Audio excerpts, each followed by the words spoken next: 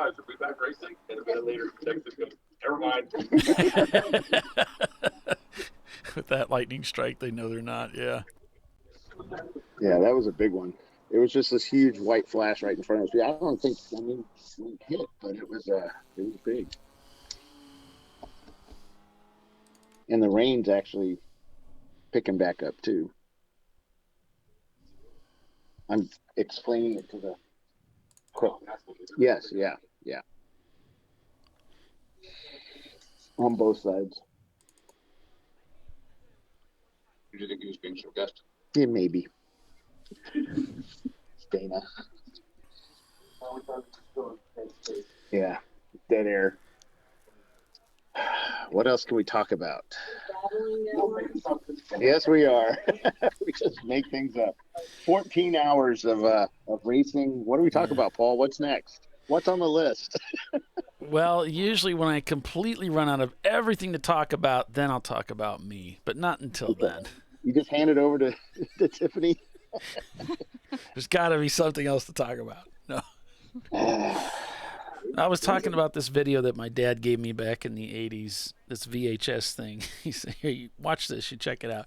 I mean, my dad taught me almost nothing about racing. I had to learn it all on the outside, which was weird to me. I just we're out there at a place used to be called Indianapolis Raceway Park. Now it's called Lucas Oil. But anyway, I'm out there racing in the Formula V. Come through a corner and I lose control of the car and I spin. So afterwards, I'm talking to him about it. He's like, what'd you do? I said, well, I was going to the corners, feel the back end start to go away, and I lifted off the gas. And he said, oh, no, you can't do that, because if you do that, you're definitely going to lose control. And I'm like, well, why haven't you told me any of this stuff? Why is it I don't talk to me at all about how to race? Well, it's funny. It's a lot of that stuff you have to learn on your own. It's more of an experience. Yeah, I suppose, but I guess it's just weird the way. I mean, he just put me in the car and sent me out there. There was no. I mean, I did that with Ian as well. I just said, why not at least give me some pointers? There's like no knowledge whatsoever. Here's how to here's how to start the car. Yeah. It was funny. Of course, I mean, I grew up driving a 510. That's my first car was a stick. So it wasn't like I didn't know how to rev match, and I've been doing that on the street anyway since I was, 16. So anyway, I went out there and driving around. Now, Indianapolis Raceway Park, it's the front straightaway is actually the drag strip for the Nationals. So it's a very long, very, very long front straightaway, and the Formula V gets topped out pretty quick. You're about halfway down the straight. You're going as fast as you can go. It's not going to go any faster. And a lot of it was made out of concrete. And it's sort of a Sebring feel where it's very bumpy going into turn one, and they never fix it. It's just going to stay that way, and the car's hopping and bouncing around. And I'm like, gosh, it's going to be almost impossible to be consistent with this. I mean, it's terrifying. You never know. As you're hopping through the corners, in that corner, you don't have any idea just where you're going to end up at the exit unless you just kind of take it easy through there. Mm-hmm. And so, more of this spam stuff going on. Okay.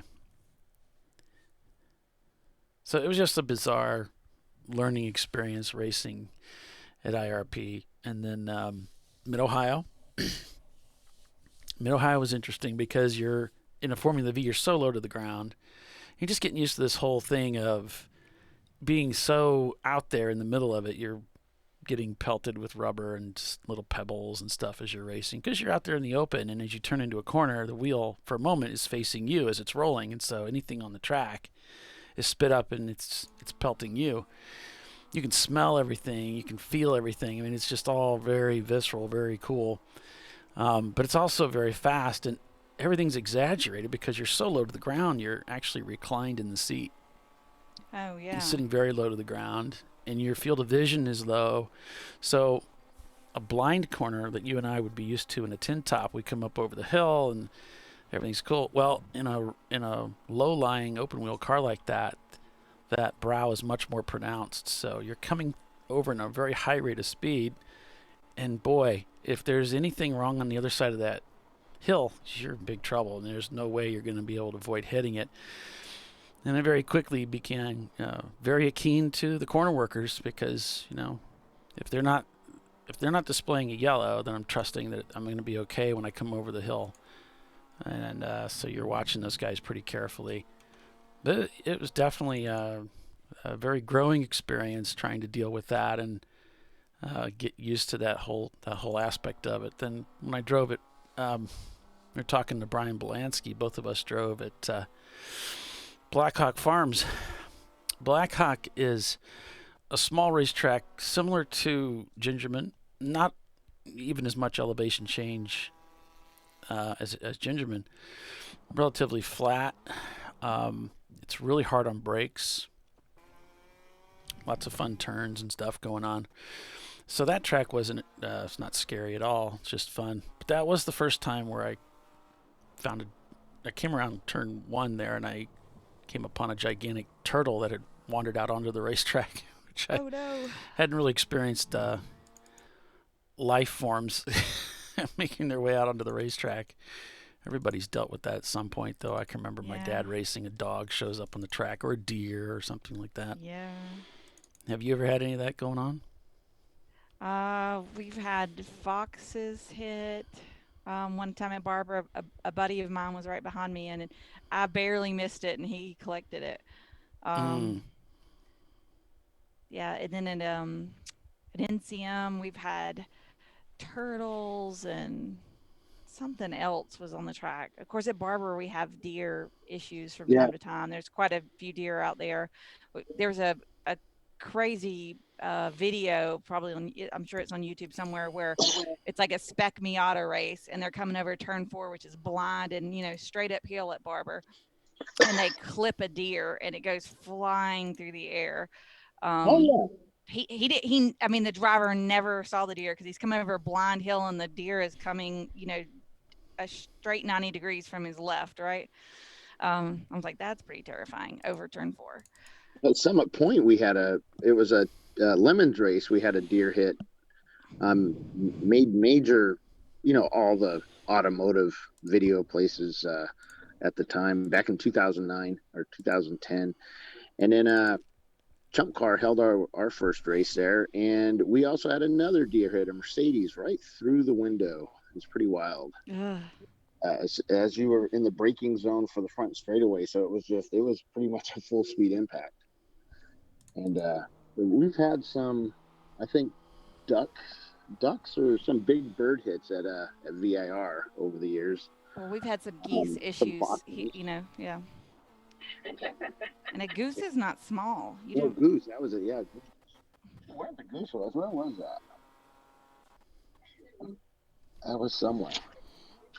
Of course, now we're going to get all kinds of email from PETA.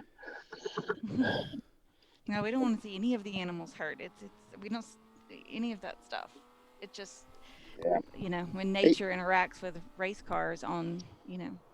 So let's talk about Champ Car racing. So we have a national championship coming up at Ozarks here in a couple of weeks. Yeah. So who's our lead teams for that, Paul? That's I know that our bank is the most winningest team of last year. Yeah, Pinky's Out is up there. I think I'm going to say it's level 1, the Miata team. There's a handful of teams that are all seated in first place. I don't have the thing in front of me. Yeah, I kind of have it here. So there's like Good, Bad, and the Ugly, Pinky's Out, the Aero Car, Team Salen's Ketchup Car, our bank's Honda CRX, the Team Salen Mustard Boxster, Premium Dudes, RVA Graphics and Wraps, Flat Out Nemesis. Well, there's a lot of them. Flat Out Nemesis, 901 Motorsports 903 car, Touchstone Racing's Miata, Whiskey Tango Foxtrot's Miata, Cone Crushers and their Porsche 944, GMS Racing's Mazda RX-7, Basil Weenie Racing and their Miata, Level 1 Racing and their Miata, Pinky's Out's, let me see here. Pinky's Out's 325 IS. Freddie Mercury, that's Brian's favorite team. Freddie Mercury and Visceral Racing Group's 944, the 959 car, which I think was destroyed at where was that? Road Atlanta, wasn't it? And those are that's the top 9 or top 18. Top 18. Ooh, I just got But what they come into the race just with crashed. to qualify will just be their grid order. So Yeah. all the teams that are qualified for the championship will be gridded according to their how many points they have, lowest points towards the front. And then after that, it's winner take all. Yep. That'll be a fun race on a track nobody's ever raced, or hardly any of our guys have been on them, let alone race on it. Right. So, Yeah, and I mean, it's not going to be an easy track. They'll get a practice day, and but you're right. There's not a whole lot online for YouTube videos to have any idea. No. But everybody's going to be in the same boat, and it's going to be a technical racetrack. Yes. Yeah. And fast. So, technical and fast. We have to take the minivan around there, Paulie, and just do lap after lap after lap. Just, I don't know if it's right. Let's do it again. Your turn. Yeah, we need to. I tell you, my little Transit's awesome on the track. It's fun. It's stupid because it's so dumb looking, but it's fun to drive on the racetrack. So, I have more fun driving cars that are ill handling. You really have to drive them than the cars that are stupid fast and just handle on like rails. Yeah, okay, yeah, I guess that's kind of fun, but when you got to make it work, I think that's just more. What do you call that? It turns out to be more fun for me. Yeah, sure. The Transit has got a really stiff suspension. It's meant for passengers. A lot of passengers, like Uber, buys this particular passenger van. So it's got these high load tires and the heavier springs and shocks. So actually on a racetrack, it's not too bad. It's on the flat side, but it just kind of plows if you overdo it a little bit. So it's fun. I enjoyed driving it around the Autobahn. Hope I get a chance to do it again. We'll see. I know we got some double races stacked up this year where we're racing in 2 different locations at once. I'll be at Sebring this year, broadcasting. Bill's going to be at Thunder Hill for the California race. That'll be awesome. We're going to split the cameras up and do our best.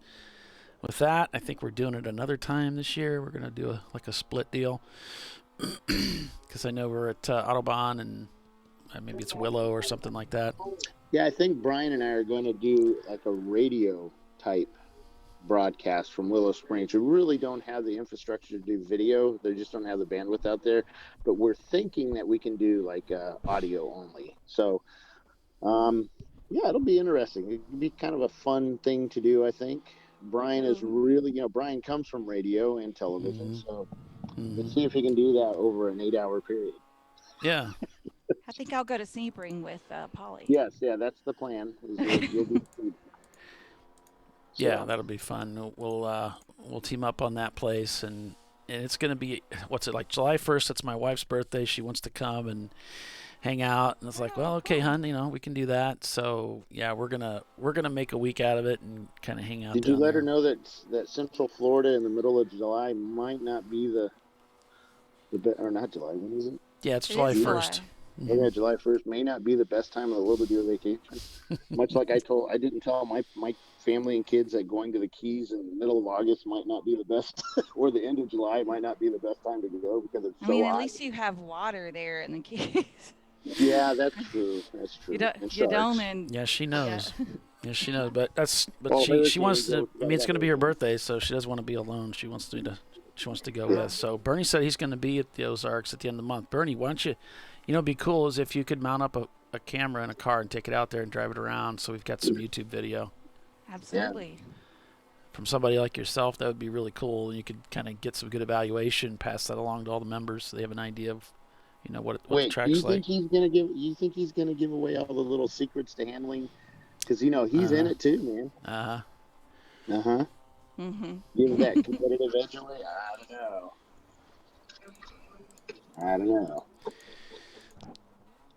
Oh no, you want to take the corner this way. Seeing some rain come down still at the track. Yeah. But the rain doesn't keep us from racing. It's the lightning stuff. And hopefully that moves off. We're still seeing, the storm front's still moving across the state. Yeah, we don't stop for rain. We just stop for lightning. Get some emergency vehicles out there on track. This is the 10th year of the Champ Car at Daytona, and 10 years ago we had a tropical storm, which a lot of us call a hurricane, because anything with high winds to us is a hurricane that don't live here. But it was a tropical storm that came through, and it was an insane amount of rain that was dropped on this track. We had to red flag at one point because it was just so much water and you could not see very far on the track. And we actually had a big a Jackie Ick's car actually got into a crash that bent the car almost in half. It was pretty wild. There's a couple of cars that were involved in that incident at, I think it was turn 3 or 4. And I remember seeing the video for that. A little scary, of course, but everybody was okay. All the safety devices did their job, but yeah, it was a little dangerous. And they ended up red flagging the race for a while until the rain kind of died down, and then we went back to racing. Of course, I was in the garage the whole time, so I didn't see any of that. Oh, and back to the Ozarks race. That is our national championship. Yep. But then also we're going to do our annual board of directors meetings there. Oh, yeah, so that's right. We're going to review all the petitions that were submitted last year and go over, any of them that were approved or, just kind of the board's thoughts on those. So that'll happen that weekend too. Yep, I got the financials the other day. I'm just waiting for the board to approve them. Once I get that approved, then it's just a matter of putting them up. Everybody can take a look at the financials before the meeting, and they'll discuss them. If you have any questions, they'll discuss it at the meeting. That will all be broadcast, and it'll be fun. Walk across your grass.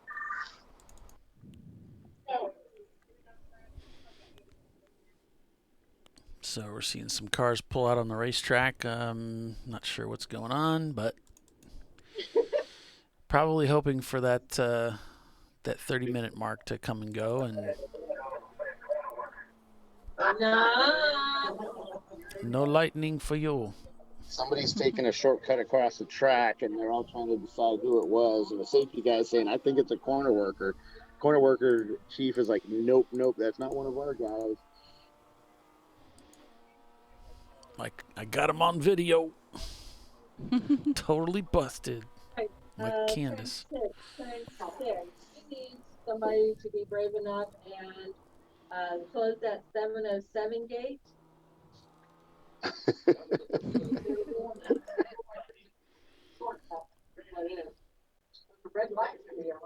Are the cameras on the turn 1 and turn 6? Yeah, all the cameras, the turn cameras are all up. Yeah. I was thinking I could just go out like they did and just turn them on and get yelled at.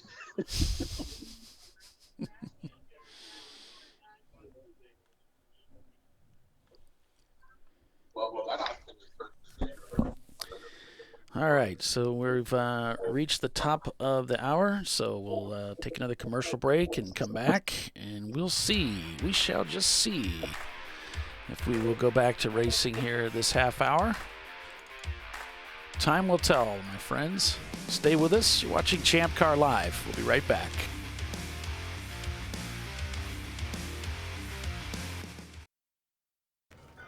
I'd buy tires online, but then what?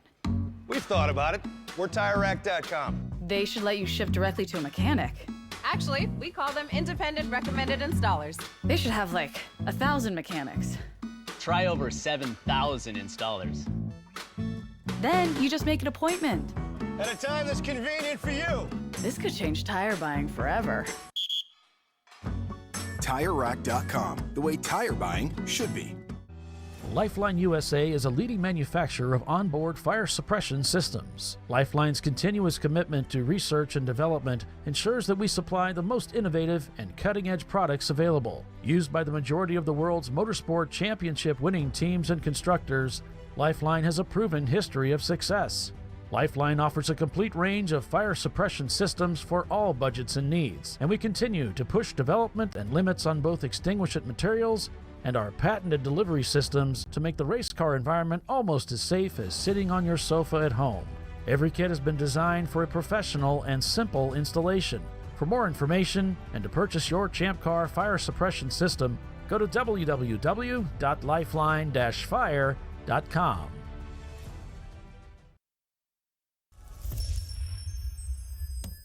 Frozen rotors from Diversified Cryogenics deliver increased performance and a higher level of safety, while significantly reducing braking system costs. So to tell you a little bit about the durability of this product. So we have seen an incredible extension of the life of our brake rotors using frozen rotors. We've gone from brake rotors every other weekend to 6 weekends on one set of brake rotors, and I think they can go farther. The durability has been amazing. And it's been a fantastic season, and man, a lot of that is due to the way our car can brake on those frozen rotors. For more information, go to frozenrotors.com. Located in Northeast Ohio with 40 years of combined experience, Money Shift Racing knows how to deliver performance and safety, offering everything you need to get your vehicle and drivers ready for race day. From safety equipment to full engine assembly and repair, in-house fabrication, 3D design, and rapid prototyping. Money Shift Racing. Performance done right.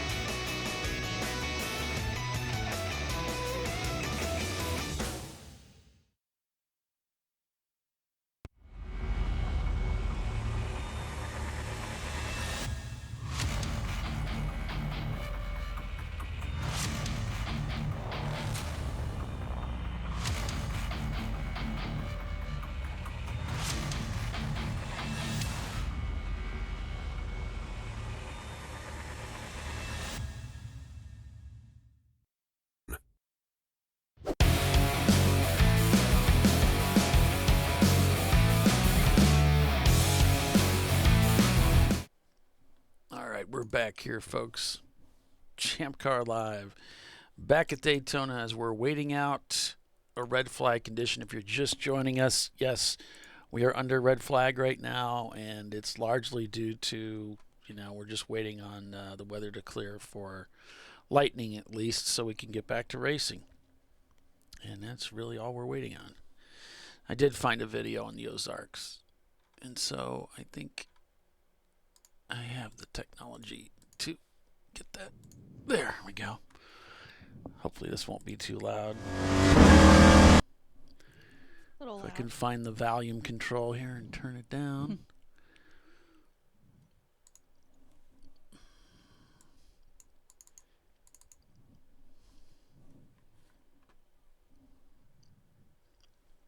I don't know why I'm not seeing it here. There should be.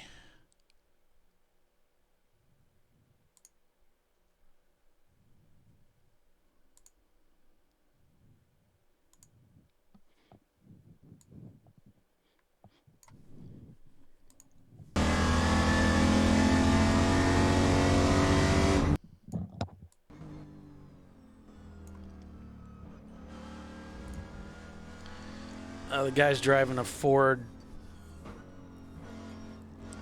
Whew. Sounds like he's got a sequential box in it.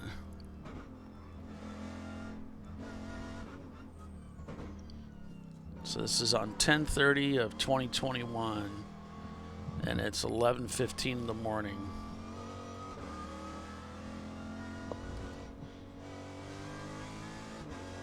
Whew. Whew, look at that elevation change. That's a lot of elevation change there.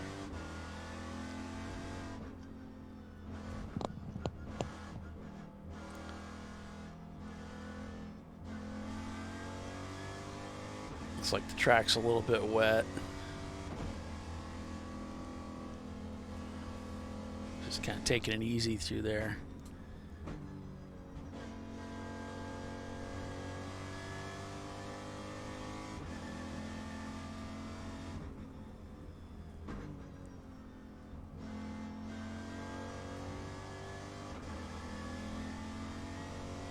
You can see the track map over there on your left. Get an idea just how large this racetrack is.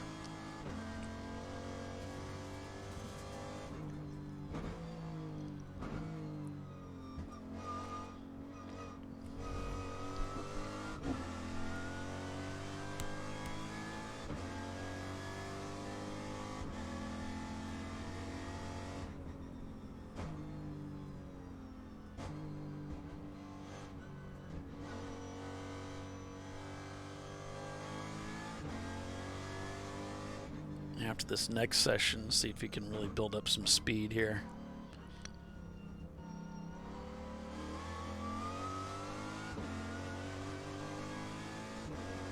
Oh my gosh, look at that. Look at that right-hander. That is insane. You can see that track in the distance up there. It's like, whoa. Ooh, this There's is a lot sharp. going on at this track. Yeah. Look how slow that corner is. Wow.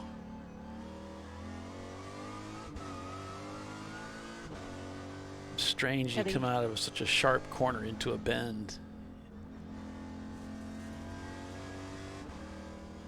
And this is the start-finish line? Wow, that's strange.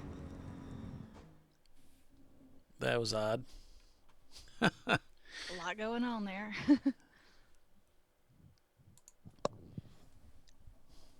You'd have to watch that a bunch of times over to get anything out of it. There's so much going on, like you said. Looks like, you know, it'll be a lot of fun for people. It's definitely going to be challenging, I would think, since nobody's been there before.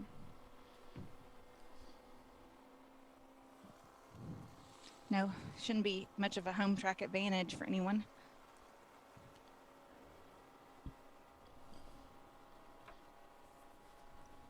So one of the teams is going to bring their car into the garage, and they want to work on it. And the only stipulation of doing that during a red is you can, but they're going to put you back in They're going to put you in EC when you do that. So they're going to move to EC, but that will allow them to get the car back into the garage and do some work on it. That's the Loose Screws Chevy Camaro team. Not a big deal, just changes their classification. They're still going to be out there having a good time racing around. If they can get the car, you know, back to race worthiness. They want to do it now rather than lose track time. So it's their prerogative.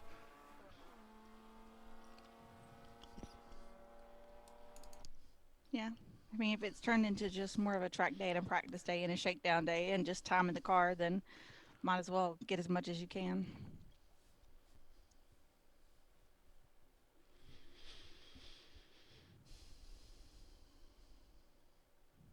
Just watching this thing recalculate everything.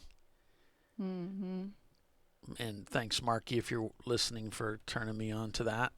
This looks like the same weather map they're watching in the tower, actually.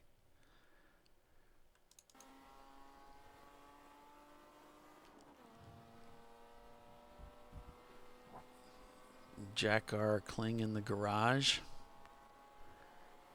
I don't know how to get the Jack R. Kling in the garage.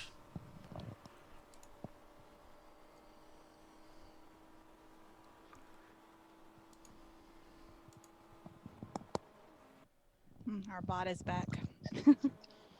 However, The blue light is off. Okay. Of course, Dana stepped out of the room, so now we're just waiting for him to come back.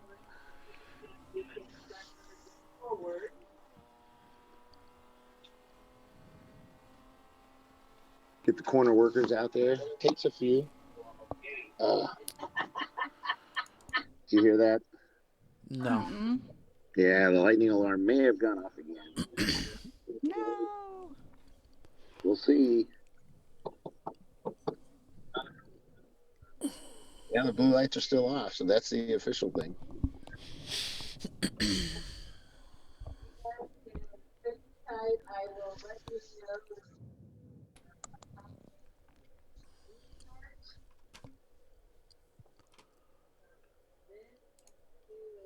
So I guess these blue lights have something to do with the status of the storm or It's either lightning that or there's a strikes. sale going on over there. Anybody remember the Kmart blue light specials?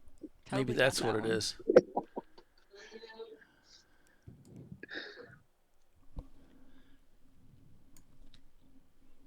Of course, we got Daytona up here.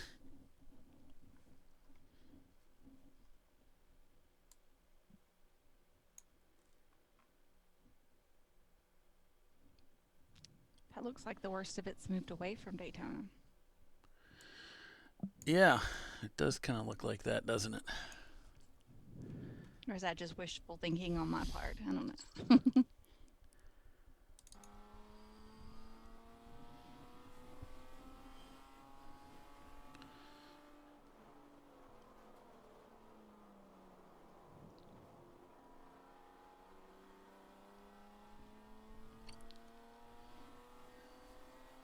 James keeps showing us these weather maps that are in color, and it's really scary. I said, "Can you just show one in black and white?" This is the very first time I pulled up a weather map. And you looked at it, and I scared you. Jeez. God, that's really bad. I like the weather apps that you get when you choose what type of radar it is or something, and some look worse than others. You always pick the better one. Mm-hmm. Yeah, So, the more optimistic one. So Johnny Robinson just sent me a text message. He said, since we're currently in first place in EC, the race could end right now and we could just win EC. There you go. There you go. I said, yeah, that's true. We just had a car transfer from D class to EC class because they wanted to work on it, and during a red flag that kind of disqualifies you. So yeah, I talked about that a little bit. Yeah, kind of explained how that worked. You know what's cool is we still have the El Camino out there. We've got I saw the Dodge somewhere. Yeah, the Dart. Oh yeah, the Dodge Dart is at the front of the pack here. Yeah. We've got the Gone in 60 or the not Gone in 60. The GBU car. He's out there as well. What other older cars do we have? Well, they're all old cars for the most part. Oh yeah, the Fox Mustang, the Fox Body Mustang. He's out there.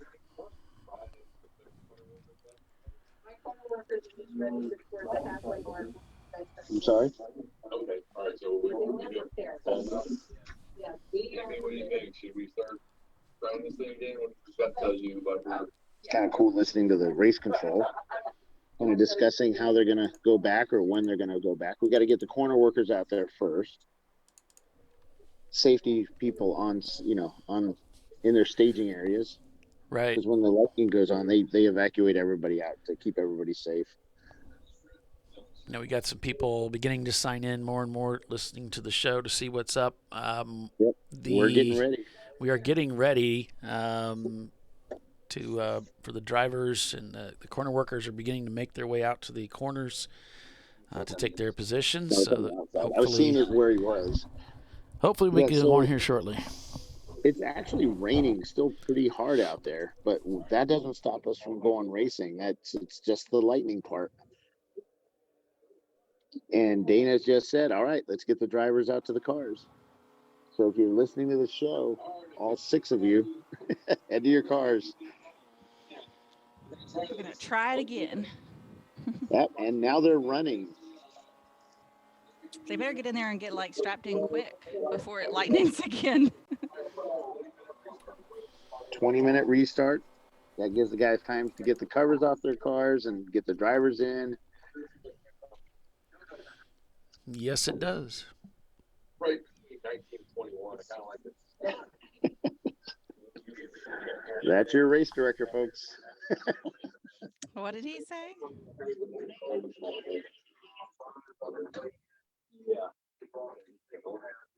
So the Dodge Dart.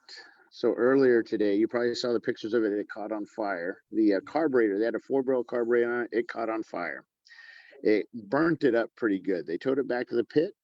They had a 2-barrel carburetor. They found some plywood and made an adapter.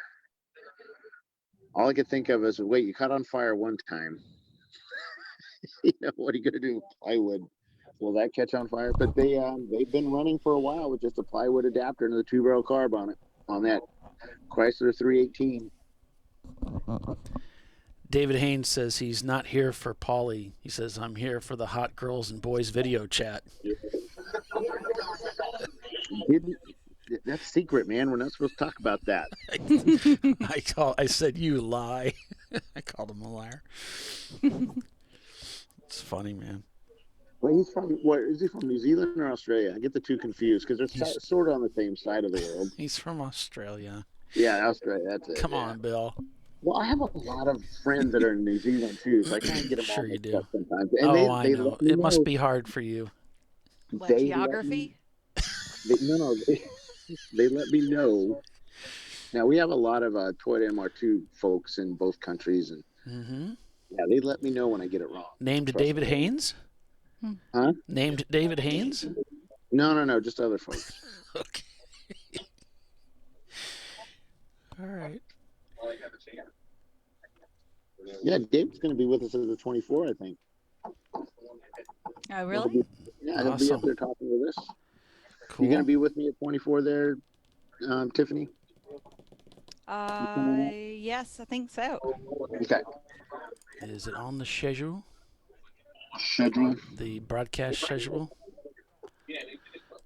I don't think I ever filled that out. No, you didn't. You've been busy. You've been busy. Okay. So RVA Graphics guys are pushing the 411 or 5, whatever one, the little E30 they put in the. I guess their M3 blew up, so they brought out the backup car, and they've been making laps. They're just not counting, so they're just putting some seat time in.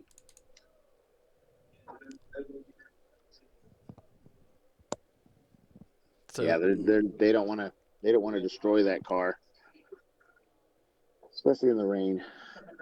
Oh, David said you'll hear more about what I'm doing in the coming weeks. Oh, cool. Yay! Cool. I don't see drivers getting in cars, Bill. Are you fibbing? Yeah, they're coming down the Rolex chute, and okay, there's a bunch of them. Okay. Next year we'll have a camera on the Rolex chute just for Paulie.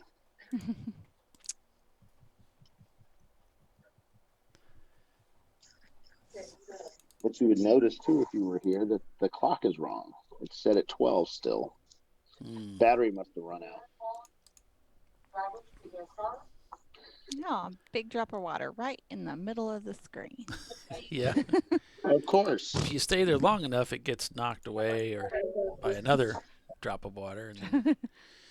Hey, can I go wipe off a camera? I like that view. That's like the worst camera to set up, though. Trust me. That banking is so steep. It's serious. Yeah. You like end up crawling on all fours up there to get to it. Almost.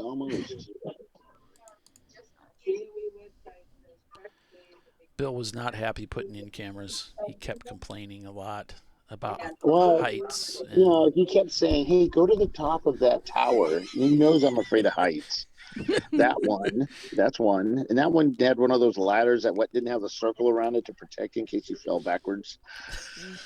That's 12 feet up in the air, which is pretty high. And then you got the Lamar chicane. That one is even taller. So the bus stop. So there's a camera to the left of the where the B is for bus stop. Then we have another camera after Speedway. I have to relabel those. They don't like us using the word NASCAR. It's Speedway 2. I have a camera over there. That's actually a nice position for the camera. That's fun to put in there. And of course, one along the start finish line here. And we got that new camera, Paul. Which one's that one? Is that the banking? Why the change in terminologies? New yeah, camera. That's the banking. That's between Speedway 3 and 4 on the banking. Gotcha. And that's the start finish one. Yeah, I like how they have our logo there up on the stand. Okay. I think that's cool. Yep. And it slowly rotates around. It's pretty cool. Yeah.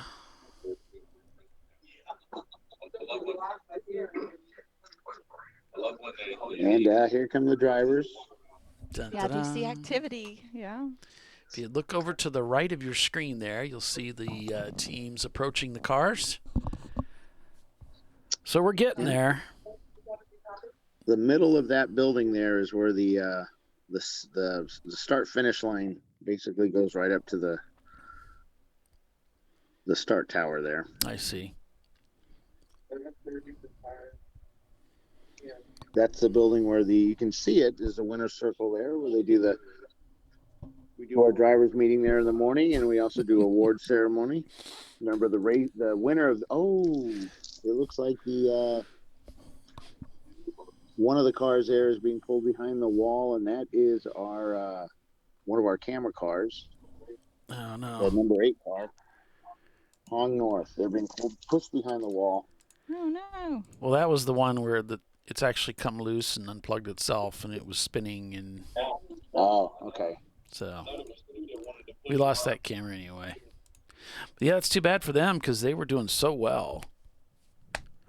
So, bummer. Yeah. Sorry, I'm not. You okay? Good. All that stuff I'm is off. reading the YouTube chat. Yeah, I know. These guys are having some fun.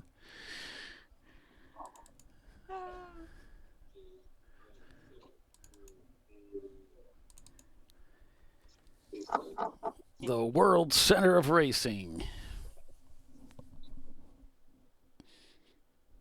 Or wait and see. Yeah, we're actually sitting right up there. We're on the bottom section of that glass tower, right kind of smack dab in the middle. You get all the good seats, Bill. Well, I can see more. I can help describe what's going on, too, and listen to what the race control is saying, because I think that helps you guys more than... Oh, yeah. You said you don't want to get wet, Bill? I don't want to get wet. I do have... As I get older...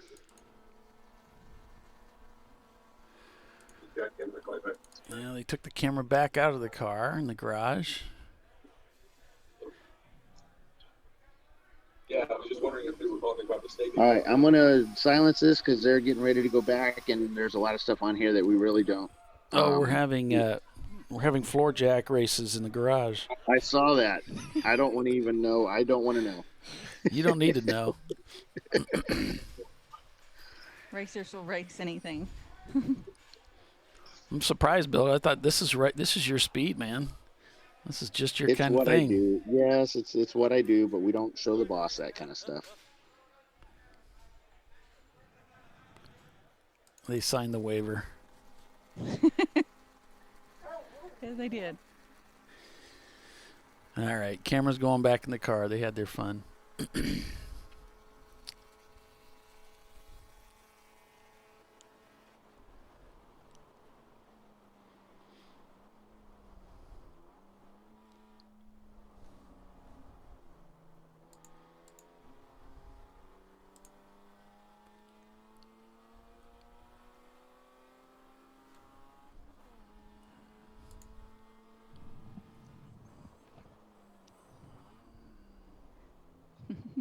green floor jack wins.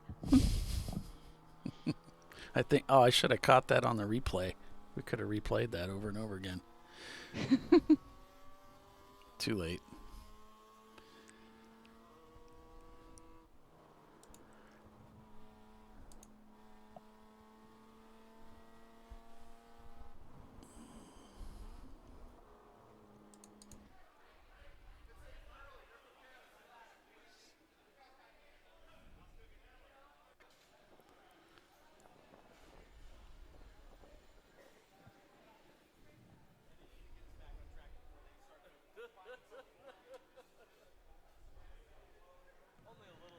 There's commotion in the garage. I'm not sure they're all focused on getting on the racetrack. There's a lot of talking and stuff going on.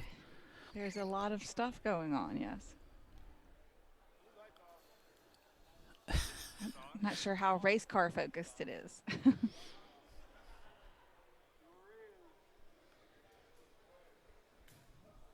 Maybe they're sort of, just distracted. Yeah, we're going to get ready, but, Well, I mean, they have had it announced a couple of times that we're going to start back, and then the lightning hits, and we don't. And again. Right. So they're like, yeah. When I hear a motor crank, Right. When they start rolling them out, then I'll know. But it does look promising by this lightning strike science-y stuff that shows like things have moved away for the time being. So at the very least. Look promising.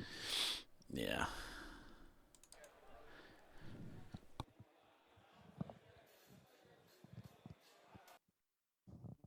Let's say Racing Jason.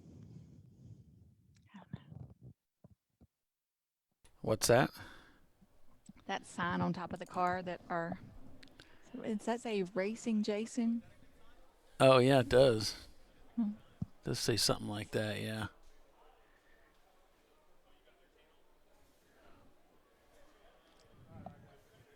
Sounds like there's a story there.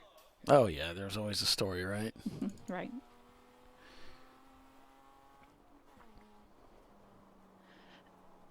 Drive-through penalty for F-Jack. Speeding in pit lane. The floor jack. Oh, yeah. You were warned. Right. You were warned.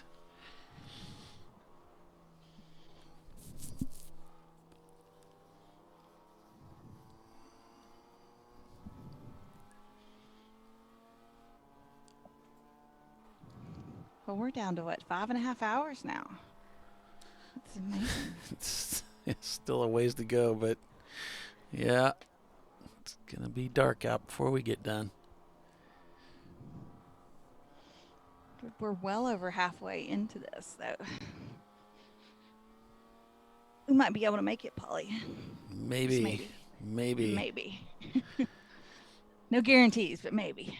Right.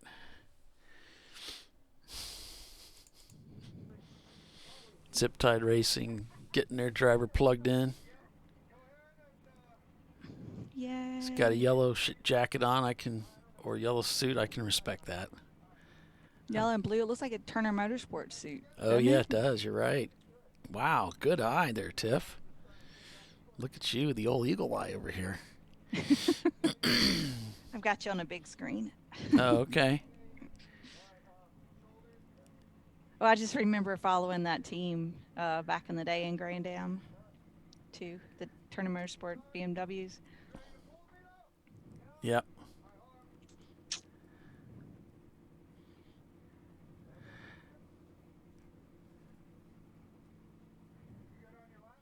I was always, I'm an Andy Lally fan, so I would always follow whichever team he was driving for. Yeah. I think when I started watching him, he was in TRG. Uh-huh. And then went somewhere else before he went to the team with lots of guys getting into their cars.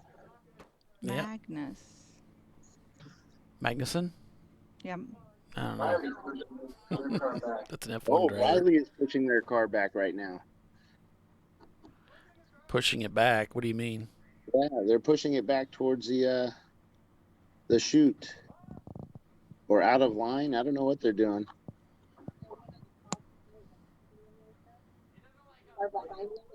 All right.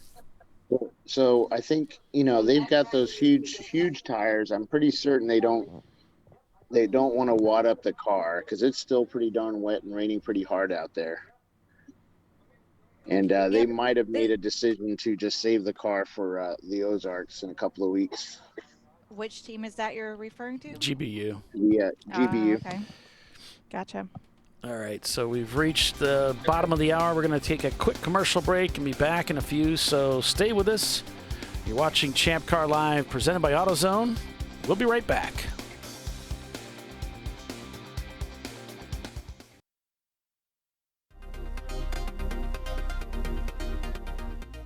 Welcome to TireRack.com, revolutionizing tire buying since 1979. With our unmatched selection of branded products, finding what fits your vehicle and is right for you and how and where you drive has never been easier. Through helpful online shopping tools that include our professional hands-on reviews done at the introduction of a tire and consumer reviews that give real-world feedback over the life of the tire, you can make the right tire choice and find exactly what you need. And if you prefer to talk to someone, our tire testers, our sales team, are available on the phone. And that's how we get you the right tire for you and your vehicle for where and how you drive.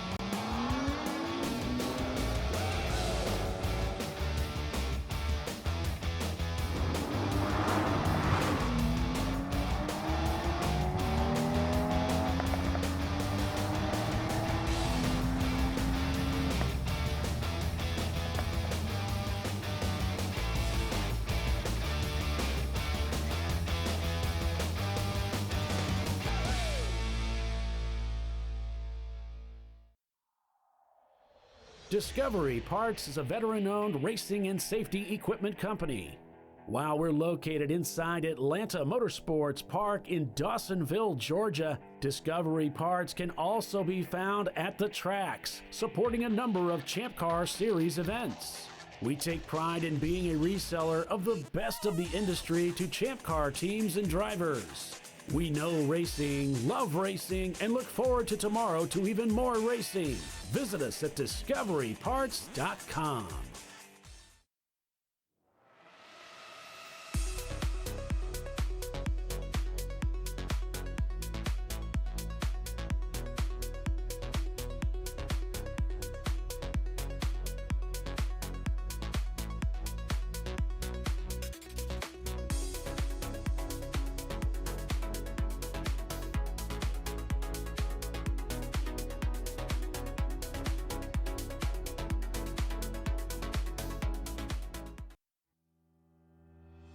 Lifeline USA is a leading manufacturer of onboard fire suppression systems. Lifeline's continuous commitment to research and development ensures that we supply the most innovative and cutting-edge products available, used by the majority of the world's motorsport championship-winning teams and constructors. Lifeline has a proven history of success. Lifeline offers a complete range of fire suppression systems for all budgets and needs, and we continue to push development and limits on both extinguishment materials and our patented delivery systems to make the race car environment almost as safe as sitting on your sofa at home.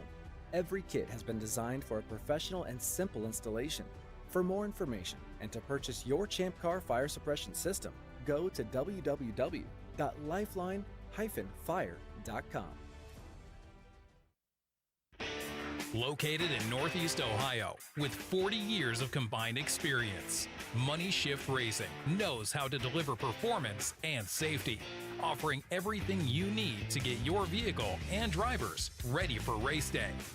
From safety equipment to full engine assembly and repair, in-house fabrication, 3D design, and rapid prototyping. Money Shift Racing. Performance done right.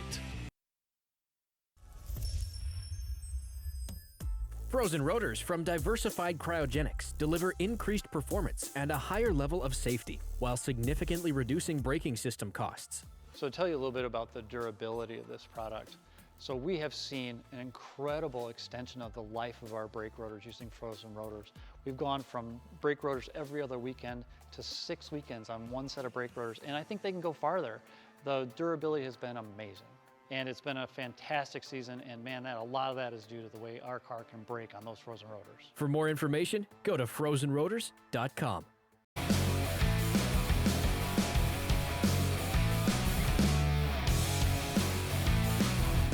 Danger Racing still leading this race for the last, what's it been, 2 hours? Welcome back, everyone, to ChampCar.Live, presented by AutoZone. Back at Daytona International, drivers getting saddled up. Closer to 3 hours. All right, guys, can you hear me? Yeah, man. Yeah, we've moved a few cars to EC for working on their cars during the storm, during the red flag. Car 7 is one of them. I think I emailed you or messaged you the other one as well. But they're just doing car 7 right now. Crucial Motorsports, Mazda MX-3. Or no, Mazda Miata. I swapped. Yeah, it's a Mazda Miata. Yep. We had a team almost start to fuel, but they were stopped by one of our staff. Yeah, while they were in the pit stall, we tried to fuel before they. So Riley just called me. He said they're not going to risk the car. He says it's going to be pretty treacherous with the tires they have on their car. So they're just pulling it out of the race. He said they're not being sissies about it. They want to, they don't want anything else to happen. And they could be able to handle it. Maybe somebody else can't and kind of hurt the car. So I think that as you guys know, if you've ever watched the Riley teams race in the IMSA, that national championship or that championship is more important than a single race. So.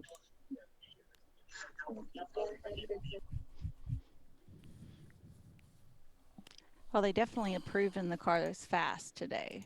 So it's reliably hung out in the top 3 most of the day. So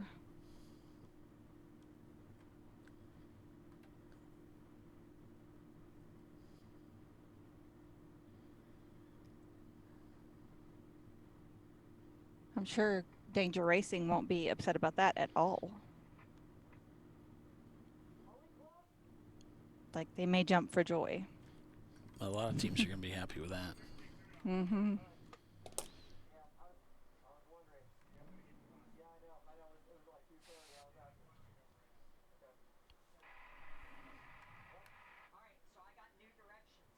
The teams are getting their cars started. We see a lot of lights coming on the cars. It's kind of a good thing to have on a car during a rain race is lights, because then other people can see you. That's one of the petitions that I put in this year is like all the cars, even if it's a day race, you got to go through tech with all your lights, and you start a race with all your lights. Yeah, I don't think they'll go with that, but it's worth a try. Yeah, why not? The problem you run into, of course, is the issue of getting them broken. Yeah, that's what happens when you. I'd rather have my lights busted out than my whole car totaled because some guy couldn't see me. Mm-hmm. That's just me. I mean, that's a great thing about a club. Yeah. There could be a majority that don't agree with me, and that's life. Maybe I worded it wrong. Maybe change it for next year. But it's up to the board of directors to sort that out. But it looks like the membership is the vast majority of the membership that have voted so far, all 50 of them or so, have said, yeah, that's a good idea. But well, that's been a petition up for the last couple of years about rain lights or lights in the rain and different things. So yeah, that's part of it. Rain lights are different. I think headlights and tail lights are more important than no lights in a rain light or something. But that's just me. I got just one guy in a club of 4,000. Well, no running lights and just the rain light. It tends to look like an emergency vehicle from the distance. Correct. Copy, thanks. Yes, the 121 does have a driver. All right, 2-minute warning, guys. Woohoo! Trying to get that dryer vent We're starting to see guys run now. taped in the wet. But you can see just how much water's being poured out onto the racetrack. So it's definitely going to be wet. Somewhere. But hopefully we don't have the lightning going forward.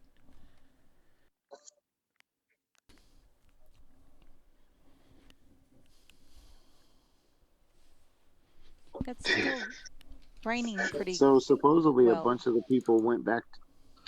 To their campground, Lake Lloyd campground. So it's taken them a little while to get over here. Sounds like a personal problem. I know. Why'd you lose the race? Well, we decided to go camp for a while. I mean, we're not going to avoid the restart because someone's not there. We'll just push their car out of the way, right? The people that went left to go to the campsite to hang out aren't there to win anyway. Yeah. Mm-hmm. Possibly, yeah. You never know.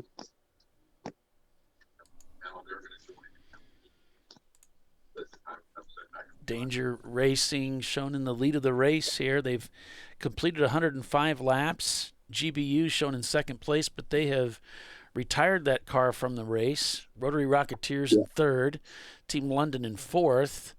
Team Jackie Yakes in fifth. Floridian Motorsports in sixth. Weeby Racing in seventh. Kruger Turn Racing in eighth. Team Infinity in ninth. And Blue Steel shown in 10th place. If you pull the EC cars out.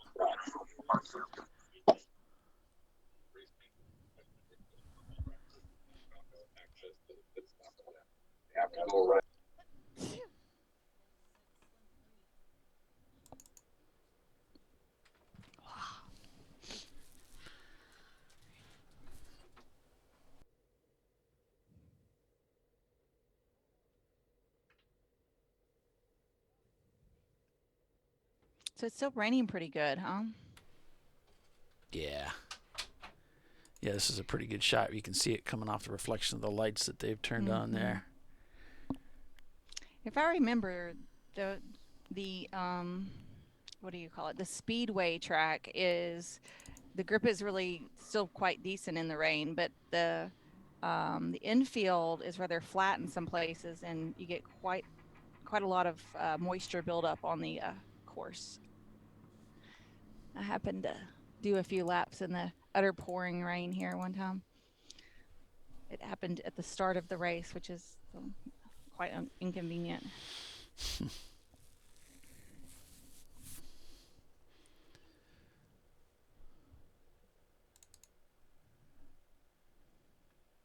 Keeps moving away.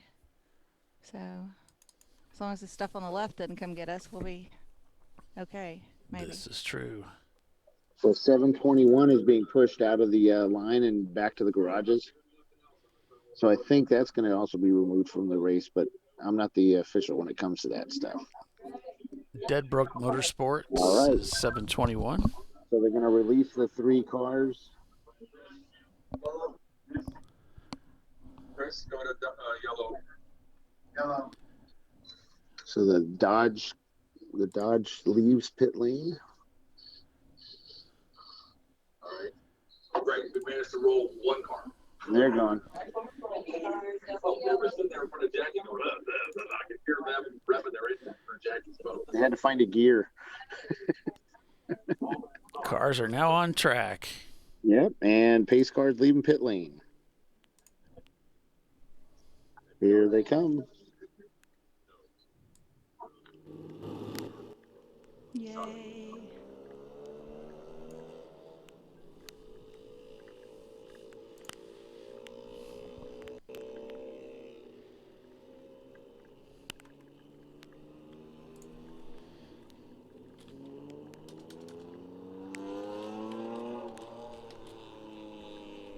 All right, so everybody, if you've got a driver out there that took off before the pace car, you need to let them know they need to slow it down because we need to release everybody out.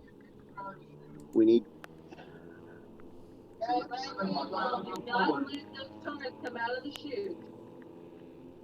So if you're ahead of the pace car, you need to slow it down a bit because we want to get everybody out of the pit lane before you come back around because you're at the end of the field. That's how to upset the race director 101. Oh, if you want to really make them mad, pass the pace car. Yeah, don't pass the pace car. If anybody's really wanting to play that game.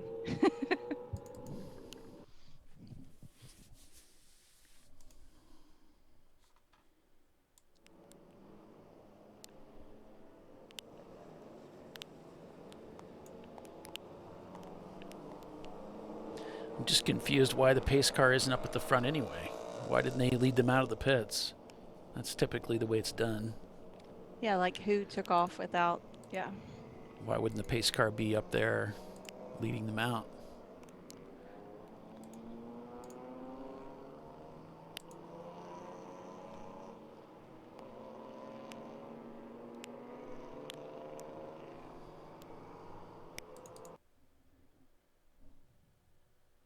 You can see the cars leaving pit lane there.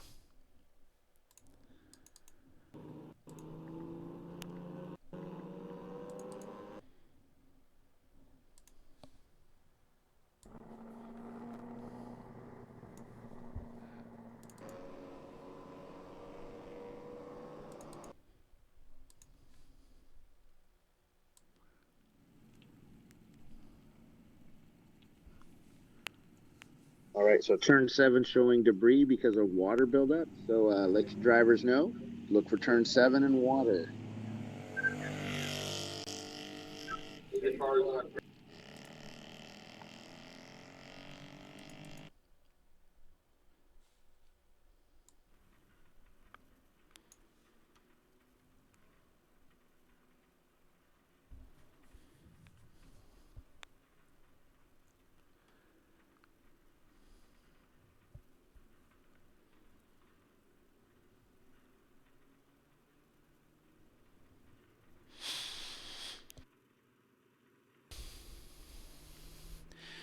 And if you're just tuning in, we got a lot of people beginning to sign back in and just check.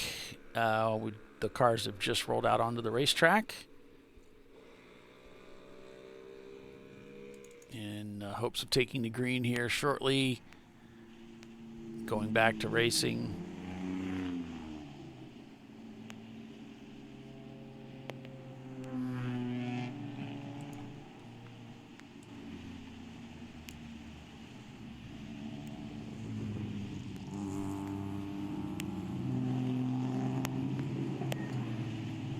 I don't remember. Does the bus stop hold water? Do either of you know? Well, we can see them come through here now with the pace car. Okay. Looks like there's some there. Yeah, there does. The water pools, but not as right bad there. as 7 does. Yeah, not as bad as 6 and 7.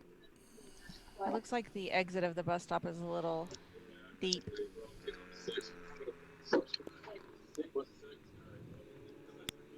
All right, so 6 o'clock, headlights need to be on. So if you have headlights on your car, better turn them on.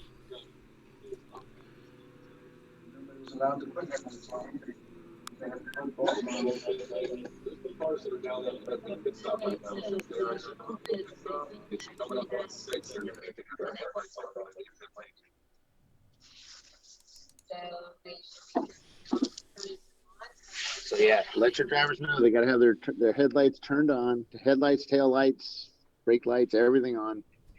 All the lights. Well, not the brake lights, of course, but only when they need them on.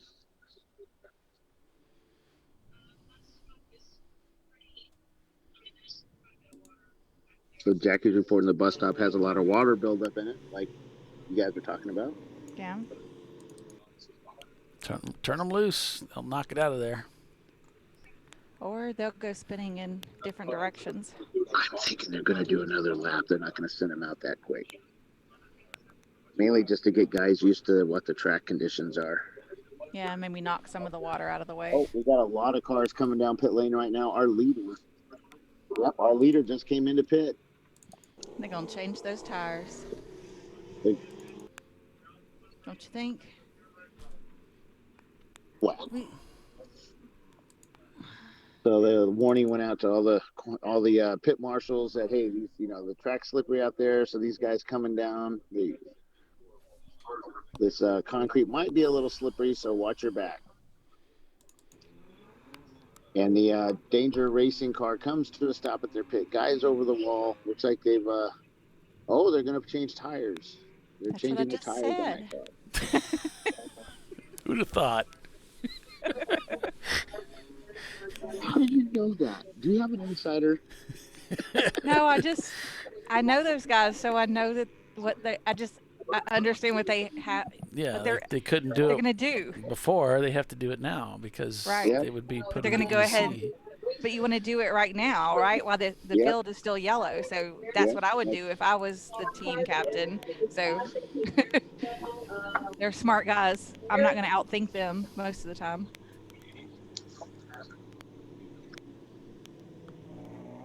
I mean, especially if you have it in your budget to have your nice, day weather tires and a preferable rain tire, I think the guys are using the Continentals for the rains because there are some really good Continental rain tires. I cannot divulge anything further, but I tried. See, Bill loves that stuff. You can tell. He got all tickled up. Ooh. Yeah. But they're really slow at doing. They are getting older though. I think Chris is the youngest guy on the team, isn't he? I don't know the other two's age. Yeah, John's in his 40s or late 30s, 40s. Chris just looks like a baby, but he's not actually a baby, but he's younger than us for sure. But. All right, Jack has gone down on the right. There's still somebody where the tire changer on the right rear is a little slow. Oh, he's done. He runs around. It's not a NASCAR style stop. They've got full, I think that car is 5 lug nuts per tire. Looks like I got a car that's pretty much stranded now on the straight. He's near pit in, but he's actually not on the apron. He's on the racetrack. Yeah, everybody's coming in right now. Oh, we have a guy stopped on the short chute. Is that the one you're talking about? Yeah, man. Yep, I think there you go. You can see it. People are going around. I'm not sure what's going on. Some that are coming like in the all pits. Those people are coming into the pit. It looks like everybody's coming to the pit lane right now. Not everybody, but a lot. Well, and that's the nice thing about being out is that you've got a lot of people that are going to dive in, and you get by them all. The first race I did at Road America in the rain, I was really upset because I kept seeing all these people peeling into the pits because of the rain. I thought, cool, we're passing them all. But we were so far down, it didn't really make any difference. Like I got out of the car and like, what, 16th? What, are you kidding me? All those people that came in? It's like, yeah.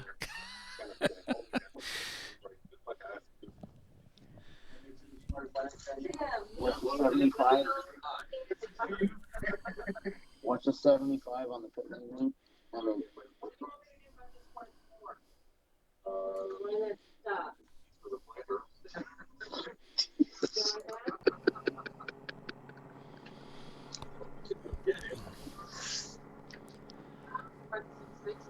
We're going to take a vote.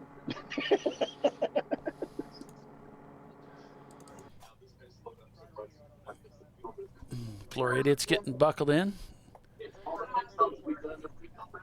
Looks like they're going to be heading out. All right, they can pick it up now. Piston broke, getting ready to roll out there too. There's a number of cars waiting to roll out, looks like.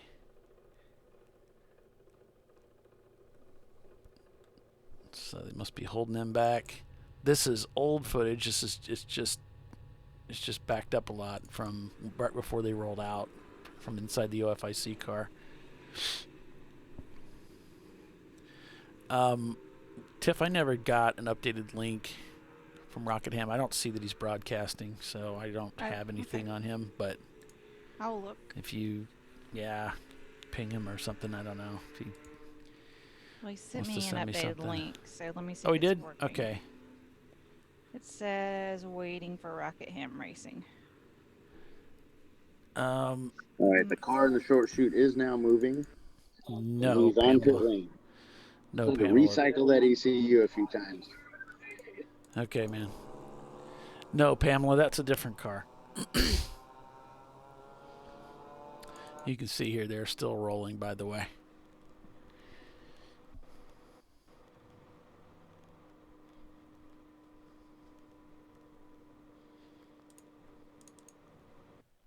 And there's the pace car bringing the field down. Here's the second pace car bringing the field down. You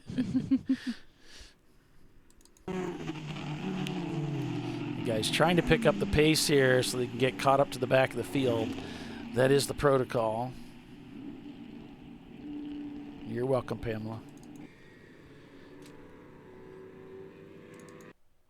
And this camera makes it look very civilized out there. It doesn't look that bad at all.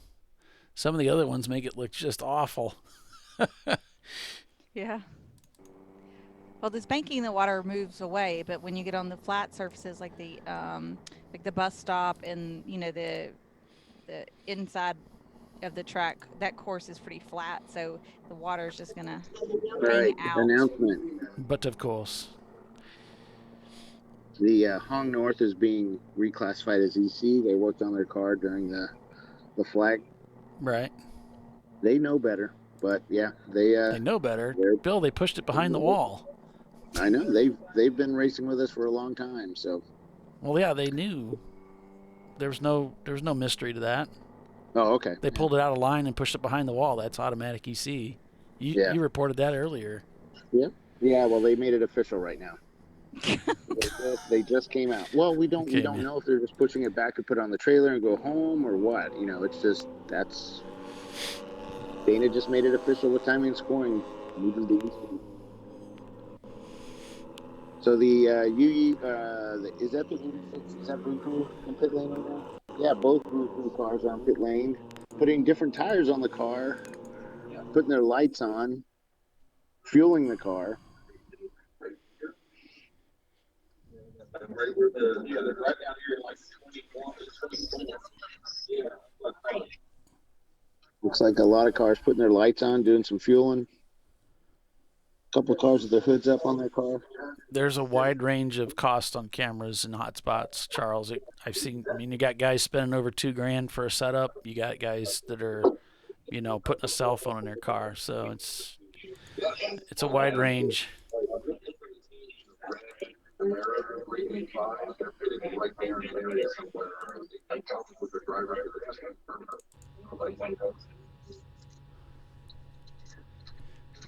All right, so we've reached the top of the hour here as the cars are beginning to circulate. So we're going to go ahead and take a quick break and be back in just a couple minutes, so stand by. We'll be right back.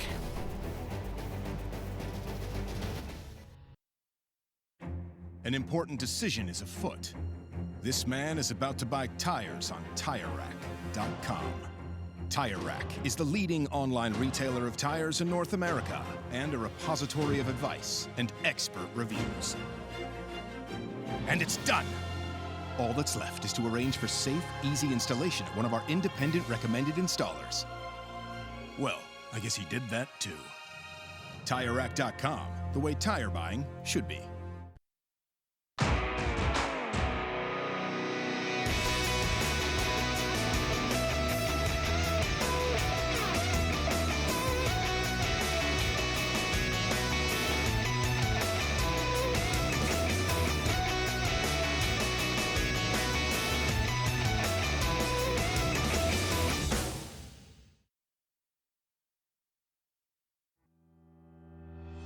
Lifeline USA is a leading manufacturer of onboard fire suppression systems. Lifeline's continuous commitment to research and development ensures that we supply the most innovative and cutting-edge products available. Used by the majority of the world's motorsport championship-winning teams and constructors, Lifeline has a proven history of success. Lifeline offers a complete range of fire suppression systems for all budgets and needs, and we continue to push development and limits on both extinguishment materials and our patented delivery systems to make the race car environment almost as safe as sitting on your sofa at home. Every kit has been designed for a professional and simple installation. For more information and to purchase your ChampCar fire suppression system, go to www.lifeline-fire.com.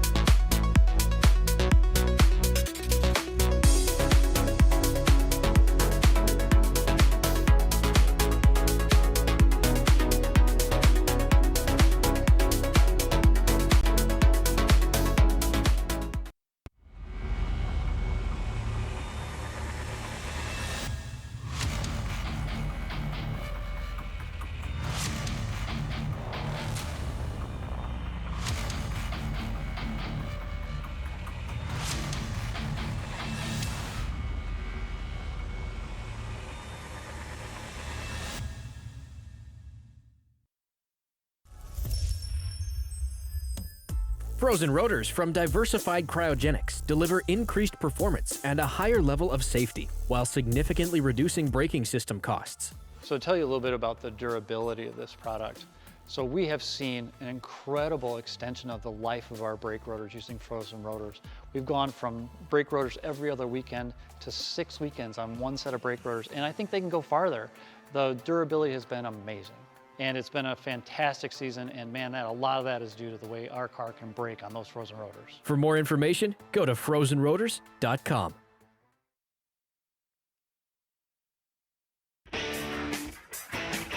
Located in Northeast Ohio with 40 years of combined experience, Money Shift Racing knows how to deliver performance and safety, offering everything you need to get your vehicle and drivers ready for race day.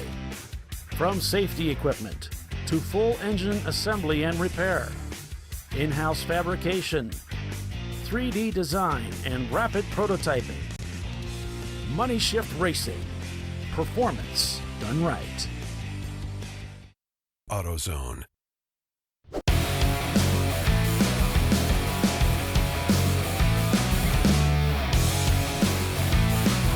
All right, welcome back everyone to ChampCar.Live. We are green flag racing at Daytona International to continue the 14-hour race here.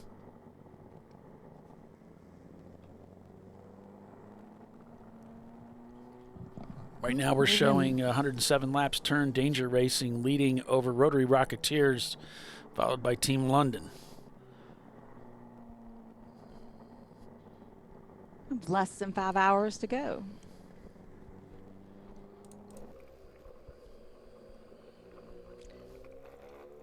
So that means we've done 9 hours so far, right? Yes. Math. Yeah, we started at 9 o'clock and we're here at 6, so 7, 8, 9, 10, right? No, 10, 11, 12, 9. Yeah. I was like, it's a 14-hour race and we got 5 hours left. So it ends up with 9 hours completed. Makes sense. Doing the subtraction. Yeah. I do math backwards a lot of times. It's faster. Unless I get it wrong, then obviously it's not faster at all. Well, it looks like the field's already beginning to stretch a little bit and make it through the bus stop without any trouble. They're just moving right on through there. They're doing a good job in turn 6 there. Yep, that was supposed to be the place where all the water was at. I guess there's a puddle that showed up there, but turn 1 here. This can be a little sketchy sometimes in the rain, where you have the cars overshoot the turn and they end up out here, but notice all the asphalt. That's a good thing. Yeah. So if you get offline, you lose control, you spin, you come to a stop. Right, without hitting anything preferably. And you're not 3 inches deep in grass and mud. Yep. You come to a stop. Well, the asphalt has much better traction than the grass and the mud. Yeah. Slows down. You can woe it down a little better under those conditions. Check out that banking. And when our camera's actually tilted at an angle towards the banking, it's not quite level. So it's crazy cool. All right, 4 pauses ducked into the pits out of 4th place overall. Reeves Racing also shown in the pits. GBU is going to be tumbling down the standings because they've pulled the car out of the race. Kaywood Racing shown in the pits out of 26th, and Brew Crew in the number 75 also shown in the pits. You see, looks like they're getting ready to roll out. They came in to do tire changes on these cars. He's checking the steering wheel there, it looks like.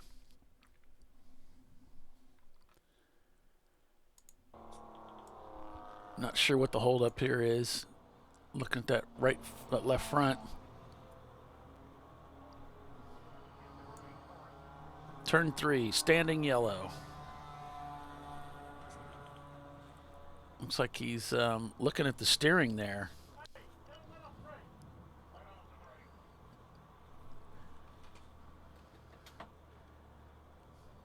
We did have a car that spun on the racetrack, but they kept going. It's the Blue Steel team.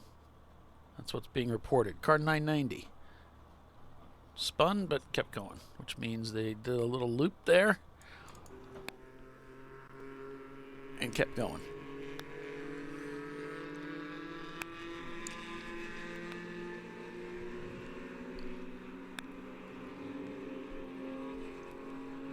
Cars look to be negotiating at that pretty well. Yeah. CU Boulder at speed. Lots of rain coming in the cockpit. You can see how challenging this is. His windshield looks so foggy. I hope he can see better than I can see out of his windshield. I think he can. We've got a little bit of moisture on our lens.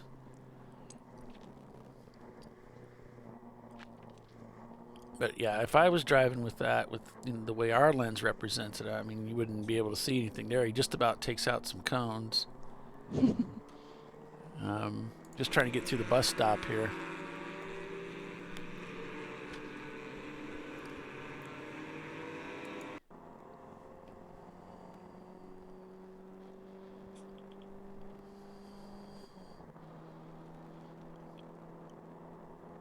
Got a slow mover on the back stretch. Cars are being called in for not having lights on their cars that are working. In fact, that same car that spun, number 990,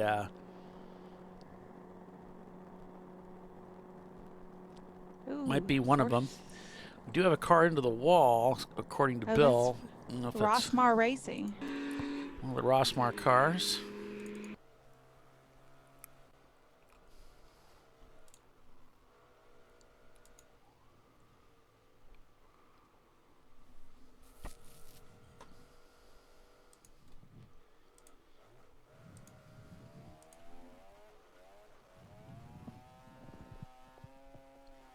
This is Rotary Rocketeers here. It looks like both the Rossmar cameras are down, so I can't bring them up.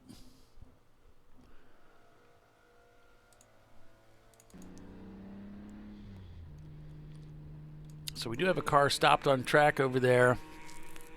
Ooh, right at the entrance to the bus stop. Mm-hmm. At least he's kind of out of the way-ish. I mean, not in a great spot, but... It's always kind of hard to tell what Bill's saying is true or just drama, but he said the hood buckled on one of the cars, and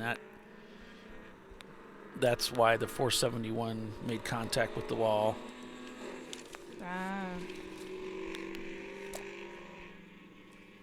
He said another one in the infield. He got back on 801. Yep, they're going to take London. They are going to take us to caution here.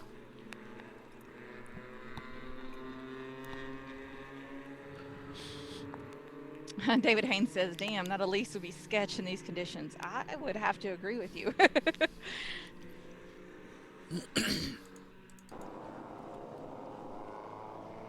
I would guess the same.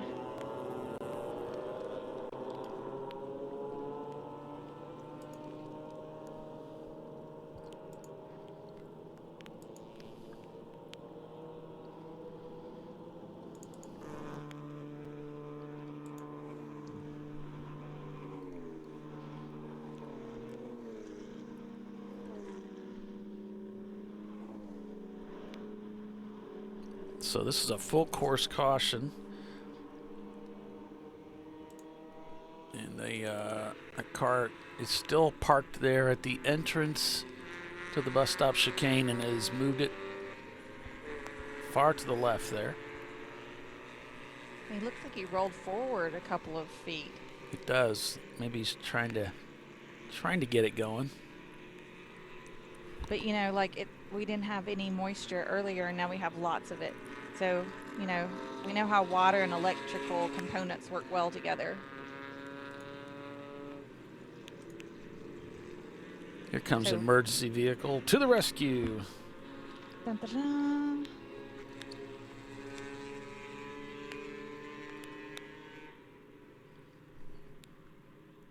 And I wouldn't imagine rescue would want to be standing out there in that spot. Oops, through the grass. Yeah. Car overshot going into the bus stop under yellow. Well, now that he's rolled forward, he's kind of not really in their line, but in their vision of their line, I would think, a little bit. Oh, I see, yeah. Right. So he probably just missed his turn in by several feet. So you got a number of teams hopping in the pits. That might be Looks like Rockingham up there, doesn't Rockingham, it? yeah, with the green BMW doing a tire change.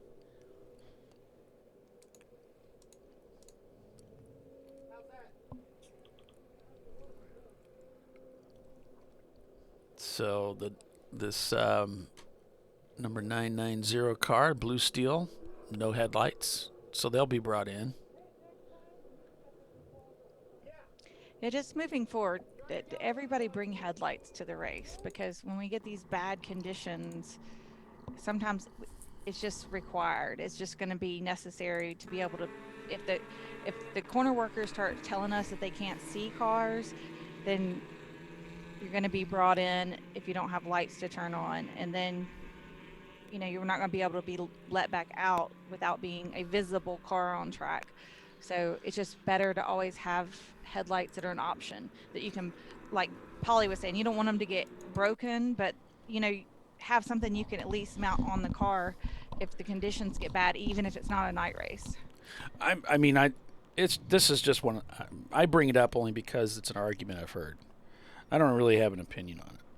I don't know. There's that many rocks out there on the racetrack that break them? I don't know. Well, actually, you bump into each other, and that's usually what breaks them. Well, I don't usually hit people, so I wouldn't worry about it. But maybe it's a thing. Bars, it's just something that people do. Yeah. That's one of the arguments. That's all.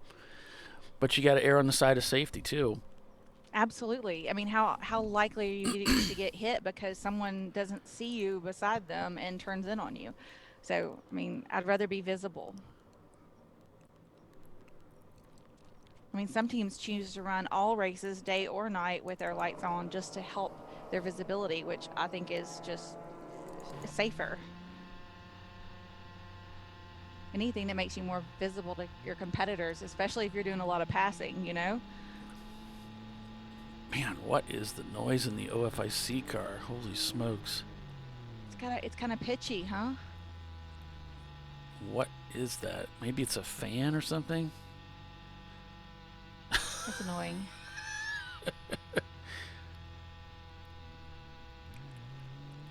I'll bet it is. I'll bet it's like some kind of a fan that they're blowing up onto the windshield, because it wasn't making that sound earlier. Yeah, that's a weird noise. My gosh, please let it not be a fuel pump. Because it's not going to hold together with so that. Keller agrees with me. It's always better to be more visible. Yeah. Well, that's why I'm a diva. I kind of need to shine. I got to shine my light.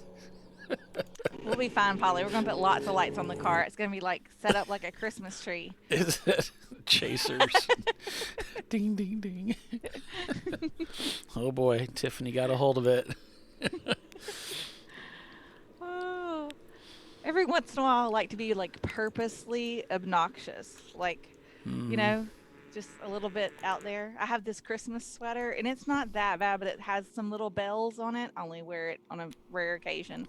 But just when I feel feeling like being a little obnoxious, because it kind of jingles as I move around. I had one that was a bracelet, and it drove me crazy. It was so jingly.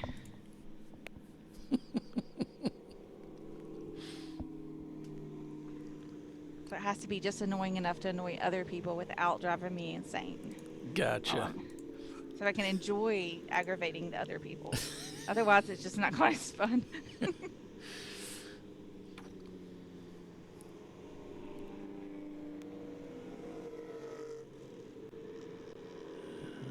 Right. So we were green and then we were under caution. So Danger Racing, they're shown not turning laps right now. I think Bill mentioned they came into the pits to do a tire change. And I think you mentioned that. Yeah, that makes sense. That's what they're doing. Rotary Rocketeers in second, Team London in third.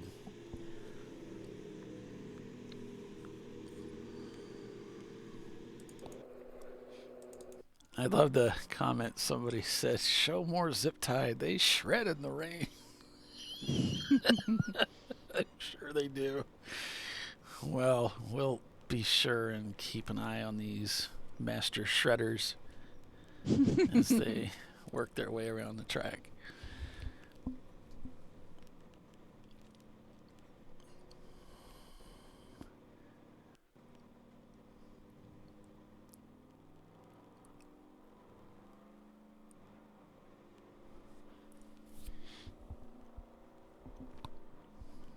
I wonder if the duct taped dryer vent is still together. Well, they affixed it to the mirror while it was raining, so it's kind of better. It's working. Maybe. So. I can see through their windshield a little bit. Uh-huh.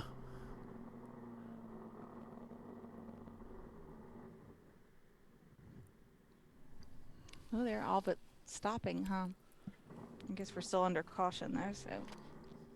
Pamela's like, zip tied from Washington State. It's like normal driving for them. No kidding. It like rains more days than not there, right? Seattle, baby.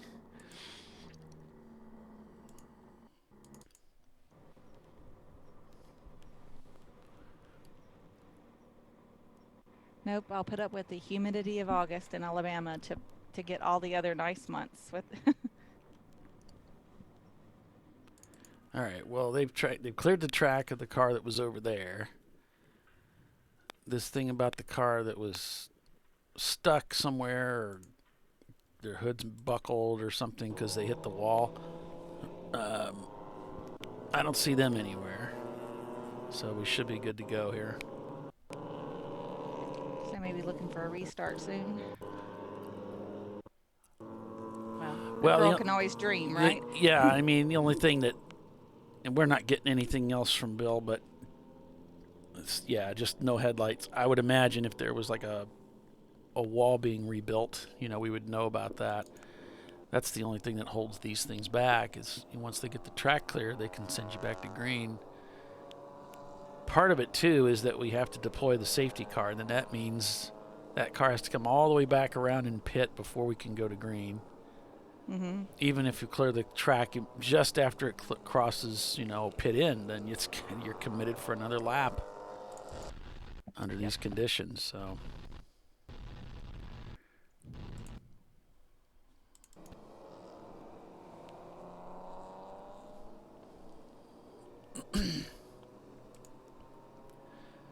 Yeah, no, the reason we put a camera in the zip-tied car is just because it's so much fun. So we're looking forward to watching them. And it's ironic that the last time I remember us having a race with zip-tied, it rained like this. It was so bad. So, and they did good. Here we have the field being led by the pace car.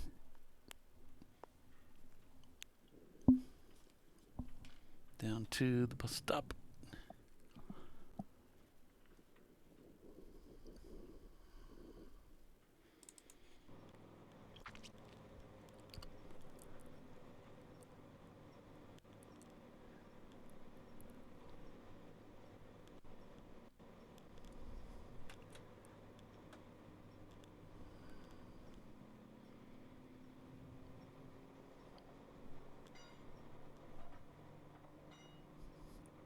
I don't know if you guys can hear that, but yeah, there's like clanking as he's pitching the car left or right. That's weird. Might be like a jack handle or something still laying in the car. Oops.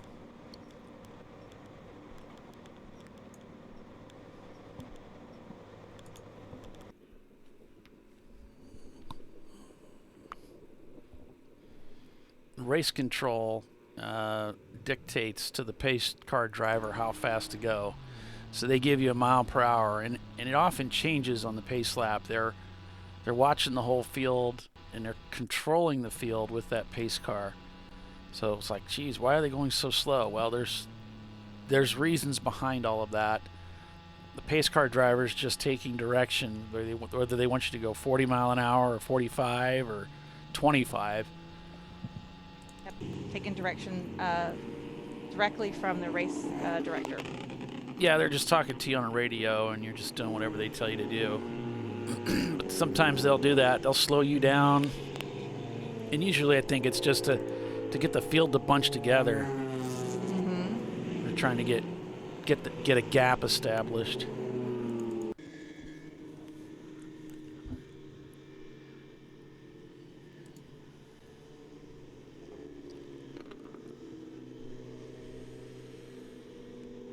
Yeah, the field to be bunched together, but the gap being between the pace car and the back of the field is the gap they're trying to establish.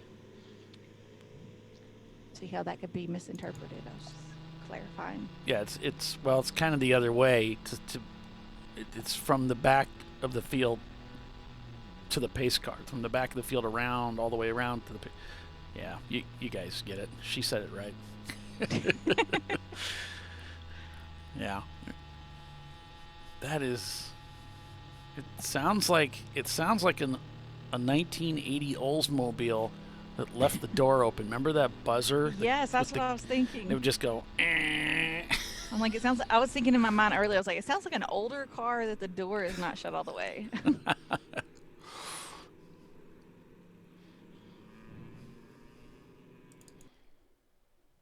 Too wide restart. There you go.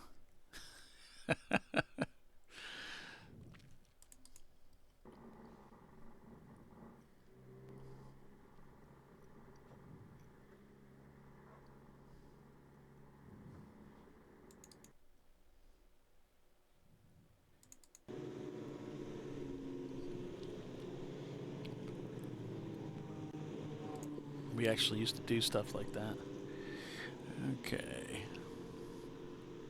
I think it wasn't doing that noise before the rain came, so I'm thinking it's a fan that's blowing up on the windshield. They've got, I don't know if it's a blower motor or what it is, but it wasn't making that noise before all this rain.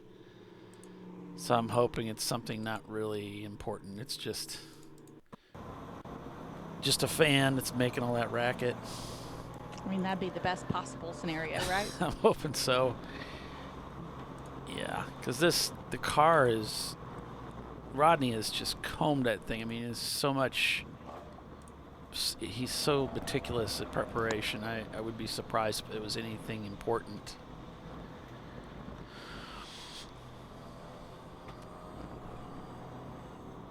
Again, the speeds that the cars are traveling around the track is controlled for reasons beyond just trying to get them to the start-finish line.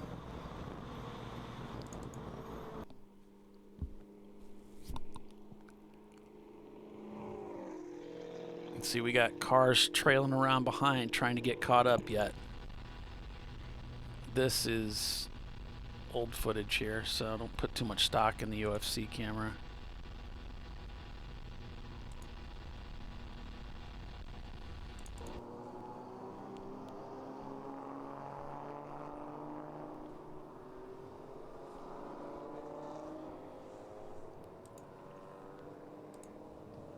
Yeah, no, wipers. I've experienced that too, especially if you just run a little bit of Rain-X on that windshield. You don't really need them.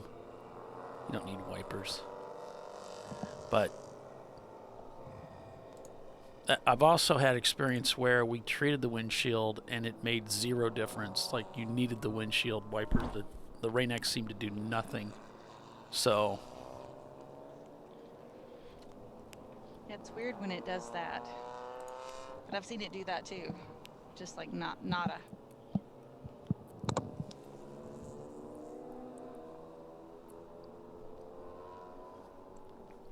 Oh, here we've got, okay, well, that's an old image, but the part of the problem is it's hard to, maybe we can see from here, most of the cars, the outside view is so washed out, we can't see anything on track. Maybe from here we can kind of see an issue that's on track that's causing this. You mean that's keeping it full course? Yeah. Yeah.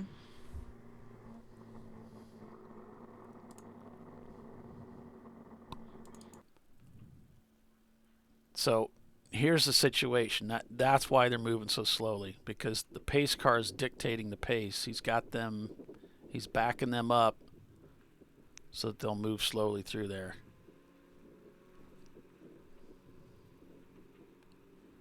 Now I'm hoping we can kind of see through here. This is the bus stop here, it looks like.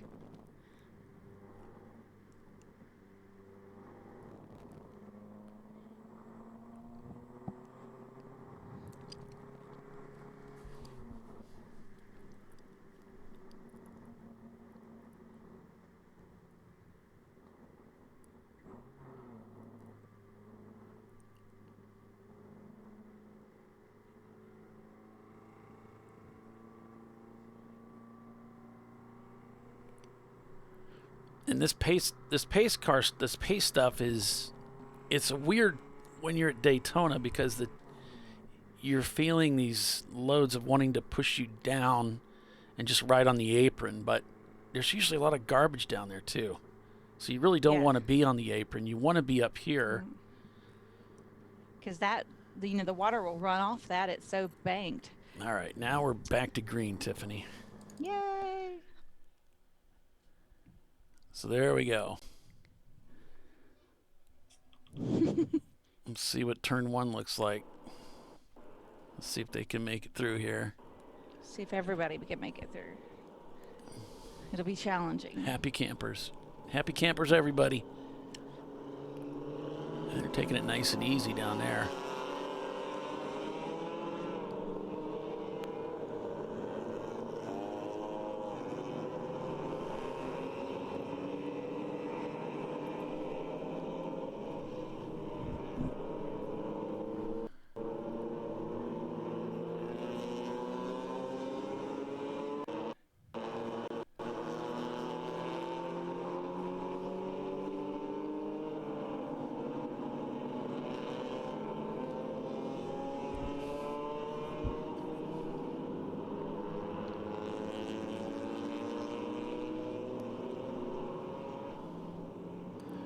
Slowing down quite a bit. The speed at which they're coming by the start-finish line, you can see they're moving pretty good. And then the speed at which they make it into turn 1, they slow it way down.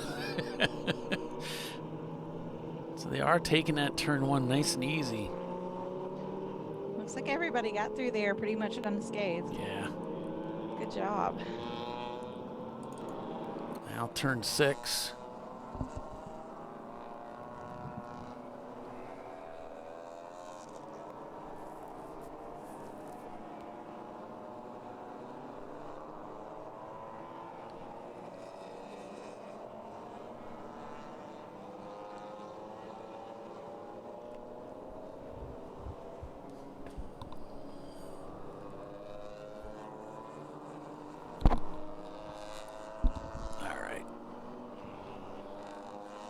The bottom of the hour, we're going to need to take another quick commercial break, so we're going to do just that, so stay with us.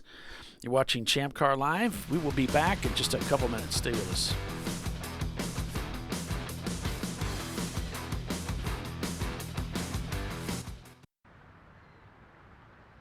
I probably need new tires. You do. What if they sold tires online? We do. We're TireRack.com. They could offer lots of tires We have so many tires. and help you find the right tire. It's called the Tire Decision Guide. Oh, and they could ship them to a nearby mechanic. We shipped to over 7,000 independent recommended installers. This is an amazing idea. Sorry. TireRack.com, the way tire buying should be.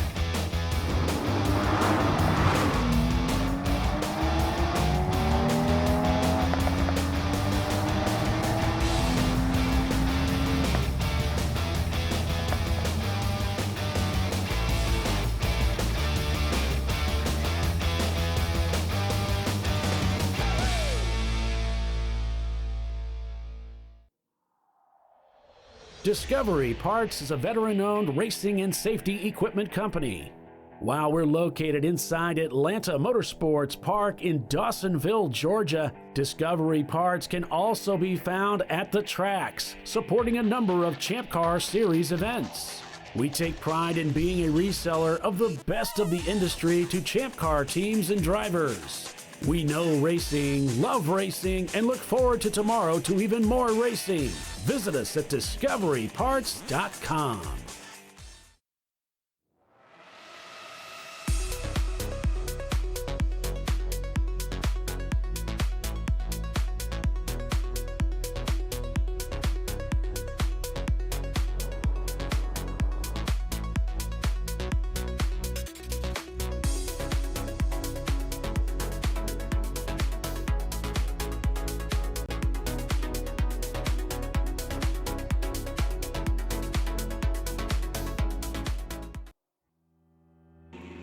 Lifeline USA is a leading manufacturer of onboard fire suppression systems. Lifeline's continuous commitment to research and development ensures that we supply the most innovative and cutting-edge products available. Used by the majority of the world's motorsport championship-winning teams and constructors, Lifeline has a proven history of success. Lifeline offers a complete range of fire suppression systems for all budgets and needs, and we continue to push development and limits on both extinguishment materials and our patented delivery systems to make the race car environment almost as safe as sitting on your sofa at home.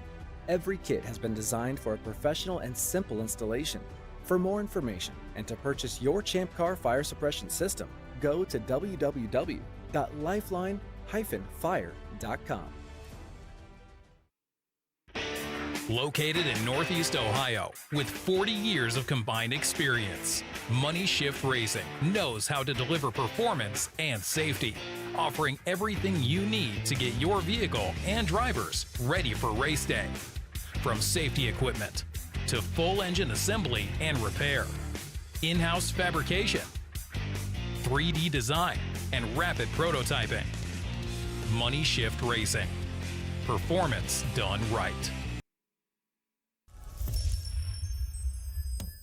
Frozen rotors from Diversified Cryogenics deliver increased performance and a higher level of safety, while significantly reducing braking system costs. So to tell you a little bit about the durability of this product. So we have seen an incredible extension of the life of our brake rotors using frozen rotors. We've gone from brake rotors every other weekend to 6 weekends on one set of brake rotors, and I think they can go farther. The durability has been amazing. And it's been a fantastic season, and man, a lot of that is due to the way our car can brake on those frozen rotors. For more information, go to frozenrotors.com.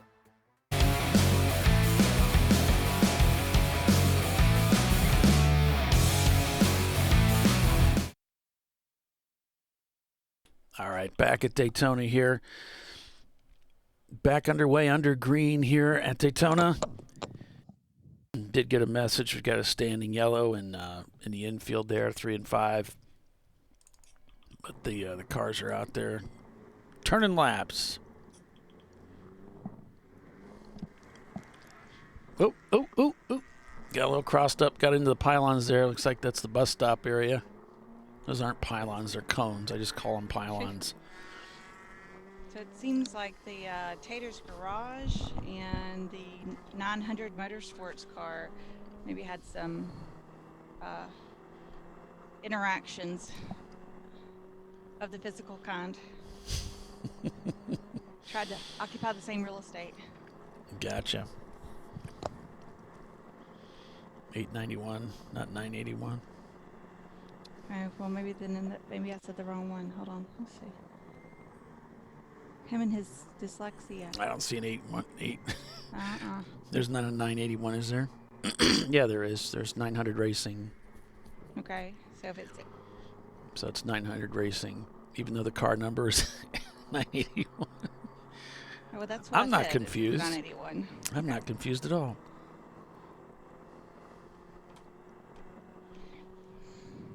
Whatever.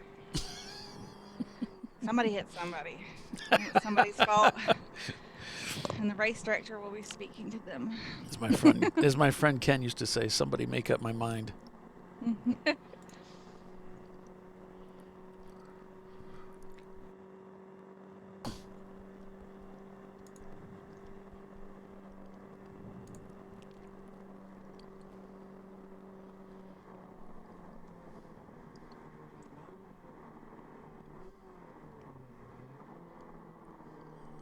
Getting her woe down for turn 1 here. Mm-hmm. And the wipers don't quite know what to do.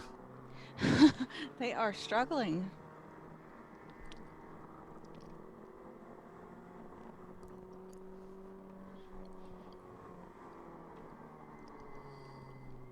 Might be better just to turn them off before they just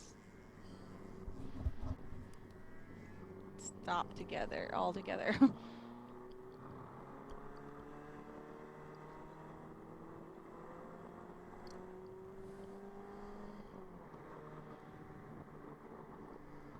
Yeah, he switched them up. And slow-mo.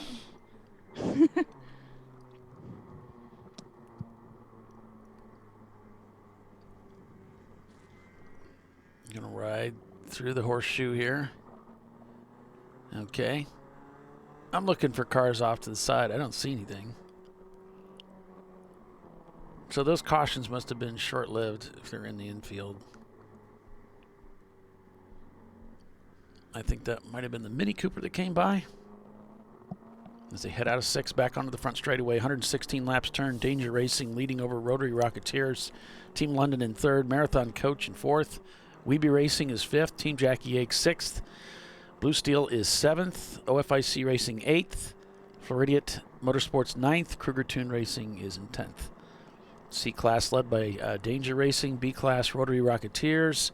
A-Class Blue Steel. D-Class Floridian Motorsports. EC, it's 4 Paws Racing in their Toyota. Team Infinity shown in the pits right now, along with Dynasty Racing. Dynasty down in 25th, Team Infinity in 15th. And again, Team Infinity won the race last year.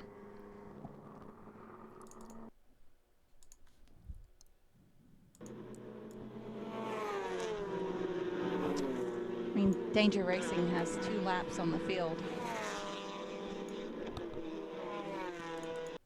To be hard to contend with. Of course, we still have over 4 hours of racing left, so. Yeah, it looks like that tire change was the right way to go. I'd have to agree with you there. Don't know what they're running. Is it a pure rain tire, which could be bad if the track dries out, or is it just better set of tires? More tread or something.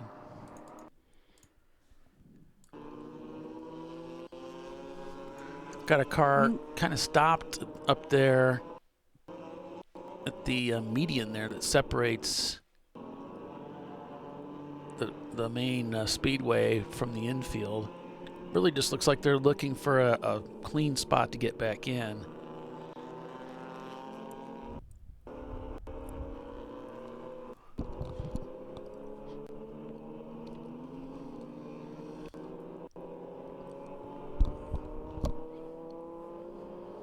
Bonsai. Here we go. All right. Back underway.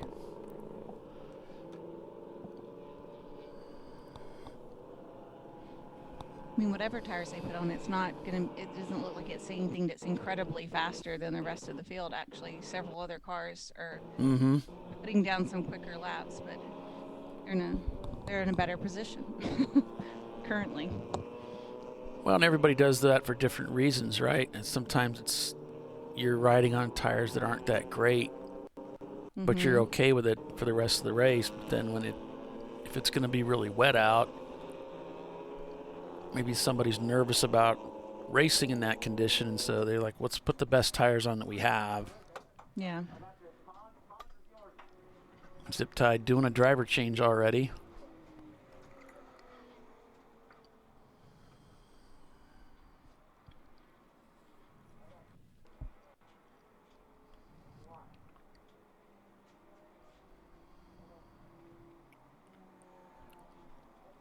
I think they're swapping Hans devices, yeah.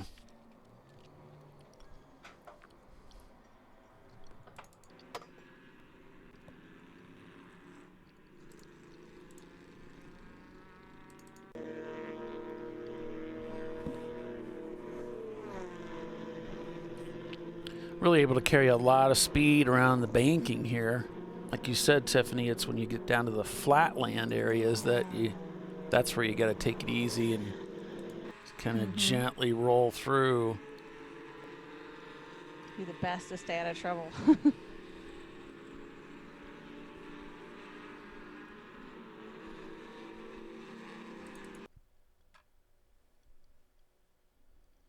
You can see some cars carrying a lot of speed down the straight. Got another car coming into the pits there.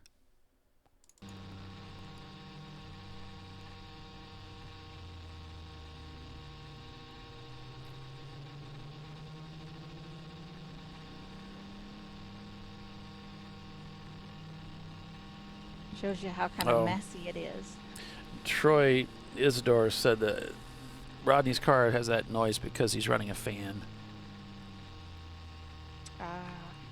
Well, that's what you had thought. It was a fan of some sort, yeah.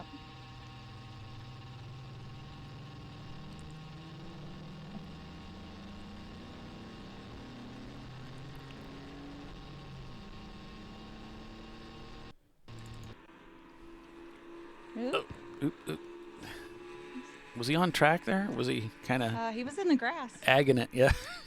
Yep, I'm pretty sure he got at least 3 wheels in the grass, if not 4. She got a little wide on him there.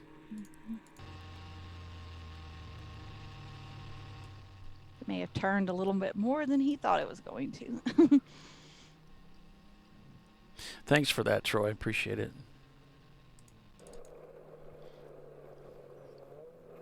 Piston broke. The guys that spent a lot of time in the garage with their car had some electrical issues with it, but had time to get the car fixed up so that they were back out here after the extended red due to lightning.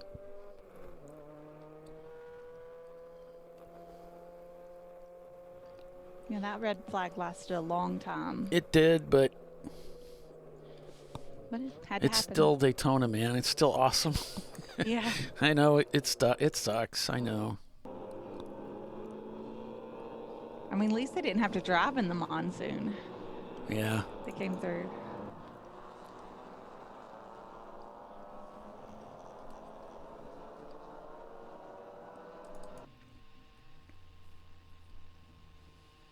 This is negotiating the bus stop here in the rain. And when you're really hustling through here, it's pretty much a one-laner, but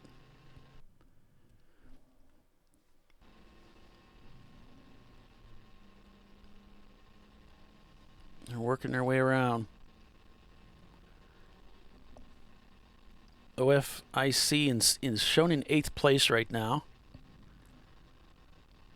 And of course, as you mentioned at the beginning of this whole red flag problem, all the driver stints are reset. So it's not about driver stints as much as it's how much fuel's left in the car. Mm-hmm. When are we going to come in? Because it was like about 3 hours, then it changes up the complexity of the strategies for this afternoon, because it's not going to be on that 2-hour mark anymore. I'll be a little off. Yeah, definitely. You know, we put the cars back on the track around 6 o'clock. We went back to green, but we're in the rain, so we're not going to be using as much fuel, even if we were, you know. We're going to be using less fuel for sure, being this wet. So there's the El Camino up to the left.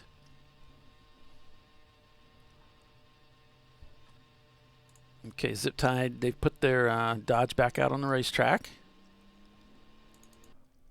They put a new driver in.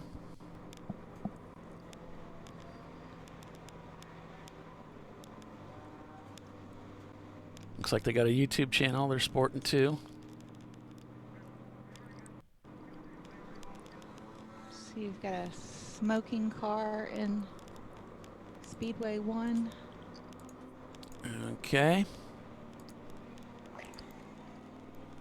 That is just off of 6.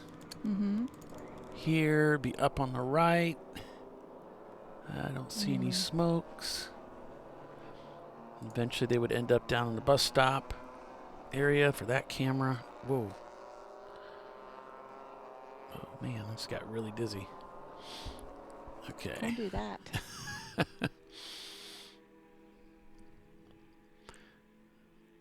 See if we see anything coming through here. It takes a little while to get down here. It's not just right around the corner, but from 6, but you know.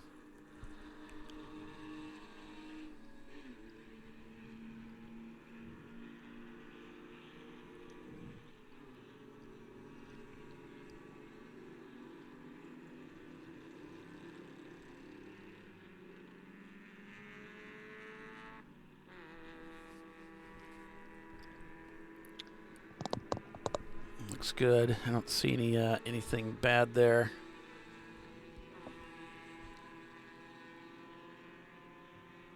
I'll let you guess who put the camera by the fan. Well, I would think the fan, Troy, would be up by the windshield, not behind the driver on the roll bar. I don't know. Why would you put a fan back there? I think it's just so stinking loud. Woo, sideways. In the grass. Slidey, slidey. It's like a slip and slide through there. Yeah.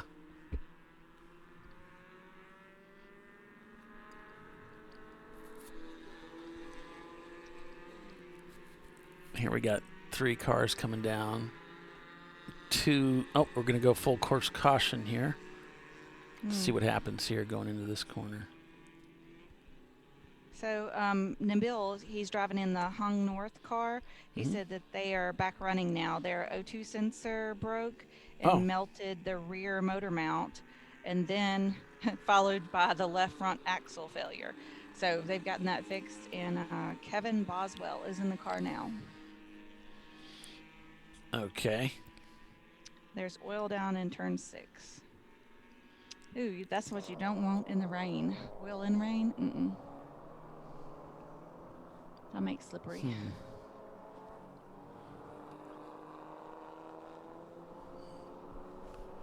Do we see anybody go slidey?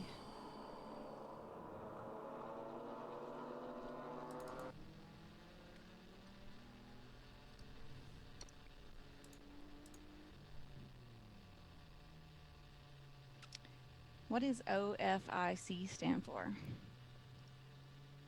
That would be some good trivia. I haven't asked him what that means. Ah, okay. Just thought you might know.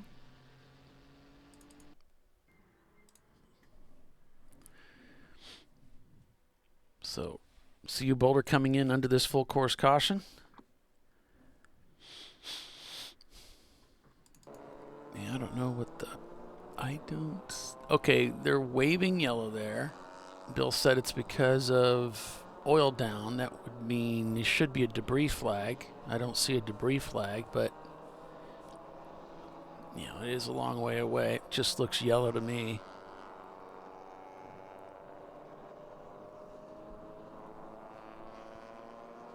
Yeah, Boulder taking the opportunity to do a driver change. All right, our leader just pulled in under that yellow, and the pace car had to pick up anybody because they needed to get everybody slowed down. So they picked up the Dodge Dart, and the Dodge Dart can't catch up to the pace car. There he goes.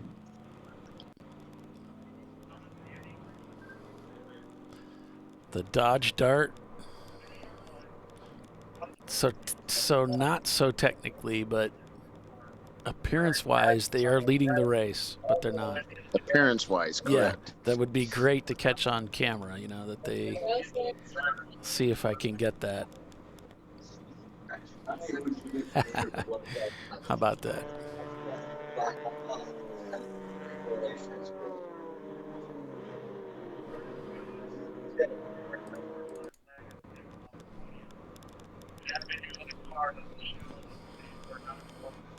There's the EV heading out too, so there must be more than just... This is a rollback, so there must be more than just some oil down. There must be a car stranded somewhere.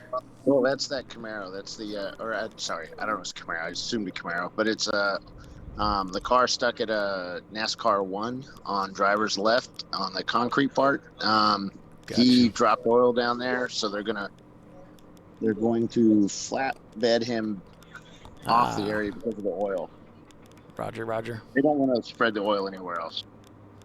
Yeah. Yeah.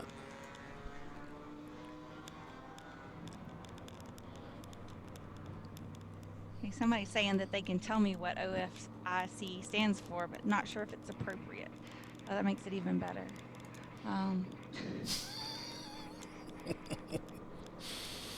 Now I'm guessing.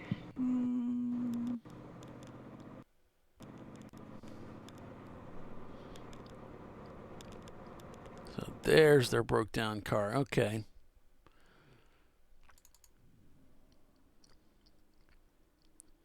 So I think from this camera we're going to see it well. For you Dodge Dart fans, we're going to see the pace car leading Zip Tide Racing down into the bus stop chicane as though they are the leader of the race. So that'll be kind of fun. Their camera is still rolling. Yeah. So they got to come through this banking here. Here we go. So it looks like the leader is changing tires. They've got the right side of the car up. They got a new tire changer for the left rear, or the right rear. Okay. Looks like a younger guy. Antagonizing. Oh.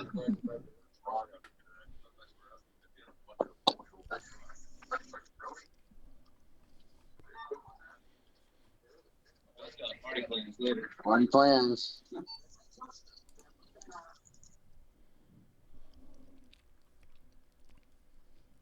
Well, they told us the Dodge Dart, they shred in the wet.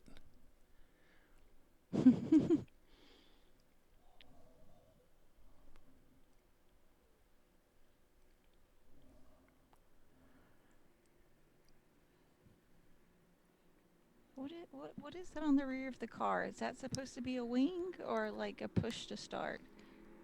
I don't know.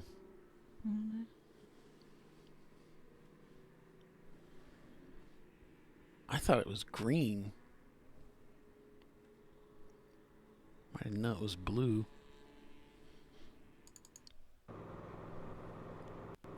Looks green there on the inside. Yeah, but you see it's got this little hood scoopy thing. And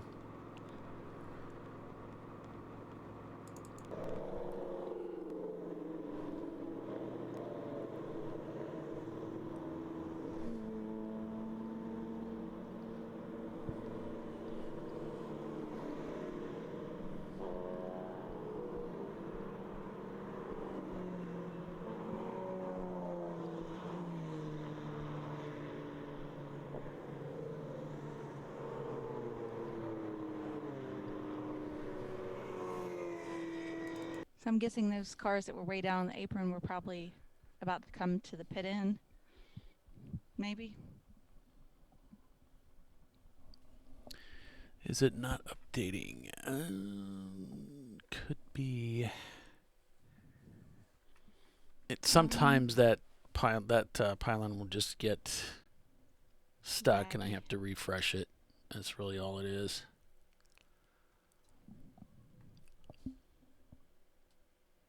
I just think, again, some guys like driving down on the apron when they're going slow. They don't like being up on the track. But I think that's the place to be, not down on the apron.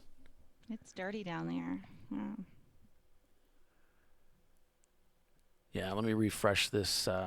This pylon's not right. Thanks for catching that, by the way. I shall refresh said pylon.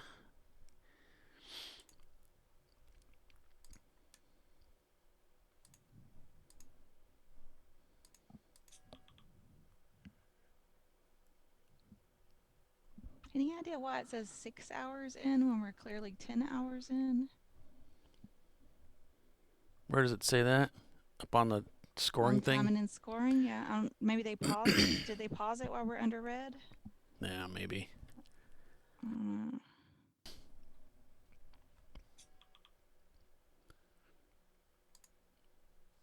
Strange.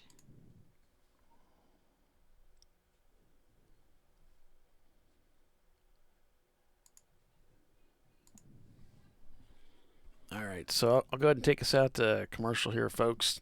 I'll get this timing and scoring thing fixed, and we'll get that get back here in just a minute. So stay with us. You're watching Champ Car Live, presented by AutoZone. Under yellow right now with Danger Racing in the lead. We'll be right back.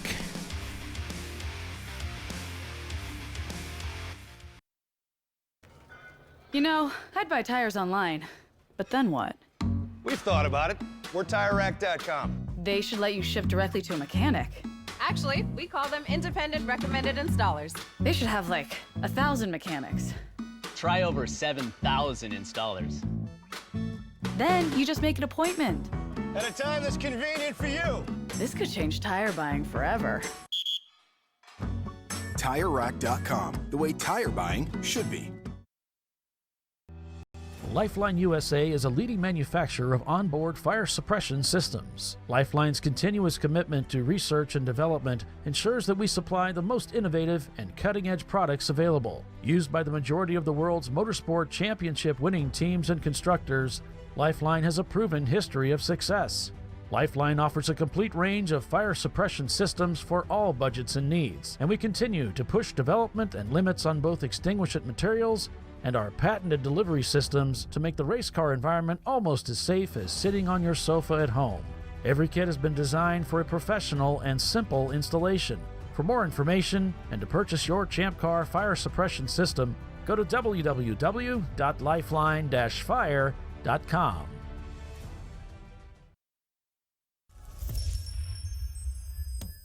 Frozen rotors from Diversified Cryogenics deliver increased performance and a higher level of safety, while significantly reducing braking system costs. So to tell you a little bit about the durability of this product. So we have seen an incredible extension of the life of our brake rotors using frozen rotors. We've gone from brake rotors every other weekend to 6 weekends on one set of brake rotors, and I think they can go farther. The durability has been amazing. And it's been a fantastic season, and man, a lot of that is due to the way our car can brake on those frozen rotors. For more information, go to frozenrotors.com. Located in Northeast Ohio with 40 years of combined experience, Money Shift Racing knows how to deliver performance and safety, offering everything you need to get your vehicle and drivers ready for race day. From safety equipment to full engine assembly and repair, in-house fabrication, 3D design, and rapid prototyping. Money Shift Racing. Performance done right.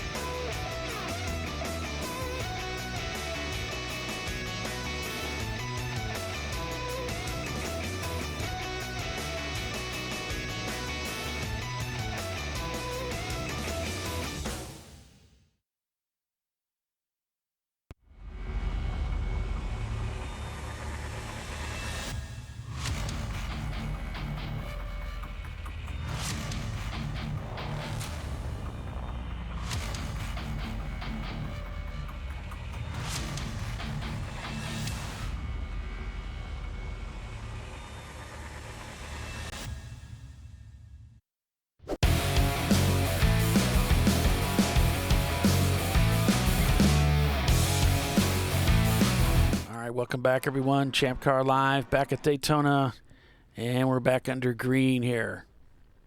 Welcome back, everyone. Champ Car Live, presented by AutoZone. Kruger getting a little bit crossed up there. What's up? The Dodge Dart crossed the start-finish line, took the green, went into one, spun it, impacted the wall just a little bit, enough to cause some damage. It looks like he's crushed the nose a little bit, but he just got it going, and he's going through turn 3 right now. But it looks like there's a little bit of damage on the nose. Oh, and we have a Miata that spun off right in front of him. Oh, yeah, I see that.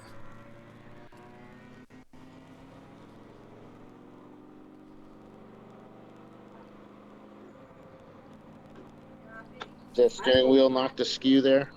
It's hard to tell if it was originally that way or... I will gladly go. You want to fire the channel?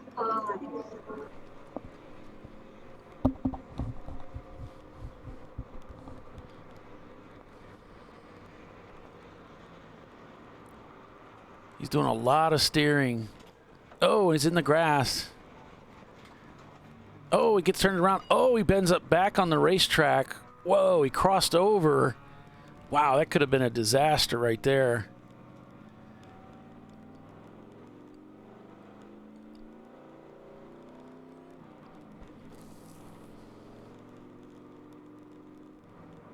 He's just going a little too quick into these corners, and the car's not going to turn.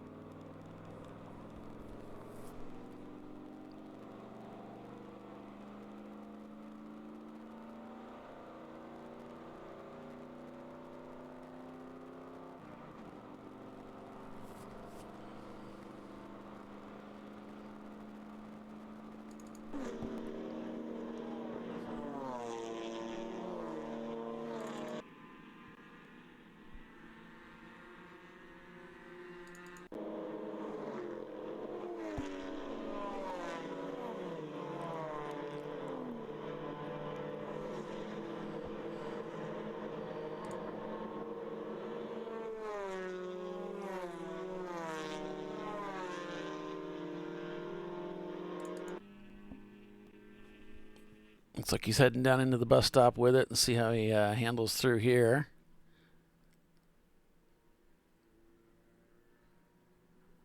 So it looks like the car is working all right through there.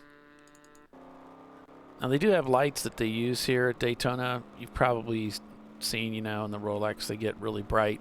We don't use all the lights here. It would cost a blue fortune.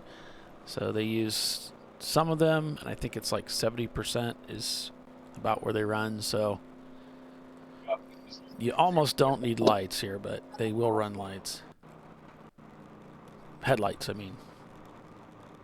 I don't know. That's what Doc used to say. I've never raced here at night.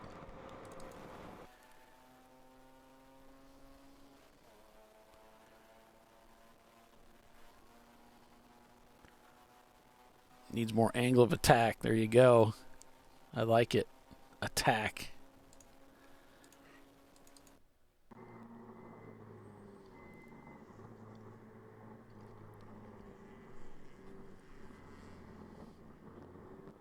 Woo. Getting a little wild there, coming out of the corner in CU Boulder. Trying to get that power put down.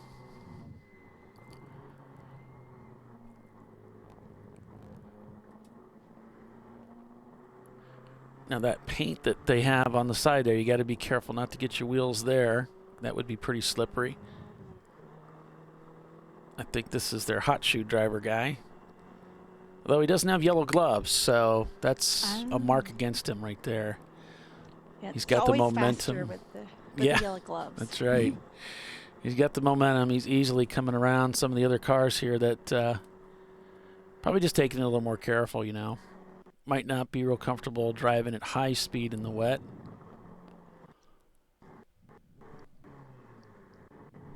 And look at all these cars coming into the bus stop here.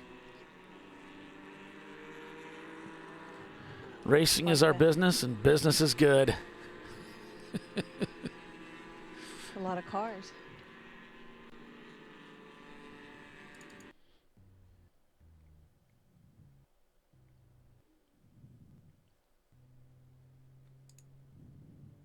All right, Zip Tide's brought their car in. They're looking at that front end. Gonna adjust the inclination on that.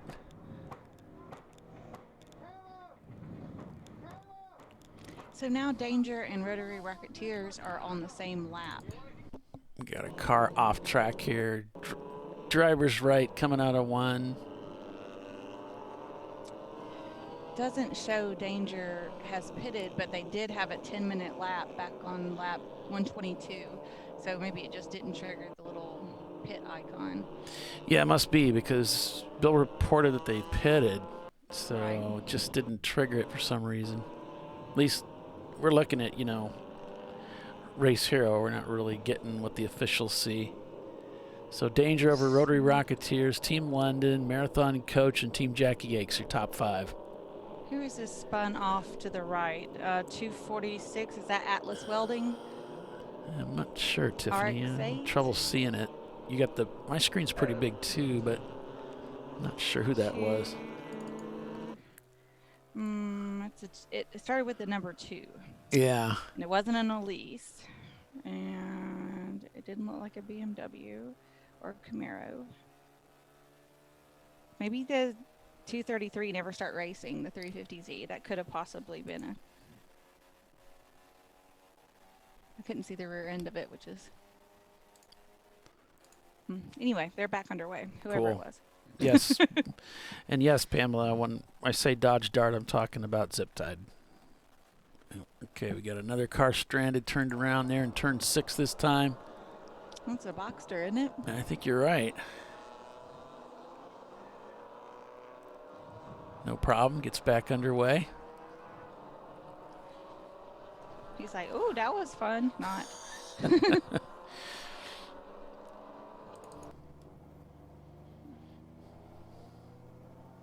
So we've got Dynasty Racing and Atlanta Speedworks both bringing a Boxster. I think that's the only. Nope. Also Kruger tuned as a '98 Boxster. Where's my colors? We don't have our color commentator. That's why. Colors on my list. Turn 6, another car. Wow. Gets wide. That's where the oil was down earlier, so maybe it's still kind of slick. Lots of action there. Ziptide heading back out onto the racetrack.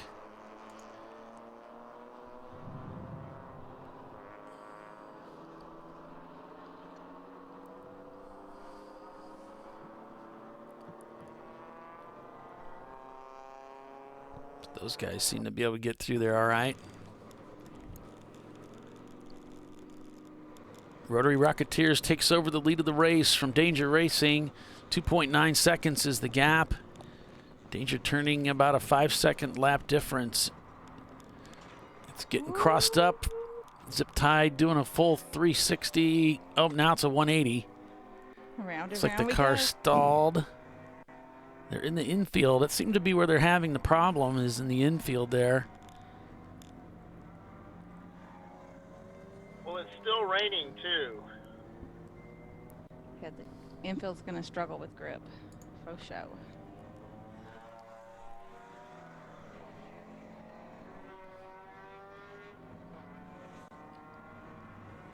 He's going to wait till everybody goes by till he has a clean place to pull back out onto the course. Yeah, I mean, sometimes, and I've been in this situation, there's nothing you can do. You're just waiting.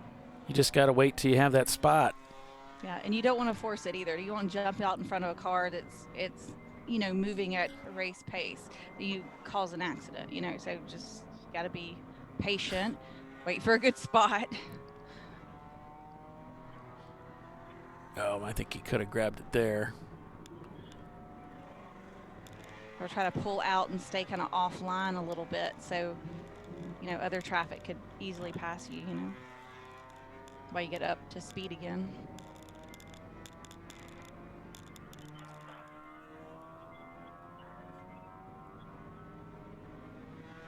You should be able to get it done. Yep, go for it.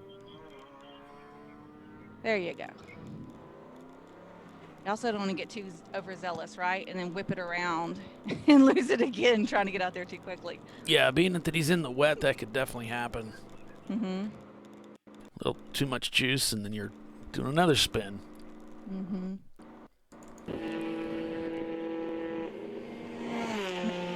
The only idiotic thing I haven't done.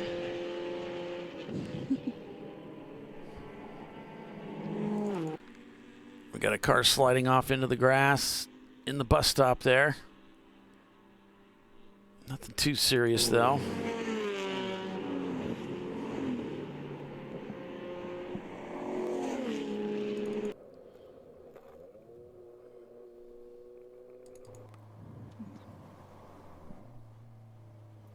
Looks like there might be maybe a local yellow there. I'm seeing the car's movement slowing down, and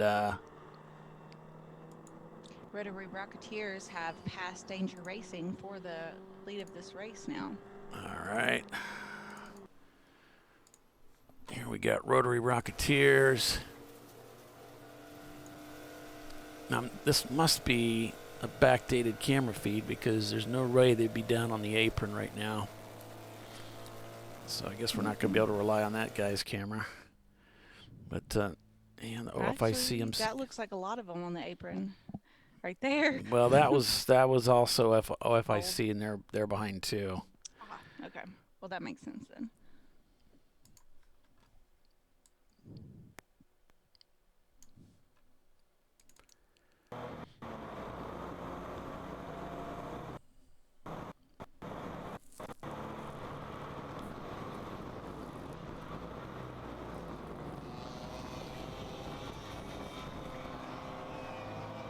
Yeah, the rain's getting a little heavier now as I head back from the infield over to the garages now. So it's picking it up. Yeah, it's getting a little heavier. All right, Blue Steel has pitted out of 8th place.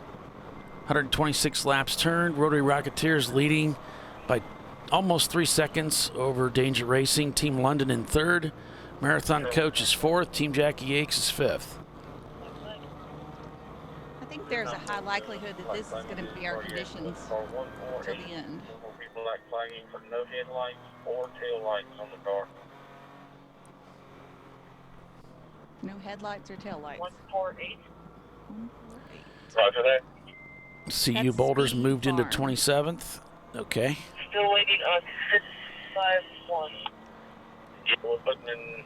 We got him posted in 6 now. Waiting on a response. Brew Crew Racing up to 35th here. Sup?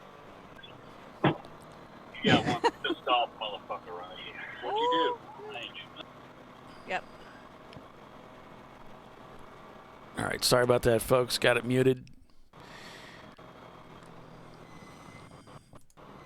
Here's CU Boulder trying to work their way around the BMW.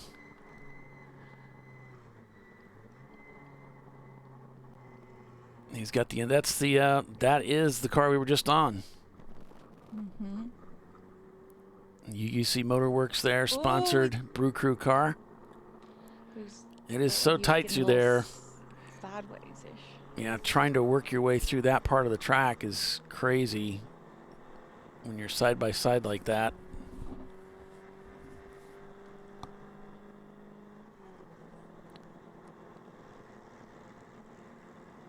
And they got another car passing them on the high side.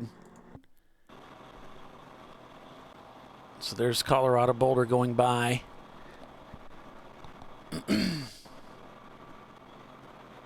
Really surprised the Brew Crew BMW got outrun there. By Miata. Now there's a caution.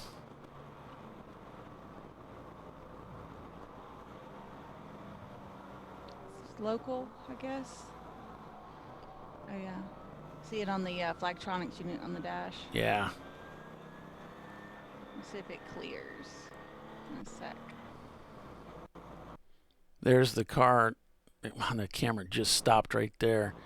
There's a car parked on the left-hand side between turns 1 and 2.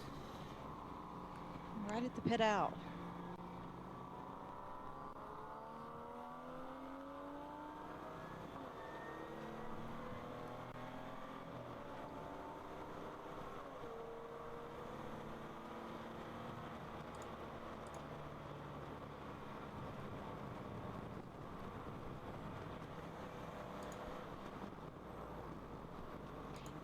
So do you know which one, is it the 75 or the 86 that's the original car? And which one was the second build? The 86 is the second car that was built. Oh, second. Okay. Because the 860 was the original car. It's not being raced anymore. So now they're racing the 86 and the 75. The 75 was very recent. It was like within a year. Yeah. So that, yeah, there's a backstory, but nobody cares. You know? Yeah. So that's not the original car, like brought back. The 75 isn't. Oh no. Okay. That's different. That car's done. It's done. Like Swiss cheese. They're not going to be able to race that car again. Okay. I wasn't 100% sure. Yeah, it's just been wrecked and repaired too many times. Well, then it caught fire, right? So it did catch fire at one time, yeah.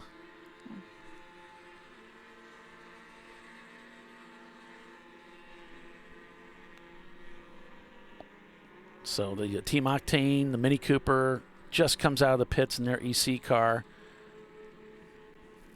Blue Steel still showing in the pits. Rotary Rocketeers now stretches their gap 10 seconds over Danger Racing for the lead. So they're beginning to pull away here in the wet stuff.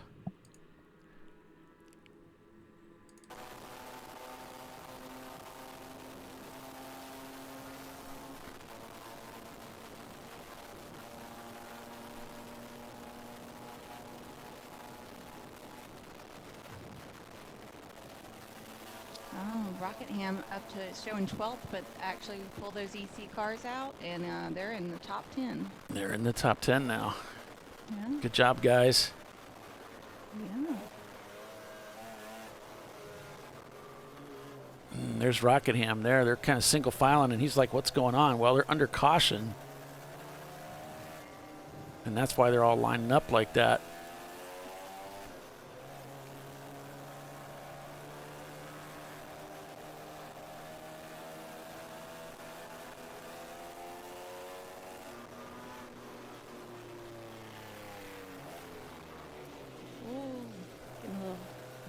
There. It is very crowded.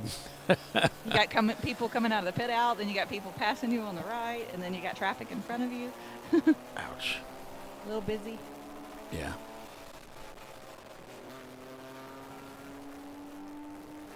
Keep an eye on those mirrors.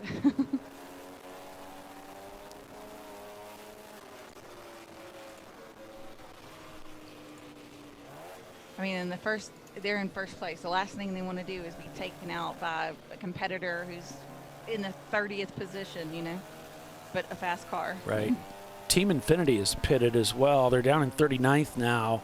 Shown in the pits. Tater's Garage is there as well as Sharky 2 and Prefect Racing in their Lexus. Prefect Racing is pitted out in their 31st spot. So this day is just going from bad to worse for Team Infinity as they started out at the front of the field and just haven't been able to get some traction to get that car up to the front.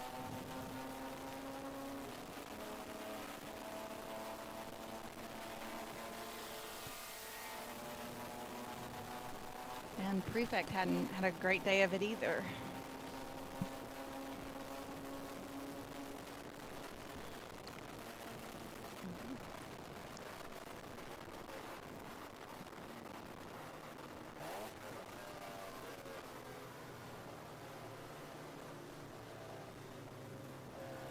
Looking for a way by here in the bus stop. Just trying to be careful. He doesn't want to get hit. Trying to pass on the low side. Oh, wow. Gets it done, but wow, that was close.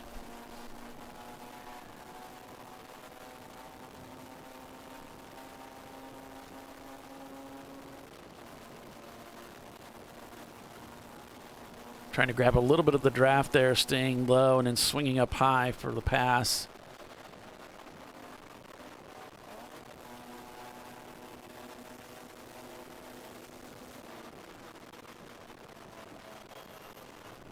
Wow, he's making it look so easy too. You see the way they squeeze down the inside here going into one.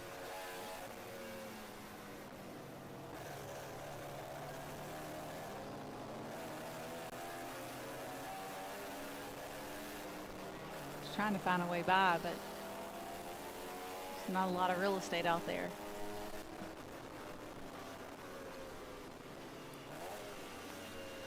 Yeah, he's actually battling, it looks like, with Danger Racing there, and they're 2.5 seconds was the gap. Made a big improvement there on that gap on the last lap. There's just so much traffic, like you said. I think they're all over the place out there.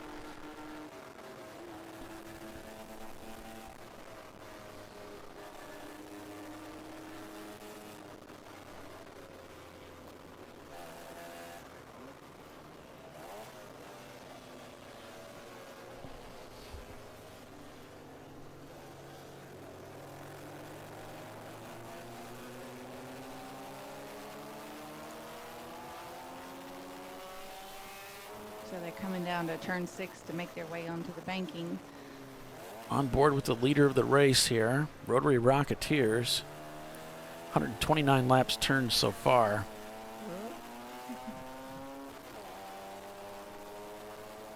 That car's quick. It is incredibly quick. Go on board with the headquarter team. You can see the driver up in the upper right-hand corner there. And the speedometer mapped out in the center.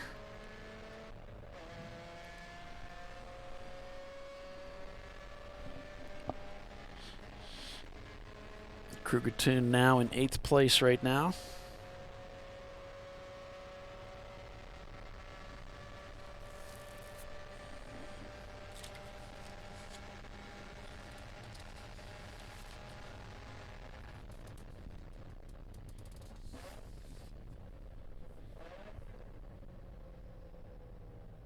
Nice ref match.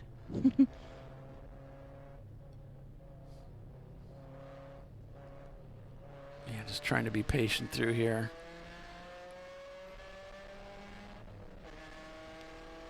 Oh, we got cars spinning off everywhere here in the International Horseshoe. I'm standing right in front of it as it happens. Everybody's come to a stop with 2 cars off, drivers left. Looks like car 92 and car 886. Okay, 92 is Tater's Garage, and 886 is And 92, yeah.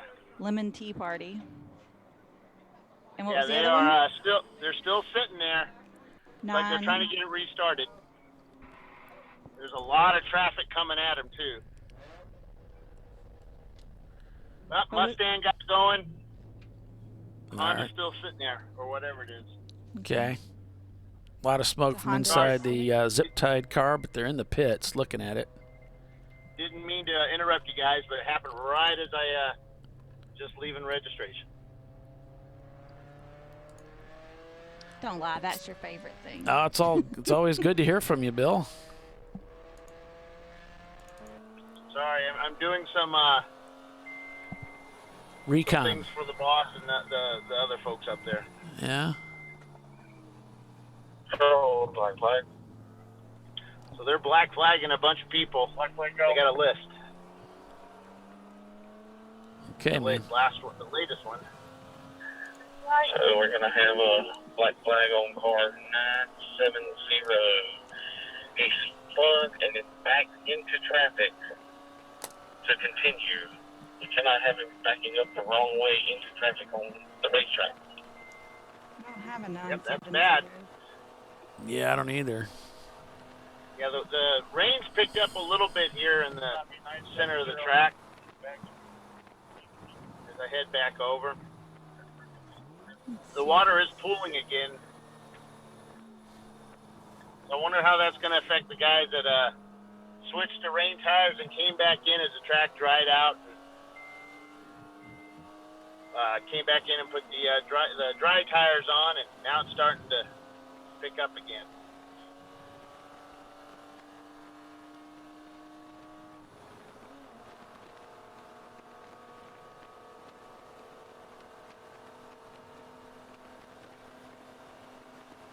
So it's getting a little darker now. The track lights have come on. I think they're using 70% of the lights.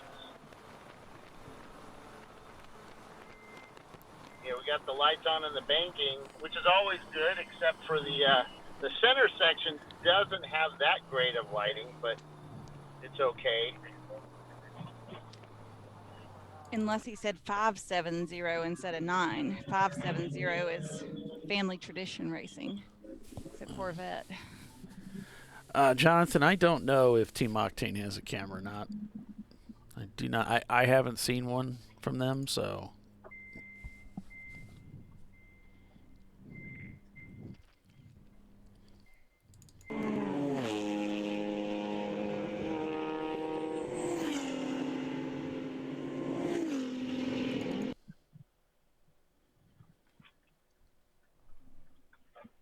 We do have a flag being waved there. I think it's a blue flag that's coming out.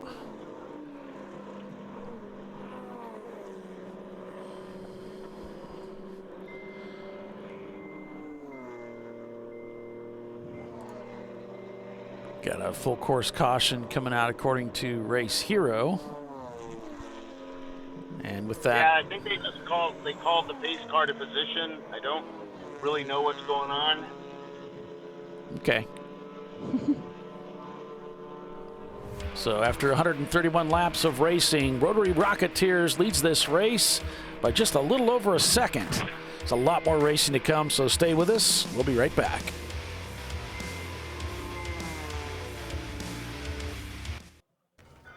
You know, I'd buy tires online, but then what? We've thought about it. We're TireRack.com. They should let you ship directly to a mechanic. Actually, we call them independent recommended installers. They should have like 1,000 mechanics. Try over 7,000 installers. Then you just make an appointment. At a time that's convenient for you. This could change tire buying forever. TireRack.com, the way tire buying should be. Lifeline USA is a leading manufacturer of onboard fire suppression systems. Lifeline's continuous commitment to research and development ensures that we supply the most innovative and cutting-edge products available. Used by the majority of the world's motorsport championship winning teams and constructors, Lifeline has a proven history of success. Lifeline offers a complete range of fire suppression systems for all budgets and needs, and we continue to push development and limits on both extinguishant materials and our patented delivery systems to make the race car environment almost as safe as sitting on your sofa at home. Every kit has been designed for a professional and simple installation. For more information and to purchase your ChampCar fire suppression system, go to www.lifeline-fire.com.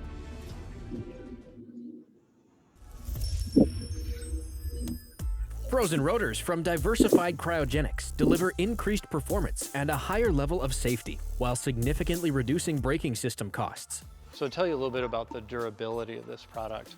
So we have seen an incredible extension of the life of our brake rotors using frozen rotors. We've gone from brake rotors every other weekend to 6 weekends on one set of brake rotors, and I think they can go farther. The durability has been amazing. And it's been a fantastic season, and man, a lot of that is due to the way our car can brake on those frozen rotors. For more information, go to frozenrotors.com. Located in Northeast Ohio with 40 years of combined experience, Money Shift Racing knows how to deliver performance and safety, offering everything you need to get your vehicle and drivers ready for race day. From safety equipment to full engine assembly and repair, in-house fabrication, 3D design, and rapid prototyping. Money Shift Racing. Performance done right.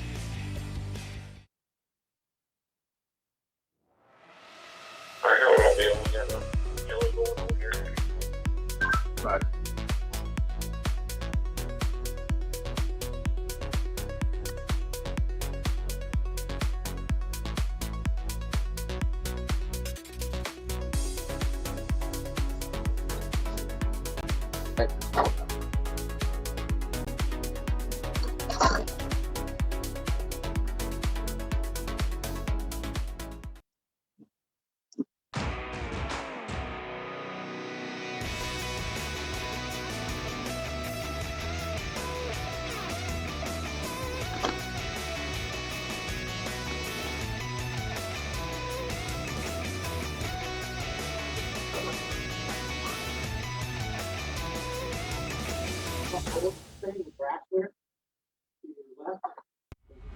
I got any whiz bars that have not been to dinner yet.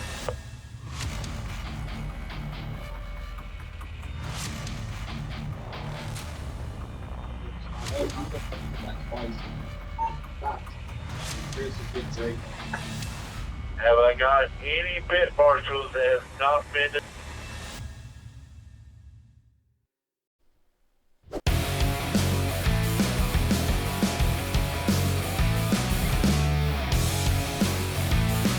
All right, we're back at Daytona.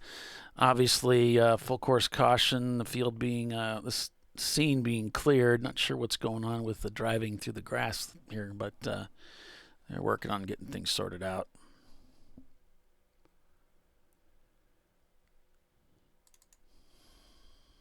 Pace cars picked up the field.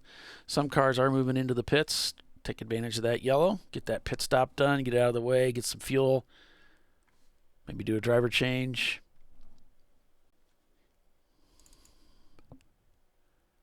Oh, we got a car being towed off. That's the deal. So one's towing, the other one's a cover. All right. Welcome back to ChampCar.Live. I'm Paul Veltum.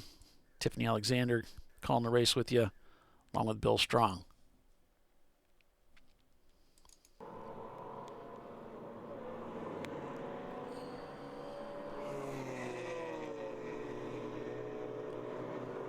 After 133 laps of racing, Danger Racing leads over Rotary Rocketeers. Then it's Team London in third. So Danger Racing has retaken the lead away from Rotary Rocketeers.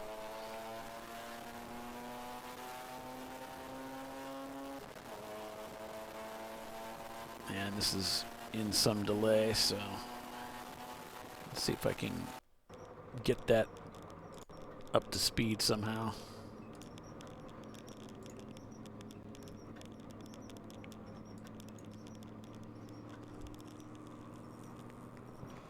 There we go. Yeah, it looks like they're in the pits right now, Rotary Rocketeers. They've got the hood up on the car. Looks like they're making a driver change as well.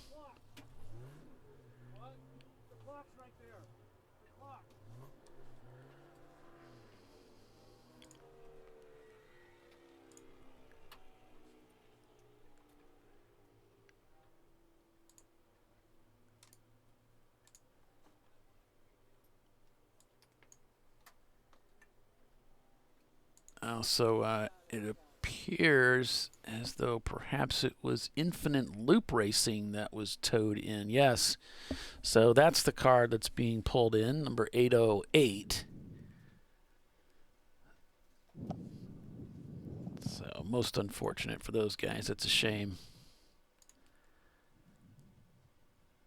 Not the way anybody wants their day to end. Brew Crew Racing. Looks like they're getting ready to roll out.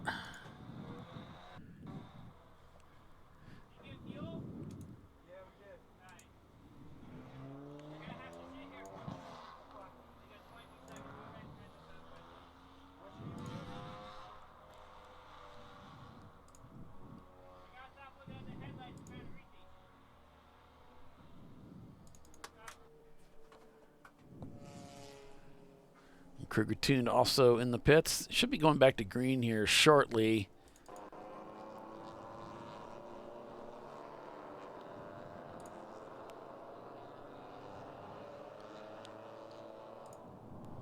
It's really starting to get dark.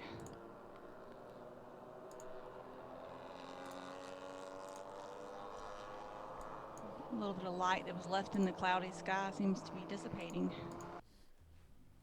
Try to get some of these cameras caught up here. Yeah. I found a trick. I don't know how long it's going to work, but we'll give it a shot. So Danger past Rotary Rocketeers shortly before we went to caution, or did they pit? Rotary Rocketeers is in the pits. Okay, so they passed them in the pits. Okay. And so his headquarters here, they're rolling down the pits. Looks like they're going to Team London come into their pit stall. Not sure he's blinking the lights there, so. So second and third place are in the pits right now.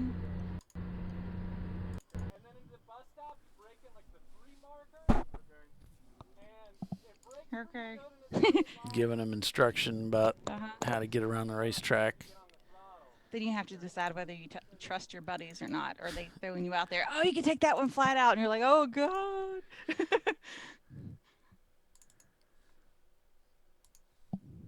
Sometimes it's like, I'll figure it out. I'm good, Mhm. But Sometimes they'll steer you well. Sometimes they'll steer you wrong. It's always. this is true. Like you said, it's a trust thing depending on the people that's, giving you the instruction. Sometimes that's good stuff. I think it was like Troy and Bill talking about Charlotte and telling each other they could take it flat out, turn 3. Then he came back in and was like, God, I guess you can, but that's scary as heck, And he was like, oh, you did it? I was just kidding. Right. That's Bill. Mm-hmm. Back to green flag racing out here at Daytona International.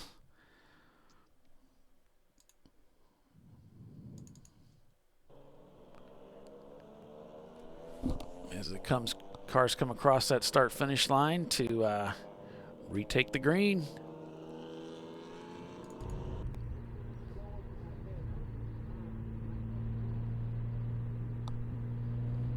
So, yeah, we're showing both Rotary Rocketeers and Team London leaving the pits.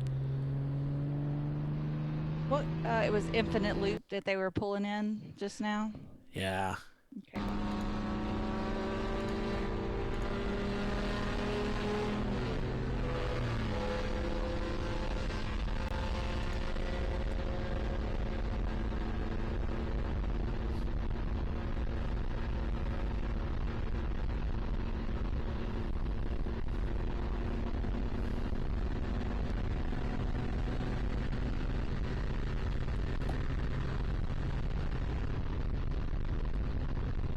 Yeah, Fred, if you're still listening, I don't know. I understand that Tommy is here this weekend, but don't know yet which team he's racing with.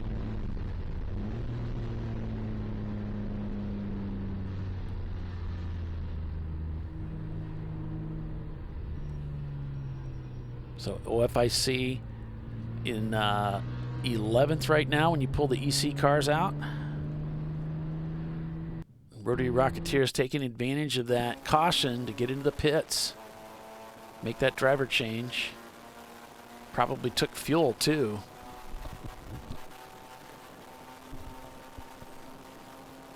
That might have played very nicely into their hands. I would think so. We had danger pitting on the last caution, I think, so. But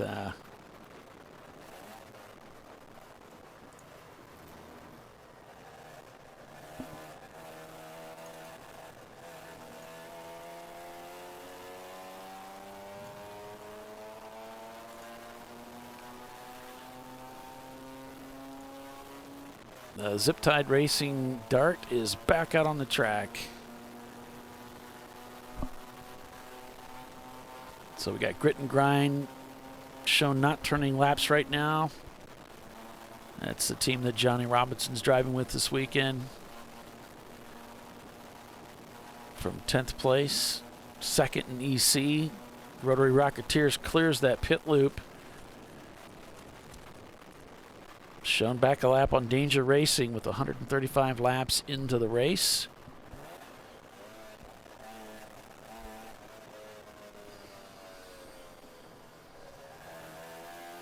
Trying to chase down Danger Racing.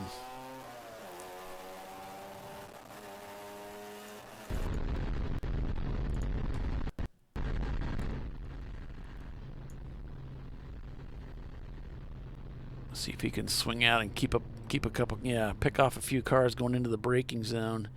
Down into the bus stop he goes. Track lights are on as night falls over Daytona.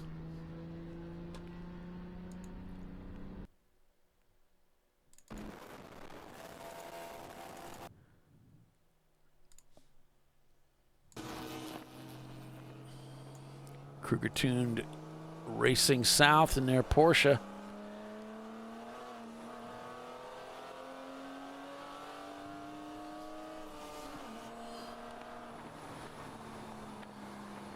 So Rockingham in that top 10. Benzie Racing dives into the pits along with Atlanta Speedworks and Open Throttle Racing, all in the You know the pits. number of that car? I'm sorry? We got a car spun. We got a car spun in the driver's right in the International Horseshoe at the entrance, or right before the apex of it. Okay. And yeah, he's just sitting there. And he's been sitting there for a while. You know, for maybe half a lap. Yeah, there he is. Oh, don't pull out. There's just so much traffic there, Bill. He's just trying to find a way to get in. Or get out. Full course yellow. Full course Get into yellow.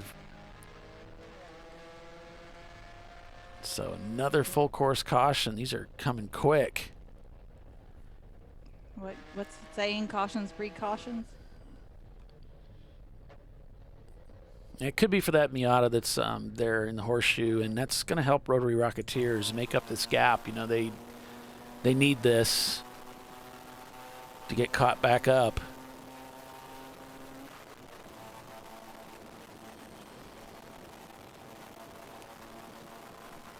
You know, they turned a 235 on that last lap. There's a 241 to Danger Racing's 239. So that full caution, that will help them get caught up. Not good for Danger Racing. So the right in front of Huggins is the Danger car, Lexus. Yeah, Danger car is the second place car. So the second place car is gonna get his lap back.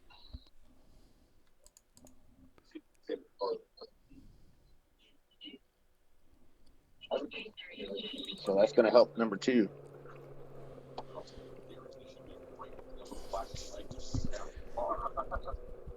And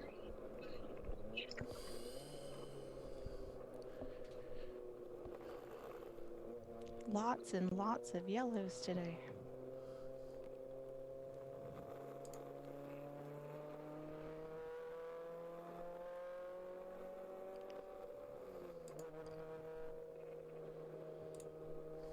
Is this full course due to the Miata and the International Horseshoe or something else? Bill? He's not listening to me. Imagine that. I'm sorry, I was talking to Andy. What's up? I said, is this full course caution due to the Miata that was spun or a different incident? Yes, and he's just sitting there. Yeah, it's a dangerous spot. We saw what happened with the in-car camera, and I think they've got a few other things going on too. But because it's nighttime, it's safer to just put everybody on full course yellow. That's the only incident. Gotcha. So Floridians has pulled into the pits. The Dodge is pulled in too. Dodge darted in the pits. Yes. That doesn't sound good. Oh.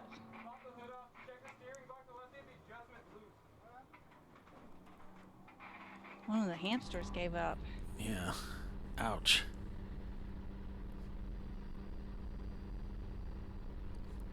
Yep. Andy just asked Jackie if they're going to run the pace car out of fuel. She said, "Nah, she's all right."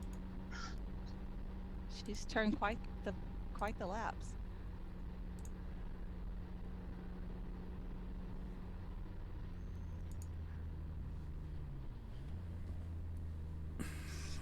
Rocketham's up to still in that 10th position, but they're in the pits now.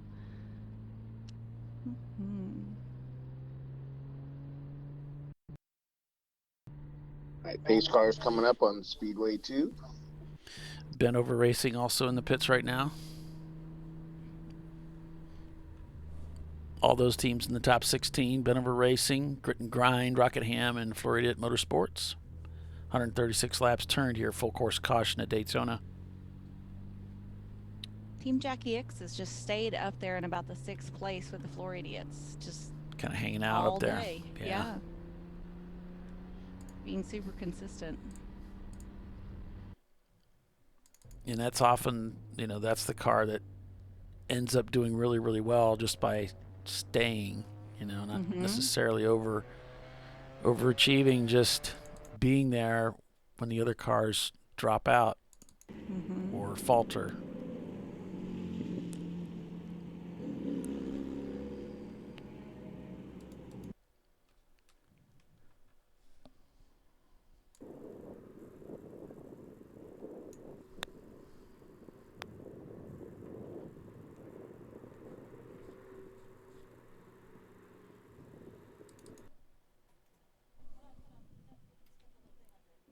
So Floridi's going through a pit stop. They're underneath the hood of that car, probably just to check the oil. Make sure it's got some in it.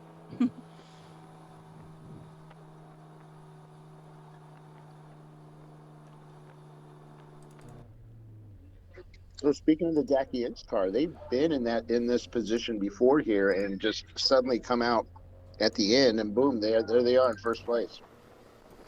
Sure, just be ready, there and ready to They're only pounce. they're only 3 laps behind Yes. the leader, right? You want to go ahead and eat there, and Bill? all it does is help them by saving. Huh? You want to go ahead and eat?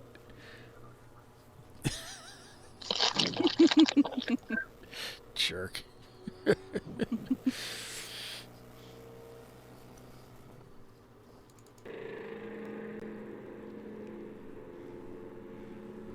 All right, coming up on 3 hours to go. Danger Racing shown not turning laps. I don't know if they ducked in or if it's just the speed that's caused them to go salmon on Race Hero, but that's the deal. It could be either one. They unsalmon themselves now. Yeah, they're cleared up. CU Boulder's shown in the pits right now. Yes, they have. That's CU. That's not CU. Here's CU here. Yeah, they're out there turning laps. Same thing. They're actually out there. They're not in the pits.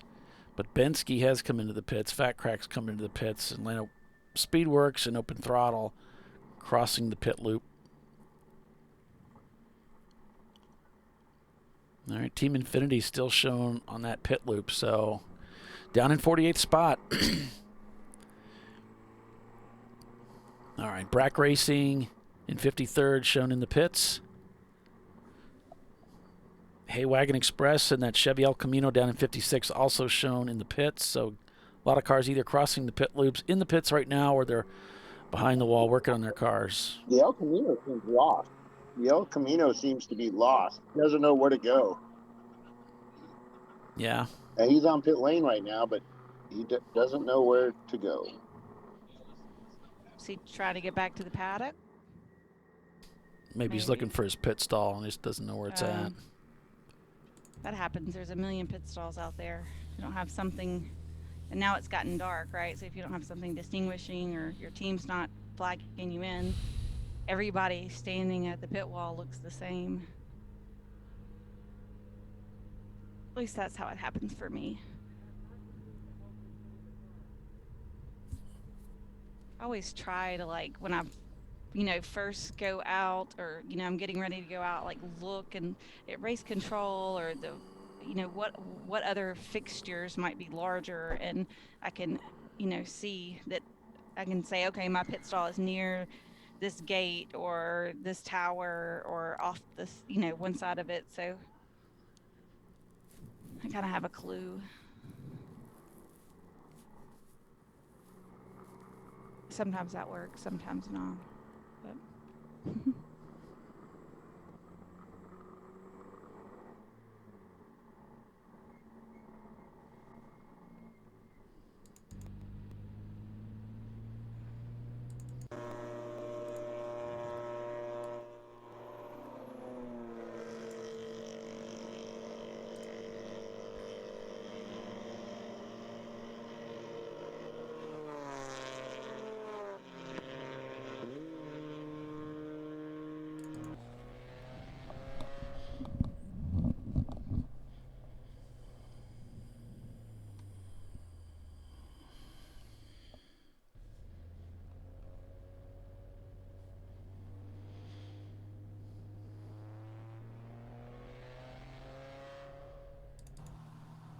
I figured this one would be a really quick yellow, being that there's a little access road right there by that, close to that horseshoe, that they could take that Miata.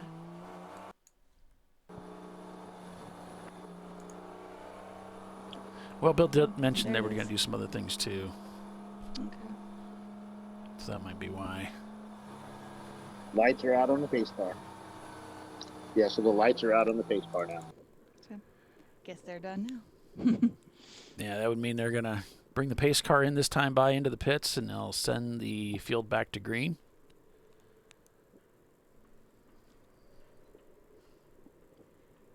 can see them rolling through the bus stop.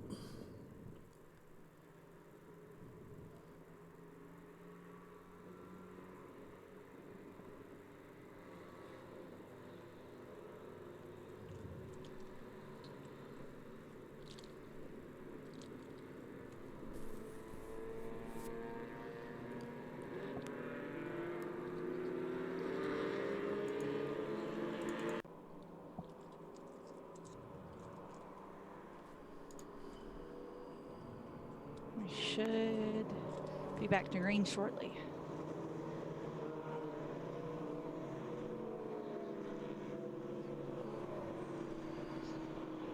Yep, she's on the short chute right now. Coming off of turn 4. Speedway 4. And she dives down.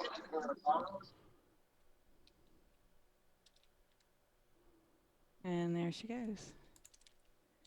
And they're going to come around and get the green. Back to racing.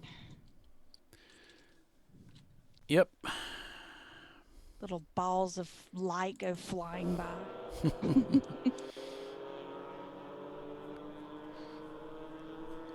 Down they come into turn number 1.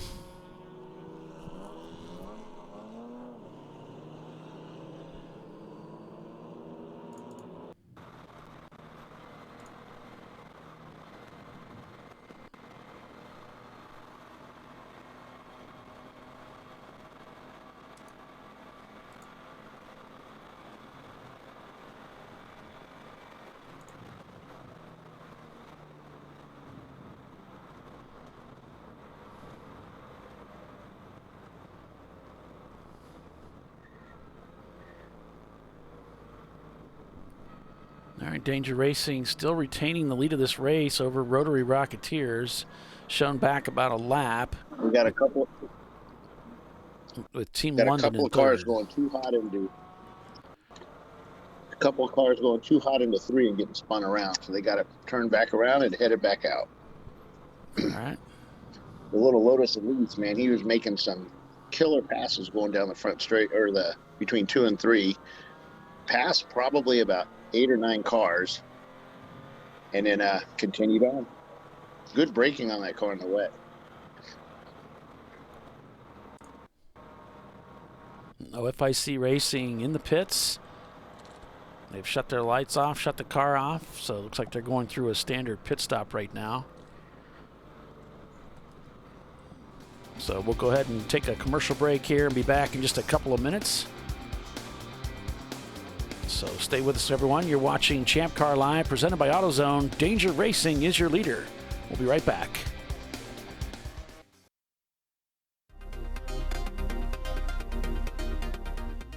Welcome to TireRack.com, revolutionizing tire buying since 1979.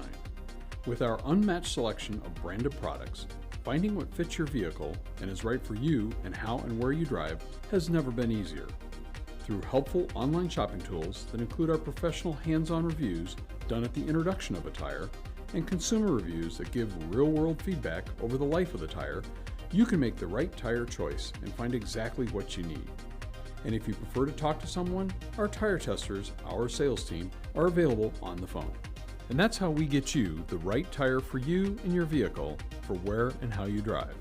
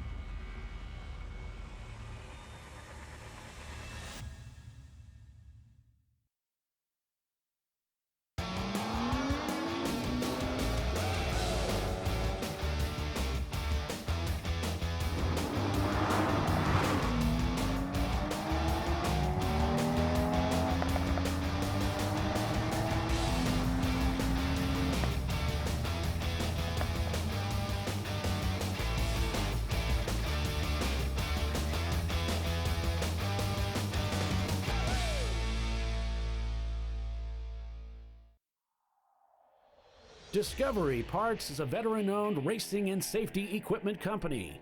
While we're located inside Atlanta Motorsports Park in Dawsonville, Georgia, Discovery Parts can also be found at the tracks, supporting a number of Champ Car Series events. We take pride in being a reseller of the best of the industry to Champ Car teams and drivers. We know racing, love racing, and look forward to tomorrow to even more racing. Visit us at discoveryparts.com.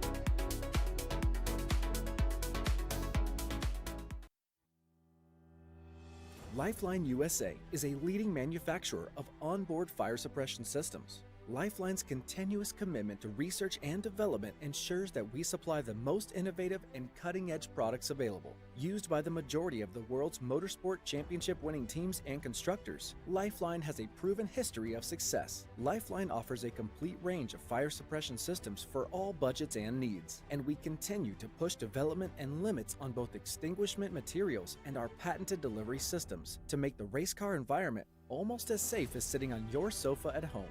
Every kit has been designed for a professional and simple installation. For more information and to purchase your Champ Car fire suppression system, go to www.lifeline-fire.com. Located in Northeast Ohio, with 40 years of combined experience, Money Shift Racing knows how to deliver performance and safety, offering everything you need to get your vehicle and drivers ready for race day. From safety equipment to full engine assembly and repair, in-house fabrication, 3D design, and rapid prototyping. Money Shift Racing. Performance done right. Frozen rotors from Diversified Cryogenics deliver increased performance and a higher level of safety, while significantly reducing braking system costs. So to tell you a little bit about the durability of this product. So we have seen an incredible extension of the life of our brake rotors using frozen rotors. We've gone from brake rotors every other weekend to 6 weekends on one set of brake rotors, and I think they can go farther. The durability has been amazing. And it's been a fantastic season, and man, a lot of that is due to the way our car can brake on those frozen rotors. For more information, go to Frozen Rotors.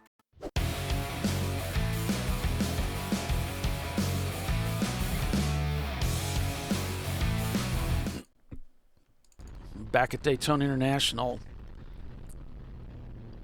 1.32 seconds, the gap from first to second place.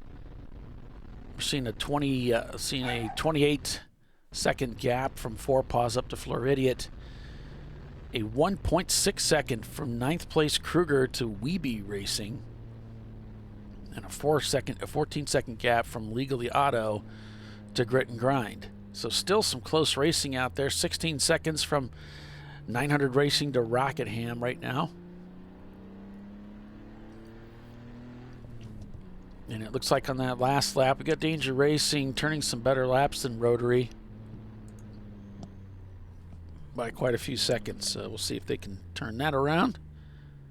Yeah, after 11 hours of racing, we still have some really close battles. And Fred, you asked me, Tommy Burns, who's he racing with this weekend? It's Team London. Oh, our third place team. Yes, and they did really well last year too, so. They're doing well this year. They are a threat, absolutely. Less than 3 hours to go in the race today. Oh, I forgot to mention something. So, we've been doing this for a long time in the racing world, right? So we've seen lots of products over the years if you've been doing this for a long time. Mm-hmm. So I just want to give a shout out to RVA Graphics and Wraps, because I have ordered stickers and logos and different things from all kinds of different places before over the years, over the many, many years I've been doing track days and whatever. And that was the highest quality vinyl I've ever used and had our hands on, and the easiest to put on a car because it was such a good quality. It was, I was just blown away. What were you using it for? So my car had a date at a pub for St. Patty's Day, so we just wanted a couple of things on there for the pub and that sort of thing. We're kind of going to do a giveaway for some hot laps, so we put the logo of the pub on there, and I wanted to refresh my business logo too. But I mean, like when we put the old logos on, it took a while to get it straight and get the bubbles out and all that stuff, and it didn't quite. This stuff like kind of stretched a little bit, breathed. It was just super easy to deal with and handle, like much easier than like any other vinyl I've used before. So I was really impressed with the products they're putting out. So just wanted to give them a shout out because.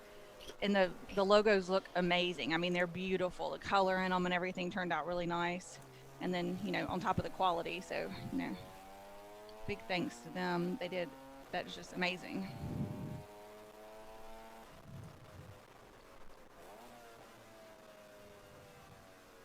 Yeah, I've had similar experience with them too.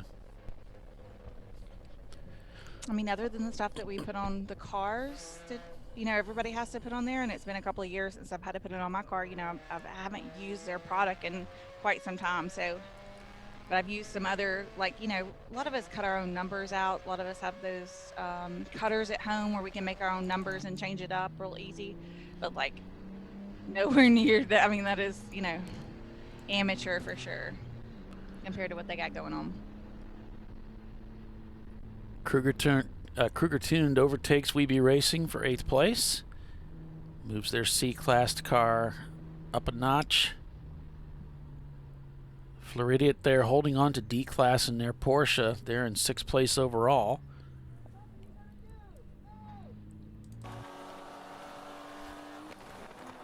Sorry about that, folks. They look like they're hauling the mail.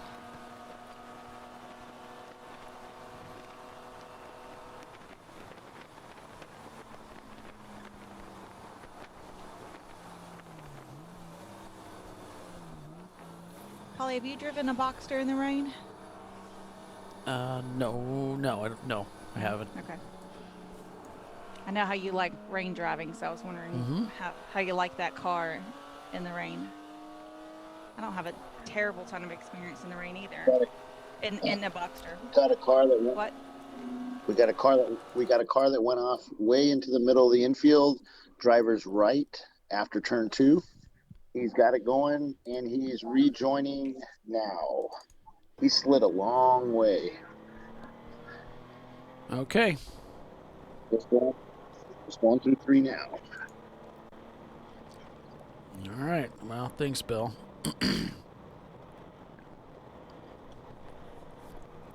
I was showing it, Brent, but then I got yelled at by somebody. I'll show it to you again. There's the zip-tied Dodge. Who yelled at you, Polly? I must not say. Okay. It wasn't me. No. I don't yell at Polly. Only Bill.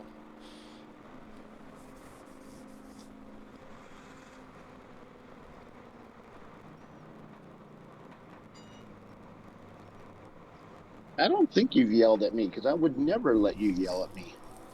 I don't know if you always have an option. Now maybe outside of our interactions you might yell, but not at me. I know I've gave you a stern looking at a time or two. Yeah, all my wives have done that to me, so it doesn't. you're immune to that look. It's standard issue. Standard issue.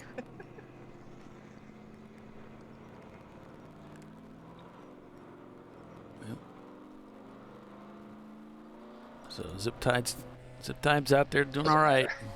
Keeping it going. So we've got a lot of packs forming up now. They spread out, but now the fast guys are catching the slow guys are catching the slower guys, and everybody's passing everybody. But yeah, they're forming up in little groups now, getting some racing done. 5 or 6 car bundles going around the track. Yeah, I mean, when you look at the top, cars between second place and down to 7th, they're all like a lap apart from each other. But then it's weird as you get further down to get closer. 23 seconds from Kruger to 4 Paws, 3 seconds from Wiebe to Kruger. You got Blue Steel in there, a couple minutes back, 19 seconds for Legally Auto. So there's a number of teams that are still in close competition. Been over racing for Team Phillips for 17th. And Rotary Rocketeers, in Danger Racing, they're leading this race, these two guys, 1 and 2, but they're kind of swapping back and forth on, okay, my lap was 3 seconds faster than yours. And so they're having trouble turning consistent laps, both of them. And I imagine if that's the case, then it's probably because of track conditions. Between the track being slippery and all the teams that are still out there on the racetrack, it's not easy to be consistent, apparently. It's kind of a traffic issue too, because sometimes we got another car off at 3. So 3 is a very slippery corner. But we got, wait a sec.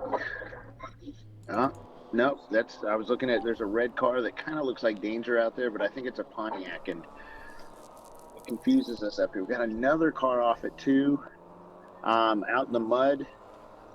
Driver's right, he's rejoining, and he's back on track. All right. Yes, it's looking pretty slippery out there still. I can't see if it's raining any harder. I mean, it's just like drizzling. And the Floridians got a lot of experience on this racetrack. They've certainly done plenty of laps here in the rain in their car. That Rotary Rocketeers, I'll tell you, down the front straightaway here, they are extremely fast car. I think when they get into the corners, it's it doesn't seem as fast.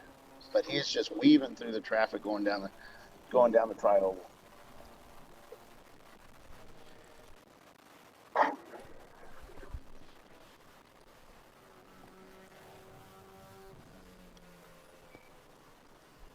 Yeah, he's definitely got something going on there with that car, and it's always been quick. It's always been really strong. It's been racing with us for quite a while. It's also really strong at Sebring. Yeah, I have a question about rotary engines that somebody might be able to answer out there.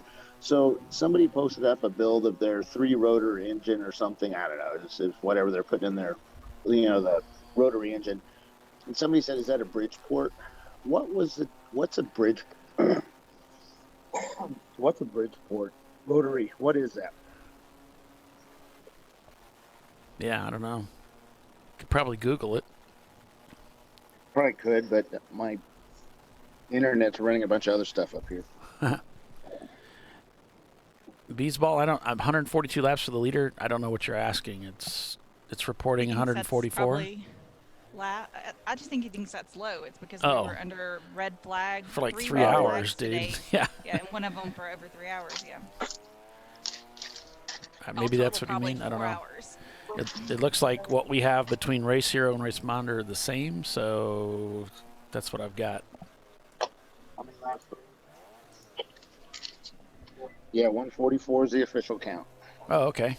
Well, thanks, Bill. Appreciate you. I hate to bother those guys, Oh, he's sitting next to me. Well, I know, but I still...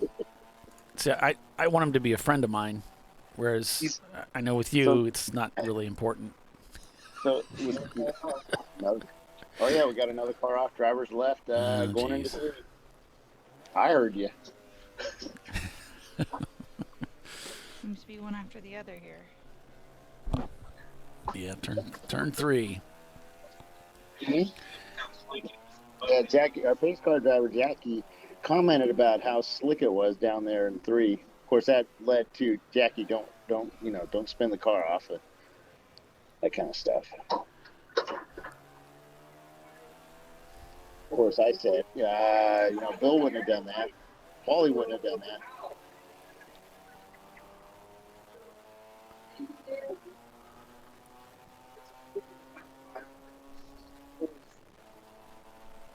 So this time by 145 to 146 for Rotary Rocketeers. So not a little bit, taking a little bit of time off that lead, but I would have thought that caution would have helped them out quite a bit, but they're still showing a pretty big gap. But judging by the way things have been going, we can expect another caution to come up for them. Piston broke, spent quite a bit of time in the garage, but they got the car back out there. They had some electrical problems this morning. If you remember, that was the car that was stranded on the racetrack. The driver bails out while they were already under a red, and his car kind of went smoking, and corner worker came up and said, "Hey, it smells like battery acid out here." Oh yeah, early on.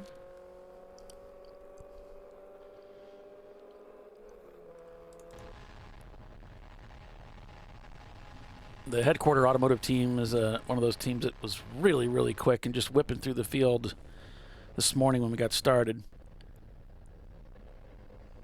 And they are down in 22nd right now, including the EC cars, so that gets them inside the top 20.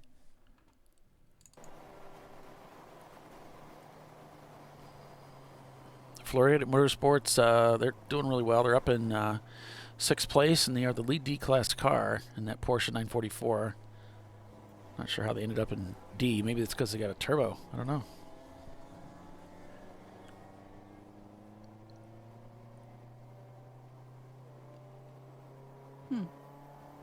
Maybe. I think I seem to remember that's what they're doing. They're running a turbo. So Bridgeport is a technique for porting two-stroke type engines, where the porting process leaves a small bridge for the rings, seals to press against instead of removing all material. Yeah, but it's not a two-stroke, it's a rotary. Unless they're going to change the engine or something. Thanks for digging that up, Mike. That's really cool. I don't remember seeing that before. Porting two-stroke type engines, where the porting process leaves a small bridge press against instead of removing all the material. I'd have to see that.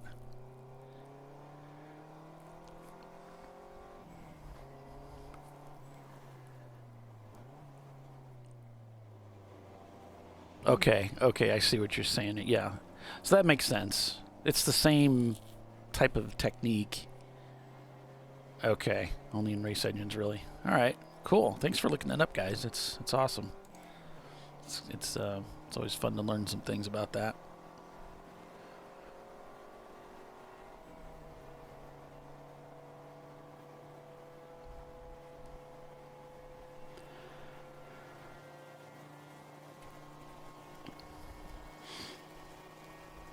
Gotcha.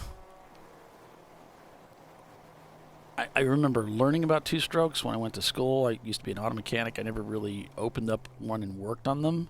And I've only seen pictures of a rotary. So I guess I'm understanding now what you're saying, how they're basically, the valve action is probably very similar. So I'm tracking with you.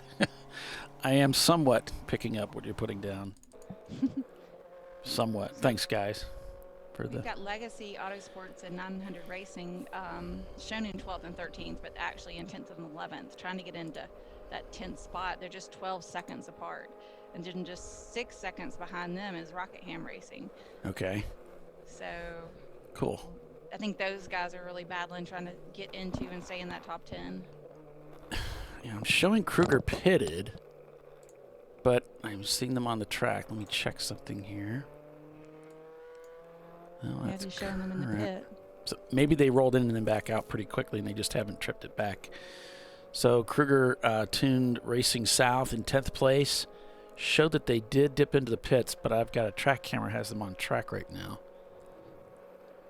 Unless that one's behind, I guess. Well, I figured out how to get these up to current, so it should be pretty current.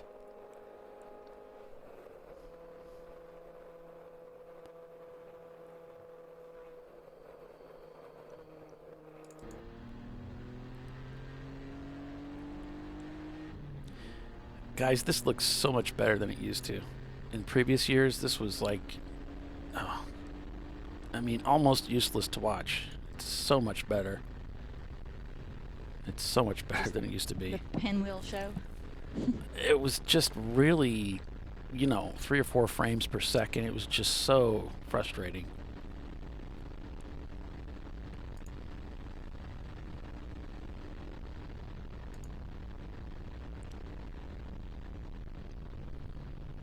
We've only got 10 seconds separating 17th and 18th, which would actually be 15th and 16th. Team Phillips and the Bent Over Racing. Yeah.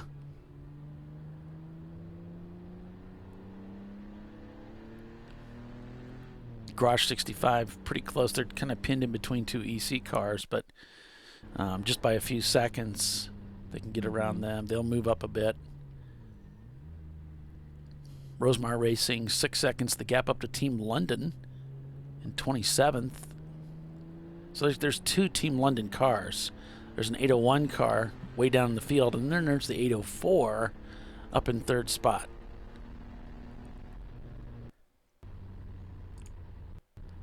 So it's a two-car entry this weekend.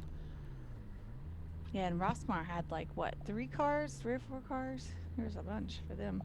I was trying to look. I think they've had at least one go kaput.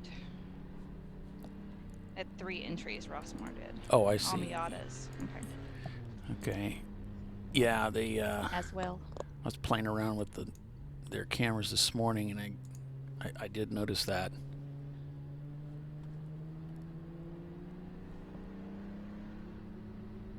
And they got 1 in 28th, 1 in 36th. I was looking for that other car. I think one had an issue, so maybe way down here.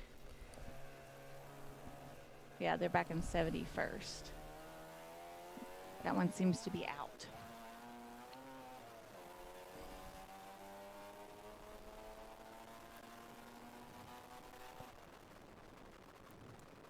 Really pushing that rotary, man.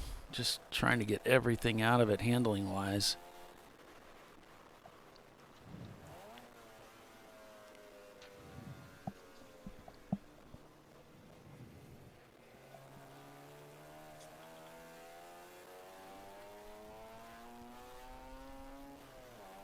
I think they really want to shorten this gap between them and Danger Racing, right?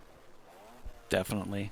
And I think that caution would again be of help to them. Got a report from Bill. The car number 358 spun in turn 7 and then continued. So 358. I gotta scroll.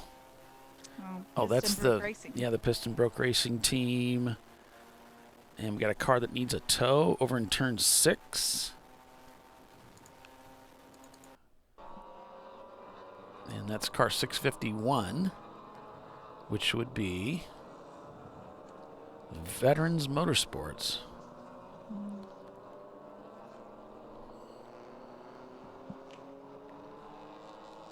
And they're talking a flat tow, which would be when they just pull in by a rope. I don't see it over there, but yeah, hopefully they can just do maybe a it's local just and come in. Yeah. That could be, without being able to really see much, it could be a full course caution would fit the bill nicely for the Rotary Racketeer team. I would imagine Danger doesn't want that to happen. Right. And since you guys seem to know a lot about rotaries, there's a guy that I raced with, Joshua Castelaw, who's building a rotary Miata. He's been wanting to do it for a long time, and he's pulled the trigger on it about a year ago. Started working on it. He's got some videos on his YouTube channel showing the progress that he's making. And so that's in play. And I've talked to him, and I've talked to Bill a little bit. We're going to try and get him on the podcast with Brian Belansky so we can get some words out of him. He's a neat guy with Wasting Money Racing. Another Miata team.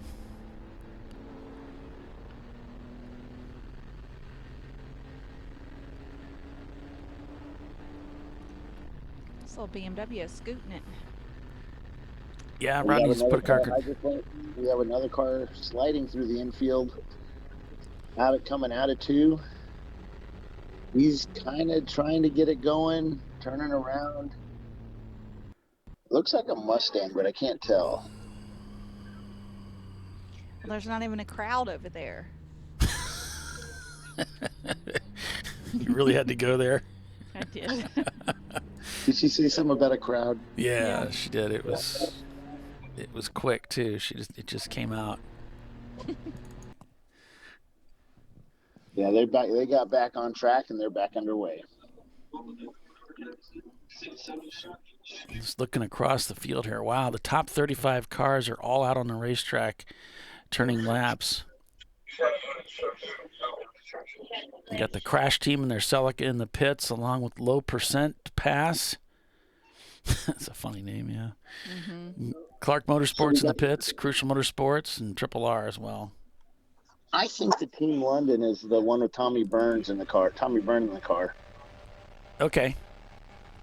That's cool. Thanks for reporting that. Yeah, I let Fred, I spoke of it. I don't know if he's still listening or not. He asked a while back, but. Oh, Fred's always listening. He likes you, Paul. What's not to love? That's what I say. No, he said lights. All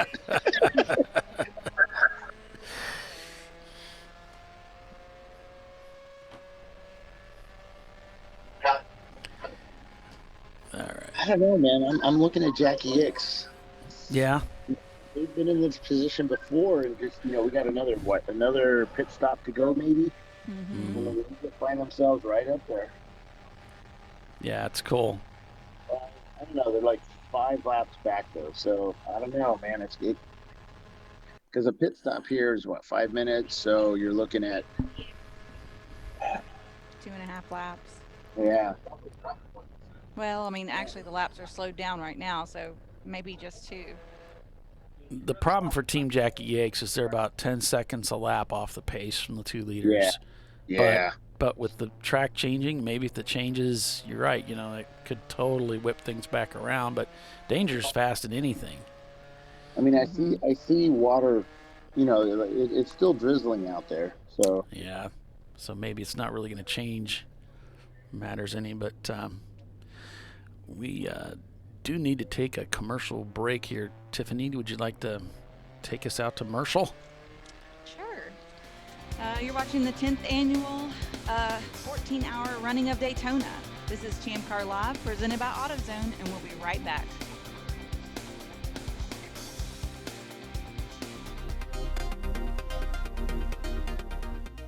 Welcome to TireRack.com, revolutionizing tire buying since 1979. With our unmatched selection of branded products, finding what fits your vehicle and is right for you and how and where you drive has never been easier. Through helpful online shopping tools that include our professional hands-on reviews done at the introduction of a tire and consumer reviews that give real-world feedback over the life of the tire, you can make the right tire choice and find exactly what you need. And if you prefer to talk to someone, our tire testers, our sales team, are available on the phone. And that's how we get you the right tire for you and your vehicle for where and how you drive.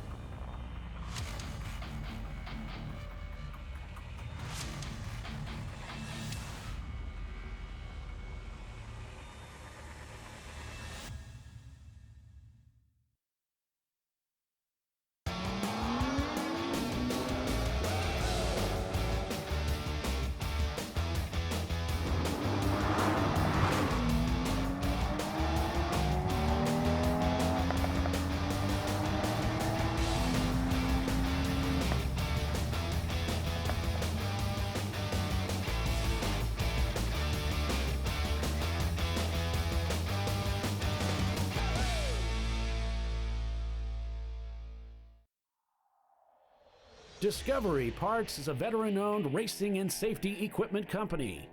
While we're located inside Atlanta Motorsports Park in Dawsonville, Georgia, Discovery Parts can also be found at the tracks, supporting a number of Champ Car Series events.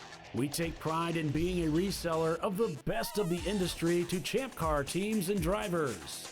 We know racing, love racing, and look forward to tomorrow to even more racing. Visit us at discoveryparts.com.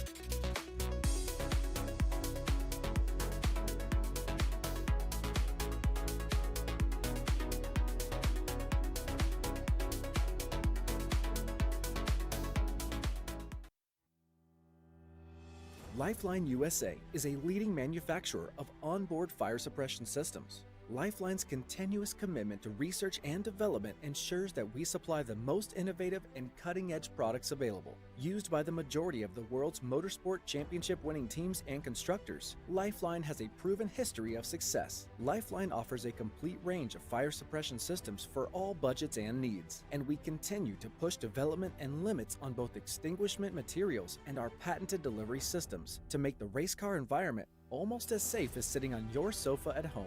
Every kit has been designed for a professional and simple installation. For more information and to purchase your Champ Car fire suppression system, go to www.lifeline-fire.com. Located in Northeast Ohio, with 40 years of combined experience, Money Shift Racing knows how to deliver performance and safety, offering everything you need to get your vehicle and drivers ready for race day. From safety equipment to full engine assembly and repair, in-house fabrication, 3D design, and rapid prototyping. Money Shift Racing. Performance done right.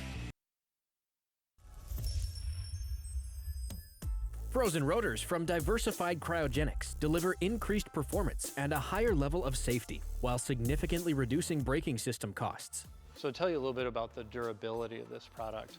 So we have seen an incredible extension of the life of our brake rotors using frozen rotors. We've gone from brake rotors every other weekend to 6 weekends on one set of brake rotors, and I think they can go farther. The durability has been amazing. And it's been a fantastic season, and man, a lot of that is due to the way our car can brake on those frozen rotors. For more information, go to frozenrotors.com.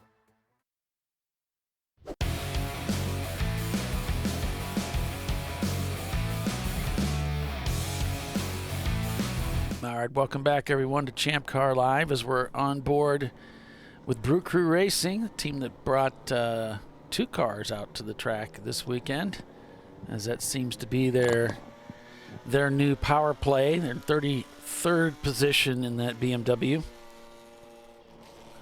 As one of the competitors steams by down in through the, looks like about turn number 5, turn 4 in that area there. Welcome back, everyone. I'm Paul Veltum. We've got Tiffany Alexander and Bill Strong. Calling the race for you. Less than 2.5 hours remain in the event. And we'll see who's crowned the winners. Overall and class winners. We've got A, B, C, D, and EC classes. That trophy as well as overall for 2nd and 3rd. Right now we have Blue Steel in first place in A class. Let's see, B class is Rotary Rocketeers, obviously. Our C class current one is Danger. And scrolling to D, Floridians are our D class leading car currently. And we should have enough EC cars to make a trophy, and that's 4 Paws Racing is our EC leader currently. Yeah, you need to have at least 5, and we've got at least 8 that I counted, so we're good there. Yeah. EC cars, of course, the exception class, cars that don't qualify for a podium finish. They don't meet our rules or our point structure in some way. We just let them race with us, and they run against our other EC competitors. Yep. On board with OFIC. As Shake and Bake has come into the pits in 22nd place there. Everybody ahead of them is on track. OFIC in 15th place. Pull the EC cars out, that puts them in 13th. And as Bill said, there's still rain coming down on the track. But, they're just dealing with it.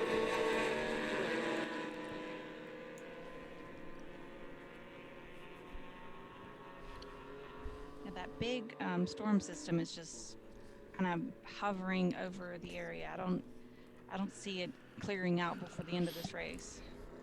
Right. And they can live with that. It's, this lightning strike thing. The fact that that's kind of moved off is really where the relief is that they needed. Right.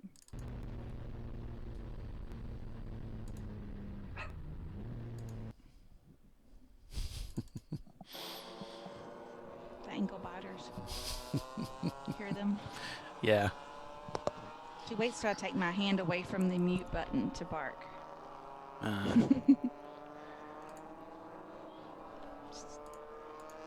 Just messing with me. So after 153 laps, you got Danger Racing leading in their Lexus SC300, about a lap over Rotary Rocketeers, followed by Team London in the number 804 car. Then it's Marathon Coach Motorworks, the TLM car in 4th. Team Jackie Yates is 5th.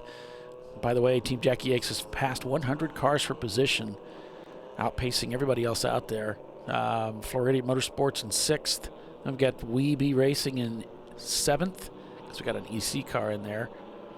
We got Blue Steel, 900 Racing, and Kruger Tuned Racing South, your top 10. And Rockingham, yeah. What are they, down in 12th now? They're slipping a little bit, but 13th minus 2 EC, so that's 11th. Just right outside that top 10. Barely.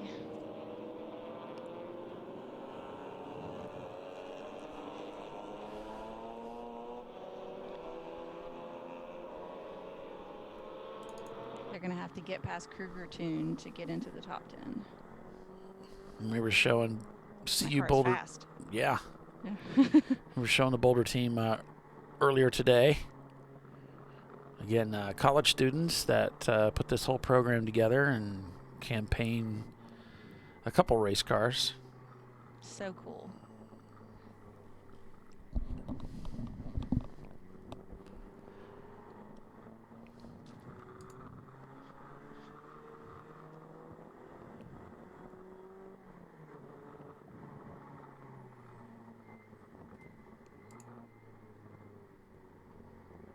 Wow, we only have a little over 2 hours left in this 14-hour enduro. Can you believe that? Yeah. Yeah. You're like, yeah, I can feel the last 12 hours. Well, I mean, I've been looking forward to this race because it's just great that we're able to get out here and run here, and it's the, it's an opportunity for all these guys that work so hard. Most of these teams are running 4, 5, 6, maybe more drivers. Some have extra crew. That's a lot of persons just for one car support. And, they're looking forward to this weekend. And you bring 120 cars out here. That's a lot of people looking for an opportunity to get away from it all. And so it's great.